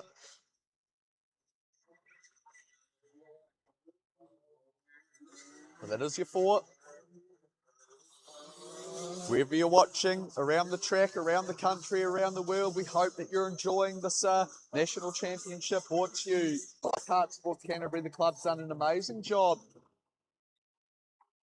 presenting the club, getting everything up and running for today as we look to our first final day. It is our non-championship class, the 175 Rotax, led out by Finlay. Emerson will be on the outside for this one. We'll see how the guys that make their way down into one. 15-lap final for these lads as they make their way into the starter zone, and we're on our way. So the 6 of Finlay with a good jump. Emerson trying to hold firm on the outside. Can't quite do it on this time, asking, so he'll slot back in. Looks for an opportunity up at 2. Finlay defends from that though. So the crisscross is on as they make their way down into 3. Finlay slightly wide, but Emerson can't get the nose underneath them at this stage. Down into 4 they venture now for the first time, asking. And it is the 6 of Finlay who resists the temptation of the 90 Emerson. He'll lead them out down towards turn 6. Seavac still holding on in 3rd, followed by the 96. That's 94, sorry, of Edwards. That's your top 4 as they make their way down into turn 1 now. And the 6 of Finlay and the 90 of Emerson have jumped away early on this one here. The battle's jumped ahead as they make their way up into turn 3 now. Finlay just pulling the car up nice and square. He's getting down to the apex. It's defending from Emerson where he has to. Emerson trying to carry that momentum, but Paisano looking very strong from turns 4, 5 and 6. Whether you can utilise that early in this race, try and put a move on Finlay early. So they make their way down the front straight. 2 done already in this one, and Finlay still not able to gap away from the 90 Emerson. So Emerson keeping him very honest here as they make their way down into turn 2, into that double apex right-hander of 3. As we check back in 3rd place, and Edwards has just got up the inside of Seavac at 3rd. So that double apex right-hander. Edwards able to get the Tony car up the inside, so he takes over third place from Seaback. They make their way out of turn 5 towards turn 6 now. Check back in with their lead pair, and they make their way down past turn 1 currently. And it's still Emerson right on the back of Finlay. So Emerson hasn't let him skip away yet. He's doing a great job of keeping right on the back of young Miles. He's really sniffing the diff as he goes through turn 3. Makes his way towards 4 here, this tight late apexing left-hander. Before they jump back into 5 again. The body really doing all sorts of G-forces side to side, left and right as you make your way through that tight interior complex of the track. Onto the front straight they run. The long stretch of the legs for the Rotax. Gets it up to full revs. Down through turn 1 they both travel now, and it's still Finlay leading out from Emerson. Emerson only cart length back now as we check back in with third, and Edwards has been able to open up 3 to 4 cart lengths on the 96 car to Seaback as they make their way through turn 3. Back with our leaders now turn 5, and it's still Finlay leading out from Emerson. There's only 2 cart lengths in it from Emerson and Finlay currently. Emerson doing a great job of keeping Finlay honest. It's not an easy job when you're moving down weight classes. Emerson normally running in Rotax heavy. Finlay normally running in Rotax light. They've met in the middle at 175. So that's where we see them now as they make their way through turn 3. It is still Finlay leading out from Emerson. The DAP cart looking very settled under brakes as he makes his way through 5. A slight slide, a slight bit of oversteer as they make their way through. You can see the rear tyres are just getting to the end of their day, starting to chirp a little bit back to these Rotax drivers. There's a lot of power being put through these tyres. And you notice as the day progresses, that rubber definitely gets worn through. So it is still the 6 of Finlay leading out from the 90 at Emerson. We've only got 9 to go in this final here. This is our first final of the day for our 2026 Kart Sport National Schools Championship. Proudly brought to you by the GILTRAP Group. So make their way down through turn 5 up towards turn 6. And it is still 6 of Finlay. Starting to open up the gap now from the 90 at Emerson. So that gap's starting to open up. We saw it happen in the previous heats. Emerson's been able to hold on for a lot longer in this final here. But Finlay's been able to break the spirit, so to speak. He started opening the gap up now. So the gap between the 6 and the 90 slowly starting to grow as they make their way through turn 4 now. Up towards turn 5 is Finlay. He still leads out from Emerson as we check back in with their third place cart. That's the 94 at Edwards. So he's managed to open up a little bit more of a gap from the 96. That's on feedback as they make their way down towards turn 6 now. There's only 7 to go in this final. They're starting to tick down quite quickly. Finlay's been able to open up that gap now. He's got himself half a dozen cart lengths over the 90 at Emerson, so he's well and truly consolidating that one now. Emerson doing what he can to try and keep at the back of him, but he can just see the number 6 starting to drive away into the distance. As we check back in with our third place driver, Edwards. He's still holding out from the 96 to see that. They've had just battled throughout the day with the 96 getting the predominant sort of starting positions throughout the day, but the 94's come back as the day's gone on. He's found something with the card. He's been able to get there. So make their way through turns 1 and 2 now. The 94 of Edwards still holding out from the 97 to Seaback. That's the 3rd and 4th battle. We check back in with our leader now in Finlay. He's leading them through turn 6 onto the front straight now. Only five to go in this final. This is our first final of the day. We're into the business end of it. This is what it all comes down to. After a good chunk of hard racing throughout the day, we're at the business end. This is what it all comes down to as they make their way down towards turn 4 now. There's only 5 to go in this final. Finlay doing a great job controlling pace on this one. He's just able to inch away a little bit from the 90 of Emerson. 3rd and 4th though, this is battle starting to line them back up again, so you can see the Illuminos cart slowly starting to get to the back of the Tony cart again, so the difference in setup becoming very apparent as we get into the later stages of this one here. As a 96 of Seaback got something left in the tank to throw at the 94 of Edwards and steal that 3rd place finishing position. Of course, for CIK format, it's 1 and done, so finishing position is everything in the final. As they make their way into the interior of the track now, the 94 cart looking a little bit squirrely under brakes as he comes into turn 4, pulls it up a bit cleaner this time of asking. Down through 5, very pointy in the Tony cart. He's getting it stopped where he needs to, driving off the corners how he should. We check back in with Finlay. He's making his way off turn 2, down towards turn 3. There's only 3 to go this time around. We're into the business end. And Finlay's got it all to himself. He's done the hard job. He's run out to the front of this one. He's taken the bit by the scruff of the neck. Just over 2 to go. And the number 6 of Finlay doing everything right. The 90th Emerson still in second place, holding firm. The 94 of Edwards still fighting off the challenge from the 96 of Seavac. 2 to go this time of asking. We're in the closing stages now. And we'll stay with the number 6 of Finlay as he makes his way through turn 5. Up towards turn 6. We'll come past the start finish now. This will be the final lap and he'll be on his way home. So the 6 of Finlay brings us on to our final lap for our Rotax all in.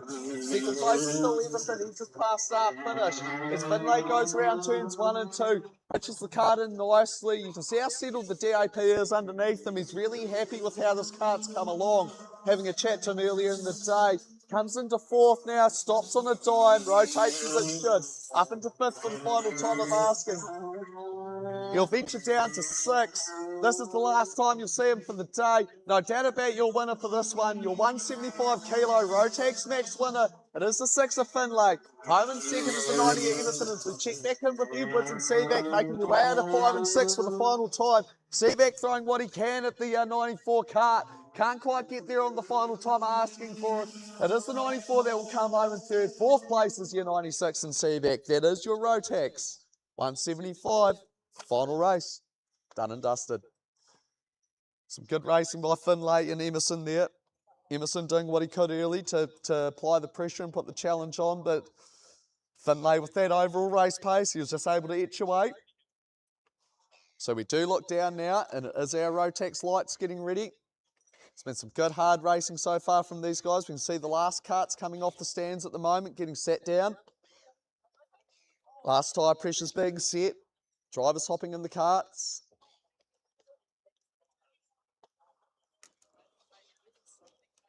As we think back to that pre-final, the 33 of Tucker did everything he needed to. He was able to take the lollies in that pre-final. It comes down to final time now. Can he get it done?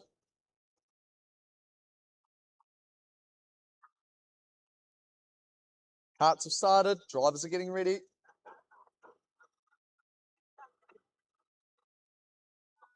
And this will be your Rotax Light final, our first championship final. Winner takes all. So the CIK, that's why the qualifying is so important for CIK. It sets your starting positions for your heats, which then determine your pre-final, which then all add up to the final. And it all goes back to that qualifying at the start of the day. So one of those drivers that's done a great job out of that is the 33 of Tucker. He'll lead out for this final. Second will be the 24 of Albie. Off 3 will be the 22 of McMillan. Off 4 will be the 81 of Steele. Off 5 will be the 11 of McGrath. Off 6 will be the 7 of Backhouse. Off 8 will be the 35, I believe, of Fletcher. Off 9 will be the 85 of Albie. Off 10 will be the 51 of Nicholson. Good to see you back out there after the mechanical issues that she had earlier in the pre-final. See, it's cost her a few starting positions in this one. She's then followed up by the 14 of Rusbatch, the 55 of Botherway, 64 of Maxwell. Those are your starters.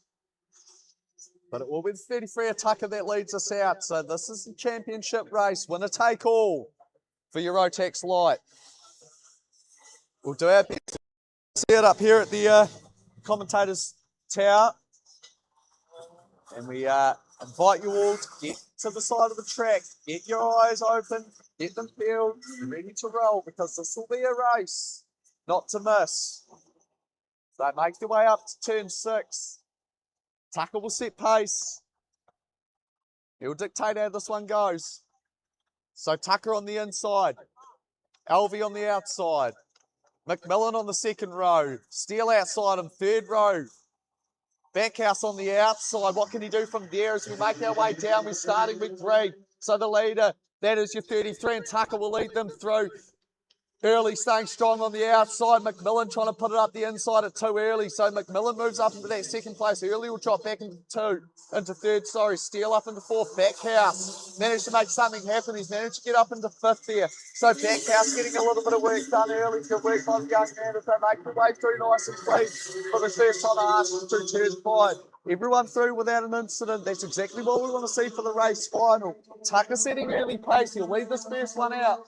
Followed closely by the 22 McMillan. So the arrow on early again. These carts have been firing up all day. As we check back in with 3rd place is early. 4th place is the 81 of Steel. Backhouse in 5. That's your top 5 as they make it through. Down towards turns 3 and 4 now. And it is Tucker still leading out. 22 McMillan, nice and close, applying pressure early. He's going to see if he can get something done in the earlier stages and control the tempo of this race. Not let Tucker skip away. As they go past already 2 laps through. Only 27 left to go on this one. So 29 lap final for this one here. It's going to be a marathon, not a sprint. It's not going to be one in the first lap, but it can certainly be lost. And it is still the 33 of Tucker leading out from McMillan. Early in 3, Steele in 4. 5th place is the 11 of Norris. Backhouse. He's been passed by Albie. So Backhouse under all sorts of pressure now. He's falling back towards the 35 of Fletcher. Followed up by the 51 of Nicholson. So Nicholson's moved up to 9. But it is still the 33 of Tucker leading out from the 22 of McMillan, and it looks like these two are trying to skip away. They're keeping it nice and clean between one another. They're trying to utilise that early race pace, create the gap on the rest of the field as they make their way down towards turn 3, towards the tight interior of the track. Tucker doing a great job of getting that cart stopped like a dive on the A-tech. It's rotating nicely underneath them. You don't see a lot of back of the tyres sliding and screeching around the corner, which is exactly what we want. We want to save that tyre. You've got 29 laps to survive on it.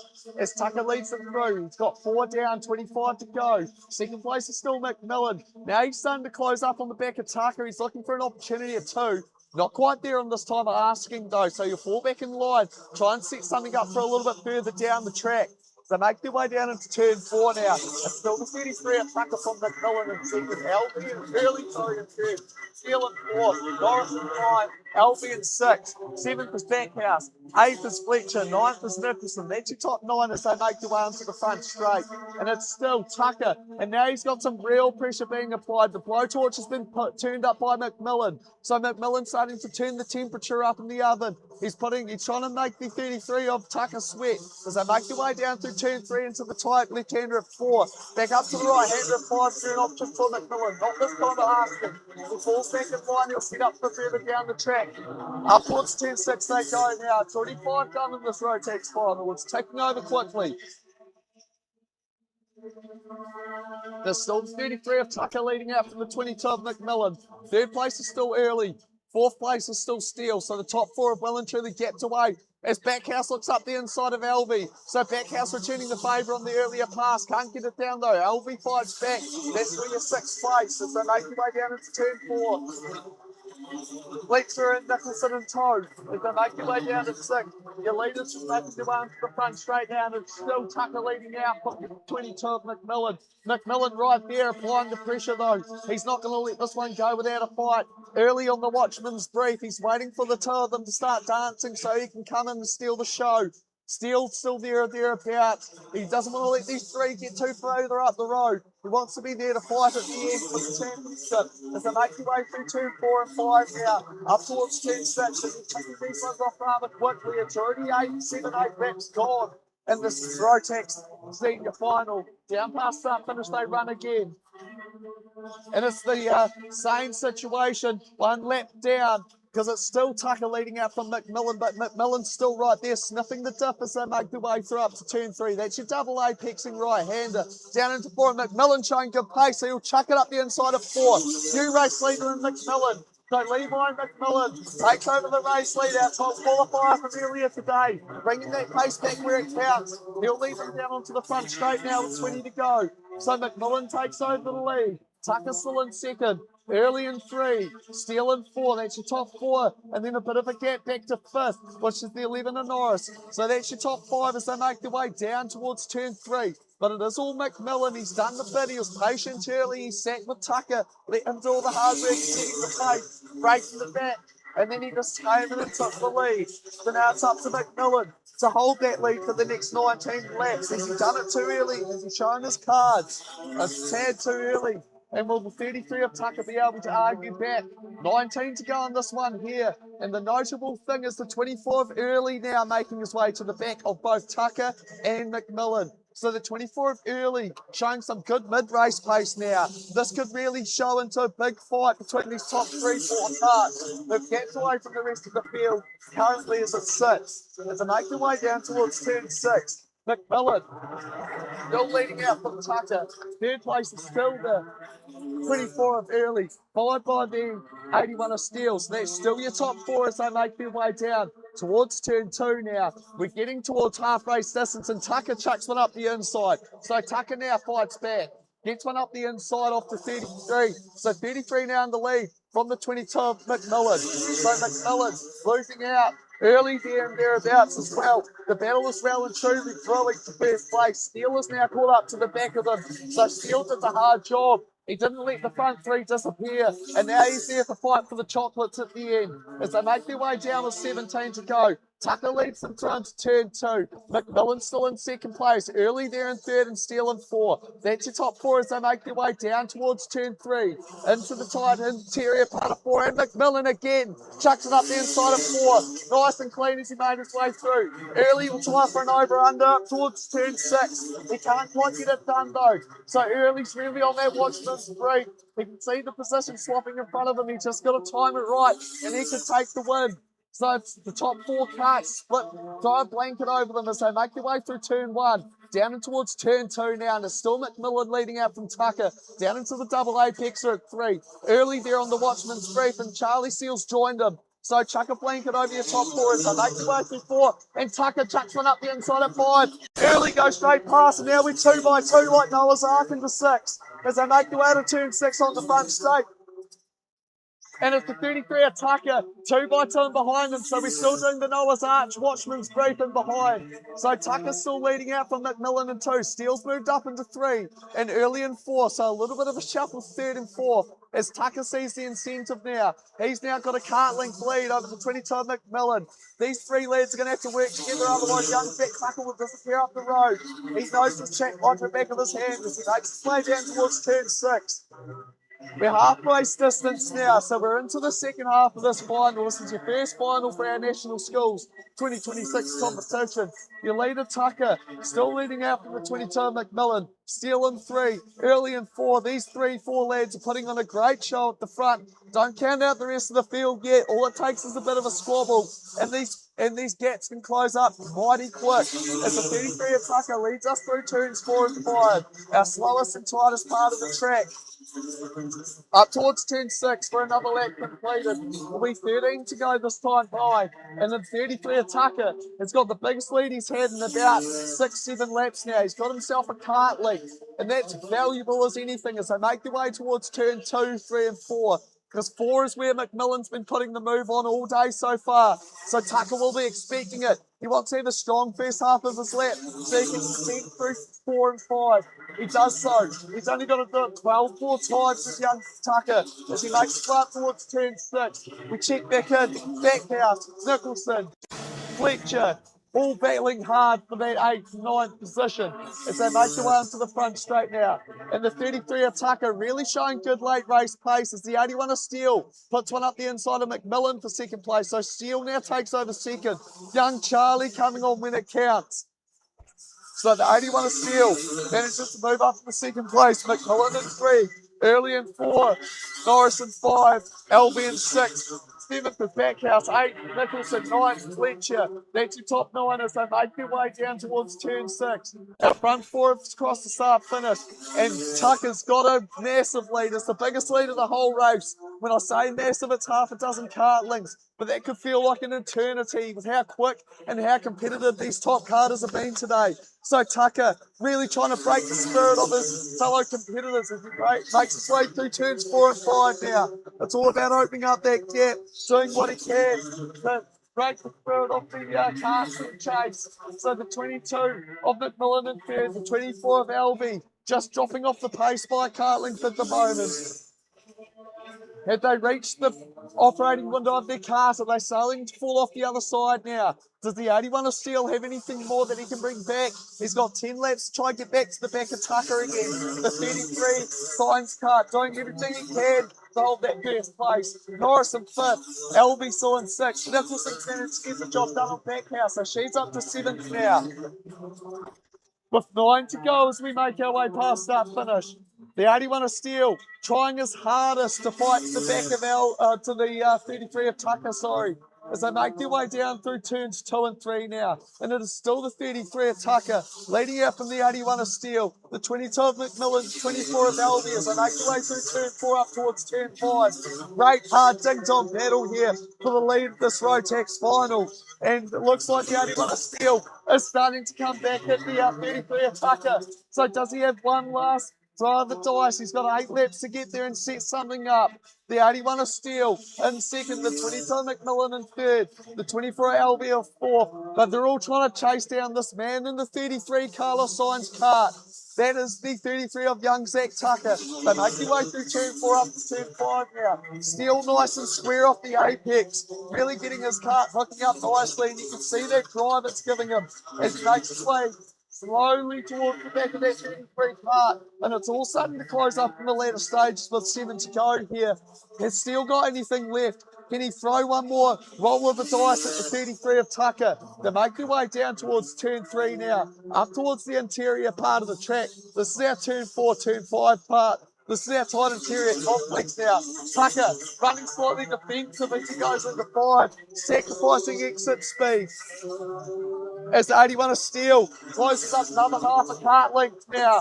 So with 6 to go. This is really becoming the race of the day. So Steel and Tucker saving it all till the last one. It's our big final for our Rotax Light 2026 National Schools. And the leader, Tucker, is being harassed by the 81 of Steel. So Steel pulls up to the back of Tucker at turn 4. Nice and square at turn 5. Both drivers know how important it is to get off those corners clean. Up towards the back hairpin at 6, and Steel looking very strong under brakes. So Steel's got a bit of a tyre advantage. He looked after the tyre well this weekend, and now he's got the opportunity to utilise that with 5 to go. Down towards turn 2 they run. The 33 of Tucker still leading out. Third place battle heating up between Early and McMillan. McMillan still resisting the fight from Early so far, but there's still 5 to go and Early's coming on strong. Steel looking very good through turns 4 and 5. You can see how close he can pull up to the back of the 33 cart as they make you up to turn 6. Can he do anything with the pace though? There's 4 to go at this time. They're asking as they go past that finish, and there's a 10th in it. Steel right up to the back of the 33 of Tucker now as he got on a move at 2. No, he doesn't this time round. He's going to be patient. He's going to wait for that opportunity. He doesn't want to show his cards too early. So Steel looks to the inside of 4 now. It's not quite there. He's very strong off 5. Can he get something done here? The over-under could be an offering for him as he makes it out towards 6. Not this time round though. So 3 to go as they come through now. And it's all down to Tucker and Steel at this stage. They've gapped away from the 22 and 24 respectively of McMillan and Early. So it's all down to Tucker and Steel. Down through turn 2 they've traverse now, nice and clean as we go. Into turn 3, it's it's the late apexing left-hander, and Steel chucks it up the inside. But 33 of Tucker fights right back, so side by side through 4 and 5. Tucker managed to fight back on that one there. So Tucker retains that first place. Steel showing his hand. He's showing what he wants to try and do and get done there. So it's 2 to go as they go through now. And Steel manages to get to the back of Tucker once again. So we know Steel has the pace. But can he pull off the move? And can he do it in a place where the 33 can't fight back? So we come to the inside again. Will he look for a move at 4? Not this time round. Will he set up an over-under at 5? He gets good drive on 5. He gets right to the back of Tucker. Tucker defends up into the hairpin at 6. So now it comes down to the last lap dash. It's 1 to go. This is your Rotax 2026 Light National Schools Championship. And Tucker defends into 1.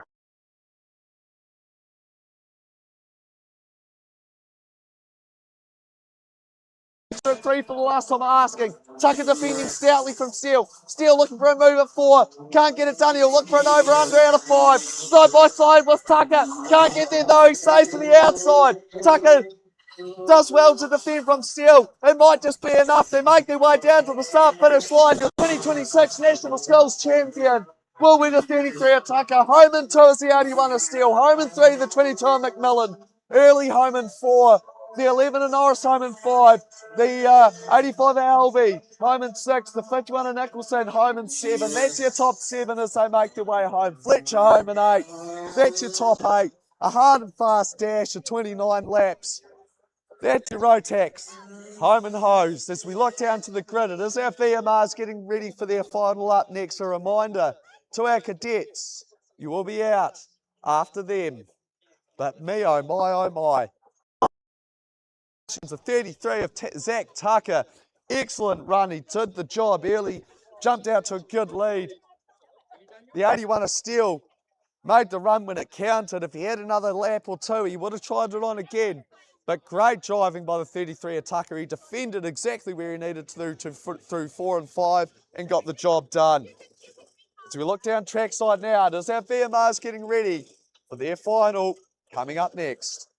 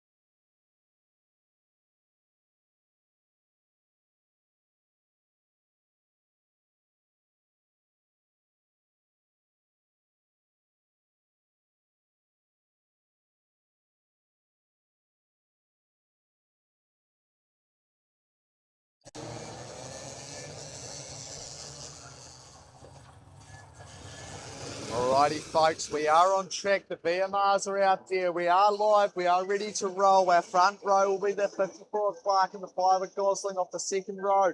The 24 of O'Malley and the 9 of Spence off the third row. The 18 of Randall, and it will be the 7 of Waller, I believe. So that's your top 3 rows as they make their way down now onto the front straight. This is our VMR final, our 2026 National Skills Championship, brought to you by GILTRAP Group. 24 laps and they're on their way. And it is the 54 Clark that leads them through for the first time asking. Gosling up into second place. O'Malley up into 3 as we have a dive around the outside. Good move. Waller just gets shuffled backwards as well as Claw moves up into 5, so the 46 has come alive in this final.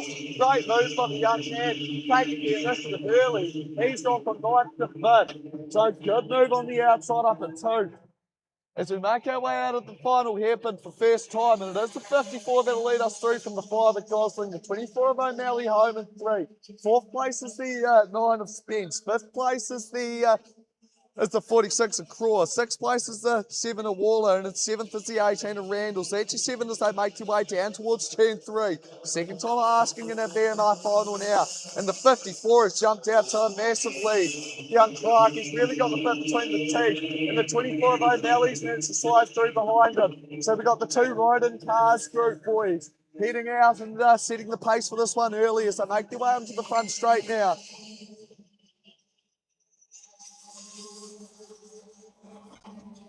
And it is still the 54 of Clark leading out from the 24 of O'Malley. In 3rd is the 5 of Gosling. In 4th is the 9 of Spence as they make their way down towards turn 3, turn 4. So Gosling's right at the back of O'Malley here. He's going to try and apply the pressure. Hurry young Jet along the road. He wants to try and keep up with that 54 Clark. They can't let Clark clear off into the distance. Otherwise he'll say see you later, and that will be that. As they make their way down the front straight with 21 to go this time past. And it is the 54 Clark Opened up a good 7-8 cart lengths over the 24 of O'Malley. As O'Malley comes down into 2 here, carrying some good pace. He's just opened up from the 5 of Randall. The 9 of Spence in tow as well. The 7 of Waller's managed to get back past the 46 of Claw as the 18 and 77 of Randall and Gallagher respectively make their way to the back of the 46 now. We have Blue and Toad making his way out of turn 5. Right in behind that battle pack. That's your top 8-9 as they make their way onto the front straight now, 20 to go. And it is the 54 still leading out from O'Malley in second. You can see the 24 cart very strong through turn 1, just taking half a cart length away from the 54 Clark. And again, under brakes in 2, very strong as well. So the VMR's putting on a show for our final here. The 24 of O'Malley showing pace when it counts, trying to get to the back of his riding past teammate. Gosling still in third, doing a great job out of the Dan Connor Racing stables, representing well as Ivor Spence comes down in 4th place out of the TC Performance stables. So multiple stables all represented across the top of the field here. Just go to show how tight and competitive the VMR class is. But it is still the 54 cart of Clark leading out from the 24 of O'Malley. In third is the 5 of Gosling. So all 3 carts have managed to get back within a tenth of each other now. The 24's pulled the 5 up to the back of the 54, and it's 1 for 3 try blanket over them as they make their way out of turn 5 down towards turn 6. And it's still the 54 leading out of Clark from the 24 of O'Malley. He just got a little bit scruffy as he came off the final chicane there, grabbed a little bit of curb, and it has allowed the 5 of Gosling right to the back of him again. So this is the battle for first, second and third as they make their way through. Down into turn 3 now, and it's still Spence in 4th, resisting the temptations of Waller in 5. So hard, fast battle for Waller and Spence for 4th and 5th. Gallagher's managed to get the job done on Randall for 6th place, so he's managed to move up another place in 6th after starting on the 4th row. But the battle out front's heating up, so with 17 to go, there's a 10th in it. The top 3 carts, you can throw a blanket over them. Clark, O'Malley and Gosling. That's your 3 as they make their way through 2 now. And O'Malley and Gosling are applying the pressure like a blowtorch to the back of the 54 cart. They're sniffing the dip as they make their way down into turn 4 now. They pivot the carts hard on the right-hander is fine. All 3 drivers showing great cart control. The cart's looking as smooth as you like, making their way through turn 6 onto the front straight now. Line and stern as they go through with 16 to go. And O'Malley's going to fire it through, so he'll take over the race lead into 1. Gosling follows him through into 2nd place, so a change to a provisional lead now as they make their way through turns 2 and 3. Down to the double apex at 3. O'Malley will lead them through for his first time asking in our VMR final. We've got 16 and 15 and a half to go as they make their way through turns 4 and 5 now. Up towards turn 6 and Gosling and O'Malley are trying to get the rest of the field. They're going to try and work together and make a bit of a gap back to the 3rd and 4th place carts respectfully as they make their way down front straight with 15 to go. Gosling tucking in behind O'Malley, giving him a push down the straight. He's trying to open that gap up, give themselves a bit of breathing room, leave the other 3 carts behind them in a bit of a void so that they can battle it out for the win between the 2 of them. As O'Malley still leads them through at turn 4 now. The 5 of Gosling right there sniffing the dip. The 54 of Clark in 3rd place. He's just fallen back a part length as we look back to the 9 of Spence and the 7 of Waller. Still there or thereabouts.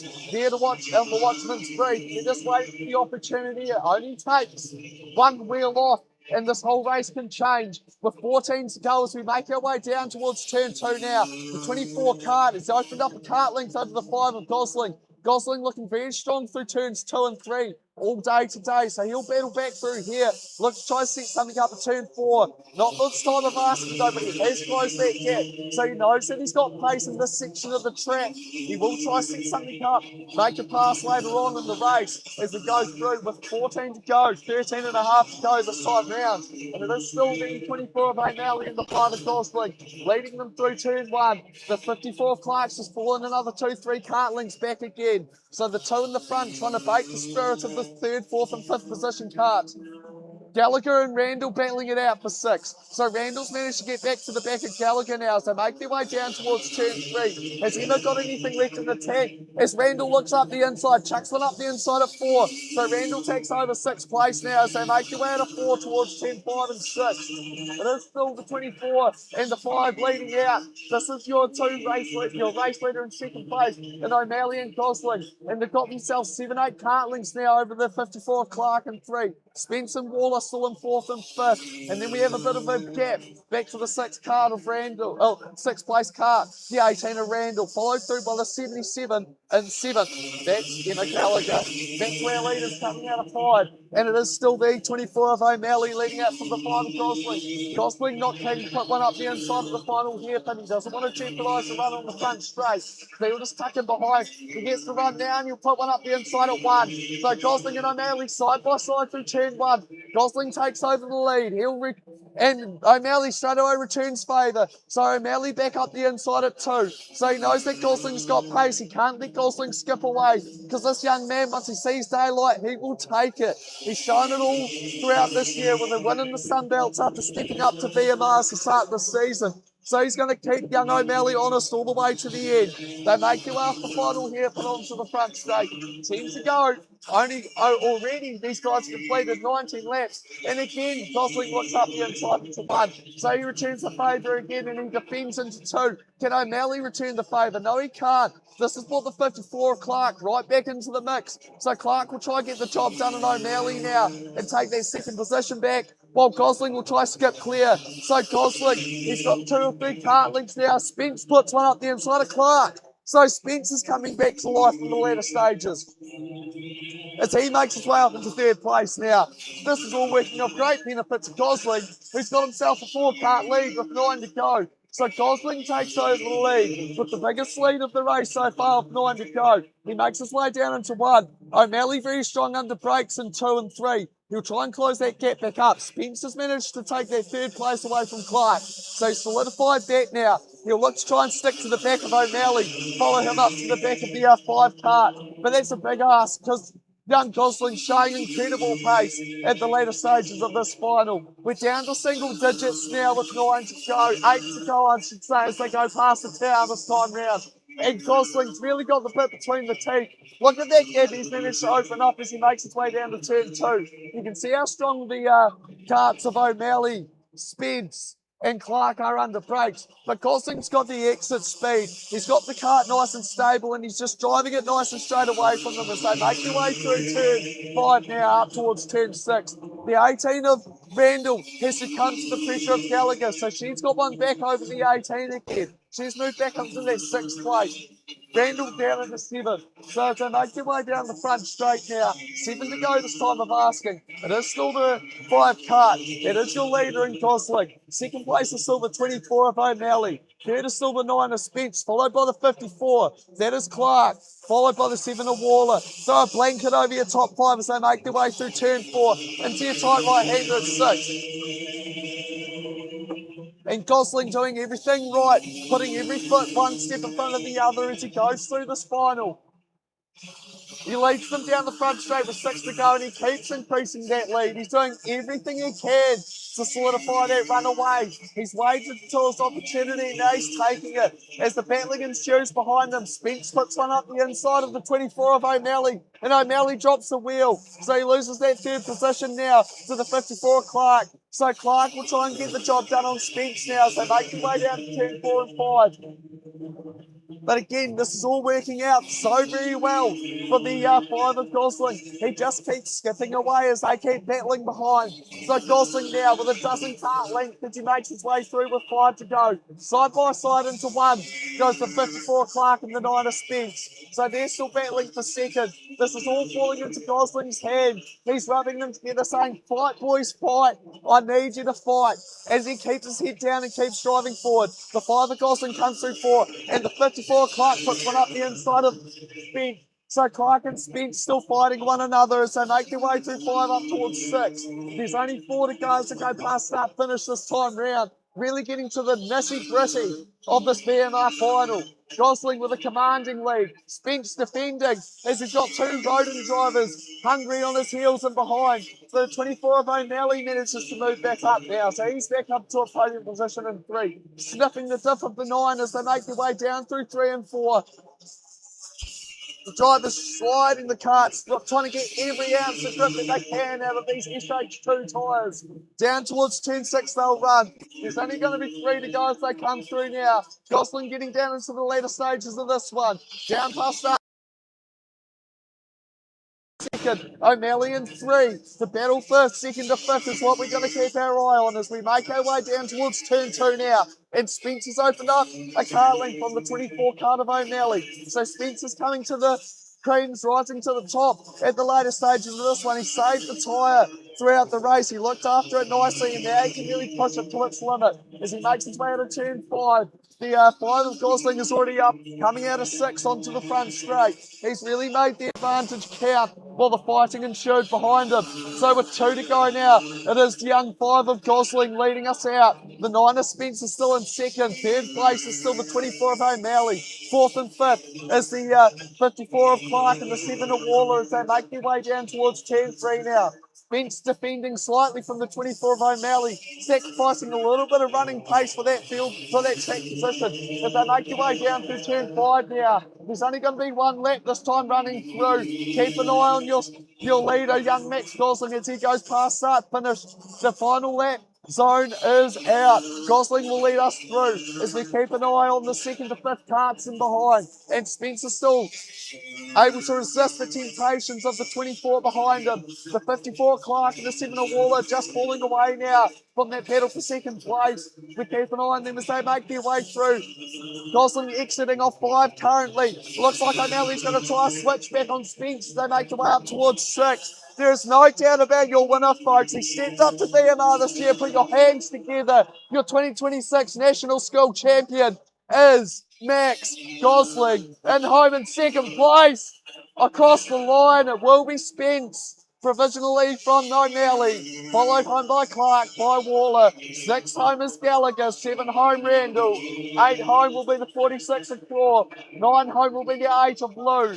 That's your top 9 as they make it through. McGrath home in 10, so that's your top 10 as they make it home. No doubt about your winner. He took the opportunity when it presented itself and he made it count. The 5 of young Max Gosling, freshly stepping up to VMR this year. What an epic race. What a great run race by the young man. Sat patiently, took the pass, and when the battling started, he put his head down and ran away. Congratulations to all our VMR competitors.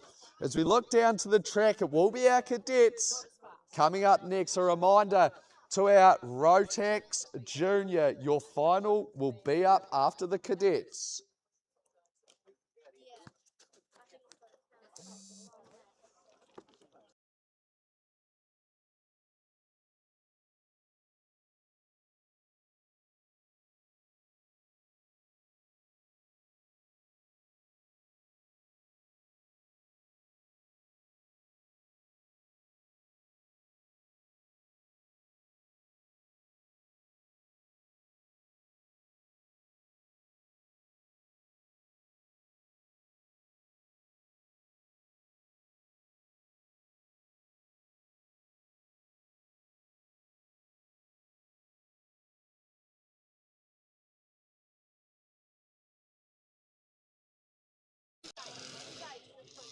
Alrighty folks, here we are. It is our cadet final. Again, a massive congratulations to our VMRs. It was a very hard, long 29 laps. They did an amazing job. When you see our drivers in the pits, folks, make sure you give them a hand, make sure you give them a pat on the back, a fist bump, a high five, because 29 laps in a go-kart is no easy feat. Mentally and physically, it takes its toll, pushing hard as you can every lap. So a massive congratulations to all of our drivers today. They are doing an amazing job. As we look out over track now, there's our cadets making their way through for their final. The number 1, Teddy Patterson, will lead us off. From the number 2 of Gradwell, the 23 of Hart off 3. Off 4, it will be the 33 of Miller. Off 5, it does look to be the 3 of Seb Grant.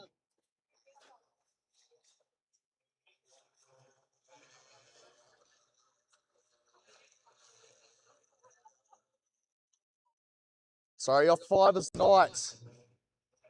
So Grant, obviously, with that pre-final, not finishing in that one, he has missed out a bit on the points. It has shuffled him through. He's got the work ahead of him now, our current 3NZ.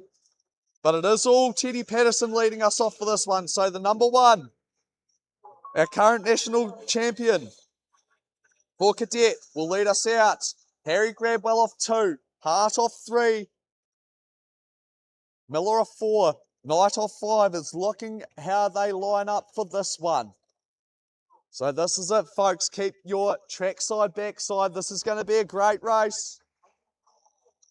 We're into the starters blocks now. Patterson will set us off, and he does. And so Hart tries to follow through with him. Patterson straight away opens up his entry, and Hart manages to follow through into second. So Grabwell slots back into third now. Miller looks up the inside into third. For third position, can't quite get it done though. Around the outside goes Knight into 5th. So he's managed to keep that 5th spot as they move down into turns 2 and 3 and 4 now. The tight interior of the track, and it is the 1NZ. Young Teddy Patterson leading us out. The 23 of Hart in second. The 2NZ of Grabwell up to 3rd. That's your top 3. Miller in 4th, Knight in 5th. That's your top 5 as they make their way onto the front straight for the first time asking. 23 laps to go. This is a 24-lap final for our cadets. Reminder that these drivers are anywhere from the age of 6 up to 9. So they are doing an amazing job out there, doing 24 laps. As the 3 of Grant tries it on around the outside. Can't quite get it done this time. That's for 6th place. 5th place on track, sorry. But he does now. So Grant's up in the 5th. He's got a little bit of momentum after that pre-final. Let's see what he can do with it. As we check back up with our leaders coming off turn 6 now. It is still the 1NZ of Teddy Patterson. He is leading out from the 23 of Hart, who's right there with the 2 of Gradwell. A little battle pack of 3. It's like the three little pigs making their way down into turn 1 and 2. So the 3 amigos, through turn 2 they all traverse.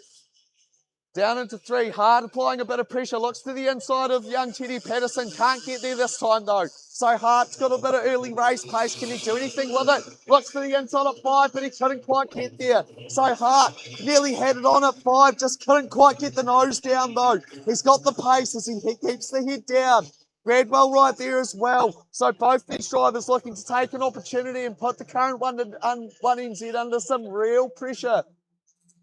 As we check back in the 4th, it is the 33 of Miller, 5th is the 3NZ of Grant. So that's your top 5 as they make it through now. Knight battling away, he looks to the inside for 6 there, can't get it done though, so he returns back in that 7th position. We keep an eye on our front 3 though, they are nose to tail as they make their way through 4 and 5. So Patterson leading out from Hart, leading out from Gradwell. That's your top 3 as they make it through now. Onto the front straight they run, and it looks like Patterson's just managed to open up a car length or 2. Very clean through that top end of the track. He keeps it very, very clean coming off curves, straightening the cart up, really carrying that momentum in the cadet. So Patterson opens up 3 car lengths over to the 23 of Hart in 2nd place. Gradwell still in 3rd, right there sniffing the diff of the 23 as they make their way down into turn 4 now. But the 23 of Hart very strong through turn 4 and 5, able to close up to the back of Patterson again. Opens up the space, back to Gradwell, relieves a little bit of pressure as they make their way onto the front straight again. And it's only at 19 to go. We're already 5 laps through. This is a blistering pace by our cadets in this final. As they make their way down towards turn 2 now, and Patterson hasn't been able to clear out like he did in the previous heats from the 23 of Hart or the 2NZ of Gradwell. They make their way down into turn 3 and 4 again. Gradwell up the inside of Hart here, so Gradwell gets the job done for 2nd. Hart will slot back into 3rd. He peaked right there though, there's still plenty of time left in this one. Slide jobs galore as Knight gets the job done, so Knight up into 6th place now. So make their way onto the front straight now. Patterson leads out from Gradwell. 3rd place is Hart. 4th place is Miller. 5th place is Grant. That's your top 5 as they make their way down through turn 1. Down to turn 2 they all traverse now. And Patterson's going to have company in the form of Gradwell, who's carrying some good mid-race pace so far in this one here. Hart's going to try and stick with them both as they make their way down to turn 4 and up towards the right-hander at 5. The 3 Illuminos Amigos making their way down towards turn 6 now currently. with 18 to go as they come through now. 17 to go, sorry, as they make their way through for this one. And it is still the 1NZ of Patterson leading out from Gradwell in 2. Hart just falling a cart length or 2 back on that one there. He can't let these 2 skip away in front of him as they make their way down into turns 2 and 3 now. And it is still the 1NZ of Patterson leading out. The 2NZ of Gradwell doing his utmost to apply the pressure. But the Minister of Defence and Patterson absorbs it all like a sponge. Keeps on trucking and he leads them through to turn 6 now. We'll only have 16 to go when we go through, so we're already a quarter of the way home for our cadets. This is their final race of the day and they're putting on a real show for us at Kart Sport Canterbury. This is an excellent race that they're putting on and Patterson setting a blistering pace so far. Gradwell just falling back a car length or 2 through the later stages of that previous lap. And Patterson's trying to open up that advantage. Break the spirit of Hart and Gradwell behind him here. But Gradwell very strong through turns 3, 4 and 5. So different setups in the carts bring them on at different parts of the track. Through that tight, slower section, the 2NZ looking very strong and determined. But through the open flowing parts of the track, the 1NZ carrying great pace. With the 2NZ of Gradwell now right behind them with 15 to go. So the ding-dong battle continues down into 1. Is Gradwell going to put it up the inside? Not this time round. He'll stay patient. He'll play the long game as they make their way down towards turn 3. Is there an opportunity for him at 4 this time? No. Patterson very strong under the braking through 3 and 4 as they make their way up towards turn 5 now. And it is still the 1NZ of Patterson leading out from the 2. Leading out from the 23. That's your top 3 as they make their way onto the front straight now. 4th place is still Miller. 5th place is still Grant. That's your top 5. And you can throw a blanket over the 1 and 2 currently as they make their way through down to turn 2 now. Hart's still sticking with them as well. So if there's any battling, he'll be right there to capitalise as they make their way down through turns 3 into the double right-handers and left-handers at 4 and 5. This tight technical part of the track where you double back onto the right-hander at 5 before you run up to the hairpin at 6. That's where you'll find our 3 lead carts onto the front straight day to first. Now, we're down to 13 to go. And the 1 and 2NZ are just starting to drop the 23 of Hart from the battle for first now. So Hart's starting to lose that 10th of speed that he had earlier in the race. A long race and it can really come through at the end, just how fatiguing it is for these young drivers. But Gradwell still all over the back of Patterson as they make their way through turn 4, up towards turn 5 now. As they're just about 50% of the race through. The 33 of Miller still in 4th with the 3NZ of Grant in 5. Knight's moved up into 6th place, so he's managed to go back forward now. As he looks for a move into 1. Can't quite get it done this time of asking. So the defence is really coming to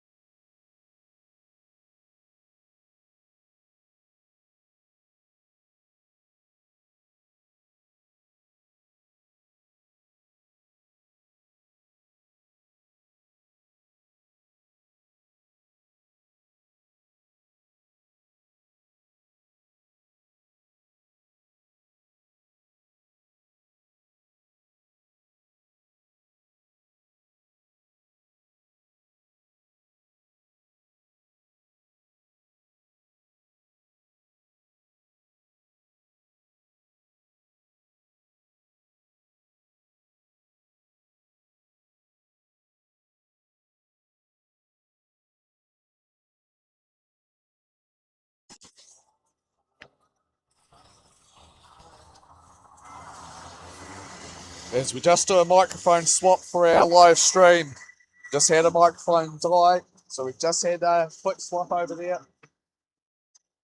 So we do have our finalists out on track. This is our final race of the day. This is Henry Fisher leading out from Young Magni Whittle. This is your Rotex Junior final. Off 3 will be the 17 of Cripps. The 27 of Low will be off 4. The 14 of Cravanger off 5. Denison off 6. That's your third row of Cravanger, Denison.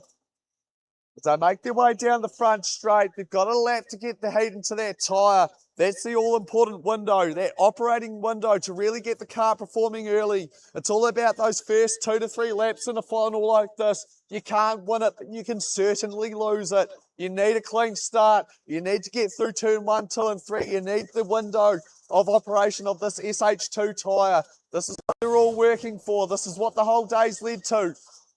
The number 9 of Fisher leads off. The 38 of Whittle alongside. Second row will be the 17 of Cripps and the 27 of Low. Third row, the 14 of Cravanger, the 15 of Denison. Fourth row, the 11 of McGrath, the 48 of Wilton. That's your 4 rows as they make their way off the final corner now. So Fisher controls the pace. He's got them at a crawl. I think that's a smart move as he makes his way to the starter's box. A bit of toing and throwing, pushing and shoving. But we're on and we're going. So we're on our way. It's the final of the day. Our Rotex Juniors, and it's Fisher who will lead us through side by side on the outside. Whittle, with the nerves of steel, he manages to hold on. So Whittle, brave around the outside, holds on to second in the arrow. Side by side between the two Luminos drivers. That's Cripps and Low for third. As Cravanger gets up the inside of Denison and Wilton follows him through. So Wilton tries to follow through on Denison. Denison fights back. Cravanger still there in fifth though. So Cravanger picking up the lollies early in this one here. As Comer comes through as well. So Comer's going to try and catch up to his teammate after the DNS for the final, for the pre-final, sorry. But it is all Fisher with a great start early. He'll lead out in the 9 kart from the 38 of Whittle. Third place is the 27 of Low, followed by the 17 of Cripps. Cravanger then ensues in the 14 kart, followed by the 15 in Denison. The 48 of Wilton as they make their way through turns 4 and 5 now. Side by side with Denison and Cravanger through 5. That's for the first position. Can't get it done though. Cravanger retains it as they make their way onto the start finish straight now. And the 9 of Fisher has started hard and fast in this one. He's jumped out to a good lead with Whittle in tow. So can they capitalise on it early? Can the two of them skip away from the field and have a good ding-dong battle between the two of them for first? Or can Low and Cripps work together along with Cravanger and drag the field back to them as they make their way down to 3, 4 and 5? The field snakes are playing for the interior of the track here. Good hard fast racing in our Rotex Junior final. And it is Fisher leading out in the middle cart from the 38 of Whittle in that arrow in second. Then we have the two Luminos of Low and Cripps in 3 and 4. The Hart Carter Cravanger in 5. So different manufacturers all across the top 5 here as they make their way down into turn 2. Then we have the 15 of Denison, followed by the 48 of Wilton, followed by the 11 of McGrath, followed by the 7 out of Comer, followed by the 16. That looks to be Smith there. So that's your top 10 as they make their way through 5 up towards turn 6. The 9 of Fisher still in control of this one though, followed through by the 38 of Whittle. So there's 3 car lengths from the top 2 carts, then a dozen more. Back to our third place driver in Low as they make their way up to turn 2. Line and Stern Indian file through there for 3rd, 4th and 5th. That's Low, Cripps and Cravanger as Denison just falls a cart length or 2 away from them. And then we have Wilton, McGrath, Comer and Smith ensuing. But your leader's really got the bit between the teeth early. Young Fisher really trying to make the most of the open track in front of him. So he'll try and drag Whittle along with him. He doesn't want the whole pack to follow through. He'll be happy to break the spirits of all of them and gap away to the front by himself if he can. He's got the head down at the moment as the barrel comes through turn 3 currently. You can see how nicely the car's behaving for young Henry. He gets it squared up. It rotates on a dime where he wants it to. He's not having to correct the car as the battle ensues for third here between the two Luminos drivers. Can Cravanger capitalise and have a go as they make their way onto the front straight here. Can't quite carry the momentum on this one. Cripps looks like he's getting impatient behind the 27 Low, who's just struggling with a bit of race pace to stay with our front 2 carts currently of Whittle and Fisher. So Lowe's under a bit of pressure now as they make their way down into turn 3. Cripps looking for an opportunity down into 4 as they make their way in now. But it doesn't present himself. Lowe knows this track too well to leave that door open. As Craving and then looks for an opportunity at 5. But he can't do it either. So they all line in stern as they make their way off turn 6. Your leader is still the 9 Cart. That's still Fisher with 22 to go. As Whittle's still in second place. Third is still the 27 Lowe. Fourth is still the 17 of Cripps. Cripps right there sniffing the diff as they make their way through turn 2. Down towards turn 3. This is your final of the day and it's not disappointing as they make their way to 4. Cripps up the inside. It was only a matter of time. He saw it coming, but he couldn't get it done clean, so he readjusted it straight away.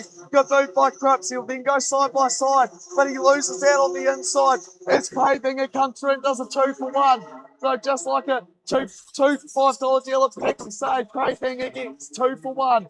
And Dennison follows him through. So now Dennison will look up the inside of Cravinger. And Dennison Dennison's made his way from 7th up to 3rd. He's picked off 3 carts and 4 corners. So Dennison, the 15, coming alive late in this one is Lowe.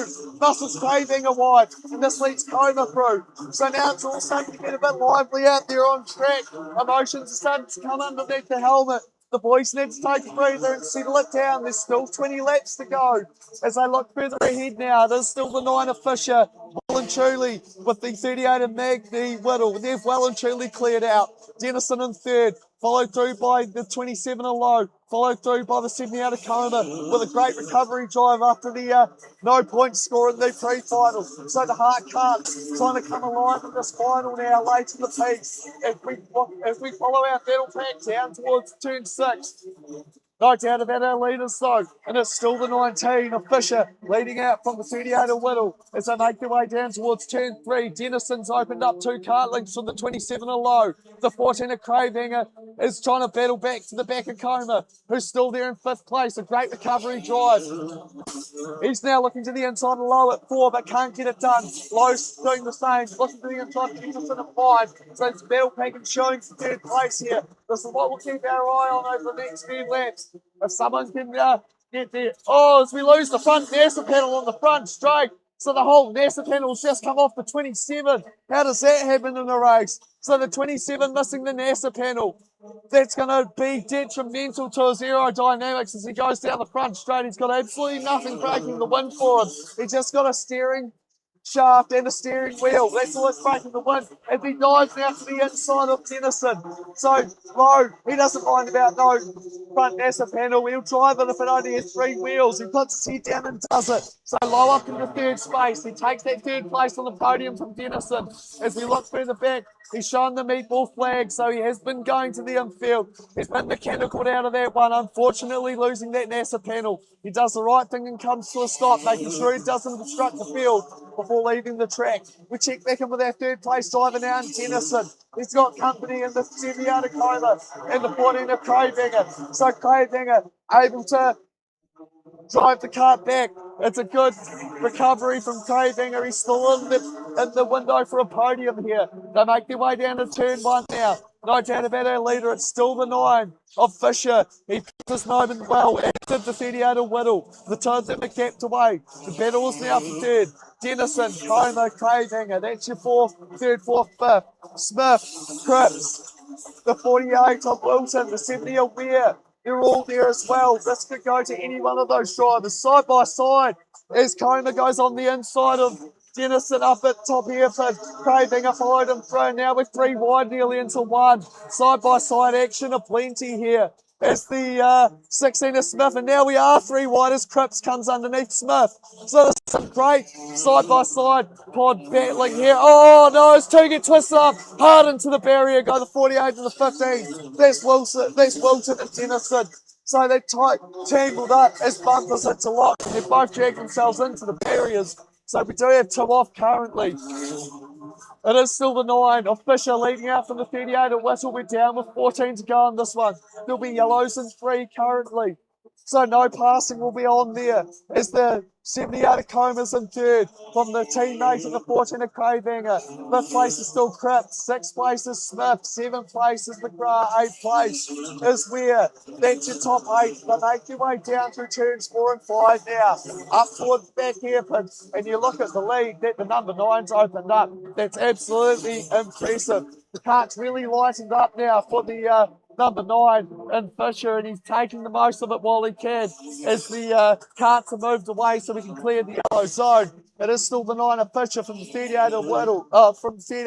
Yes, as they make their way through 4 and 5. The battle's on for third though between the two hard cart lads. This is Craybanger and this is Cobra. So make their way off 4 up towards 5 now and up to 6. Craybanger looking like he's coming on very strong in this one. Does he have any tyre underneath him though? Does he have anything left to challenge for that final podium place? This is our 2026 Schools Championship, our final race of the day. This is our junior road tax, and our leader currently is the 9 of Henry Fisher. Second place is still the 38 of Whittle, doing what he can. He's trying to close that gap, but it looks like a very big mountain for Muhammad to move. If they make their way down towards turn 6 now, and it is still the 9 of Fisher leading out from the 38 of Whittle with 11 to go. Cobra in third with Craybanger in fourth. Fifth is Cripps. That's your top 5 as they make their way through turn 1. There's only 11 to go in this final here. You watch how quickly these laps disappear. As the 9 of Fisher already makes his way down through turn 5. Whittle in tow just making his way through 5 now as well. We check back in with the battle for third with Craybanger and Cobra as they make their way off turn 5 up towards turn 6 there. And Craybanger's not letting him go. He's like a dog with a bone. He just won't give up. So it's 10 to go as they make their way down the front straight now. And the 9 of Fisher's well and truly in control, but the battle for third's well and truly alive. So Coma doing what he can to defend from Craybanger, but they don't want to get too defensive and invite Cripps back into the battle, because we know Cripps only needs a small invitation and he'll bring it on. So Cripps doing his best to try and get to the back of the 14 of Craybanger as they make their way off turn 5 towards turn 6 now. Eagers still battling away mid-pack as well with Hodges, so there's still battles further on as we look further back. With 9 to go this time round, and it's still the 78 from the 14 for third. The battle between Coma and Craybanger still live. Anything as they make their way through the double apex at 3. Coma doing a great job of covering off where Craybanger's been strong all day throughout 4 and 5 as they drive off in towards turn 6 now. Cripps just doesn't have the pace to get there. He can't quite close up onto the back of the 14 of Craybanger. Craybanger doing just enough to keep that gap nice and clear from himself back to the Luminos driver in 5th place. Gives him a good cushion to really have a go for that third and final podium position. No troubles like that for the 9 of Fisher though. He's in a whirl of his own. He's doing everything right, putting every foot in front of the other as he makes his way down turn 6 now towards the front straight. We're down into the single digits with 7 to go now. Our final of the day. This has been some great hard fast racing at the Carsport Canterbury Complex here on Cars Road. As the battle shows the third place between Coma and Craybanger, they make their way up towards turn 2 now with 7 to go. Down to the double apex at 3 and Coma doing everything right, absorbing the pressure like a sponge from Craybanger here. Down towards 4 and 5 they go. Craybanger having a look up the inside, but there's nothing there this time of asking. Down towards 6. You're only going to do this half a dozen more times today. So he's going to have 1 in 6 chances to take that third place. Or can Coma defend stoutly like he has for the last 21 laps and hold on? So Coma in third place currently leads him out of turn 2. Down towards the double apex at 3. Craybanger having a look at 4, but he's not going to be close enough. So Coma doing everything right. Down towards 5 again. Line and stern Indian file as they make their way towards 6. We check back in with our leader now. It's Fisher with 5 to go. And he's currently making his way through turn 1 up towards turn 2. This is a dominating drive from the number 9. The biggest lead in the final we've seen all day. The 38 of Whittle, calmly and confidently secured in second place there, doing everything he can, trying to will that car forward, but it will be too much to ask with only 5 to go. The battle for third, though, is starting to liven up again. Because just like I said earlier, don't give that 17er Cripps the second invite. He will take the opportunity, and he's right there now. So Cripps is up in fifth, but he's right there sniffing the diff for fourth and third. With 4 to go as they go past start finish down into 1 now. And it is the 78er Coma leading out from the 14er Craybanger. And in fifth place is still the 17er Cripps. So the 3 carts fighting for that final podium place. Down into turn 4 they venture now. And the 78er Coma doing everything right. Still resisting from the impressions of the 14er Craybanger. Down towards turn 6 they traverse. The 78 nice and straight off the exits with 3 to go now. So he's really going to have to keep this tidy. If he drops the wheel or gets squarely mid-corner, it's all that Craybanger will need to take that third place. Down into turn 2 they run now. He'll get down to the apex early at 3, defend that inside line as they then drive down to 4 again. The tight left-hander with a late apex. But and that side by side as Craybanger goes up the inside for third place on Coma, and Coma will return the favourite top hairpin. And this is exactly what they can't do. This invites young Nixon Cripps into the fray. So Cripps looks like up the inside, 2 to go.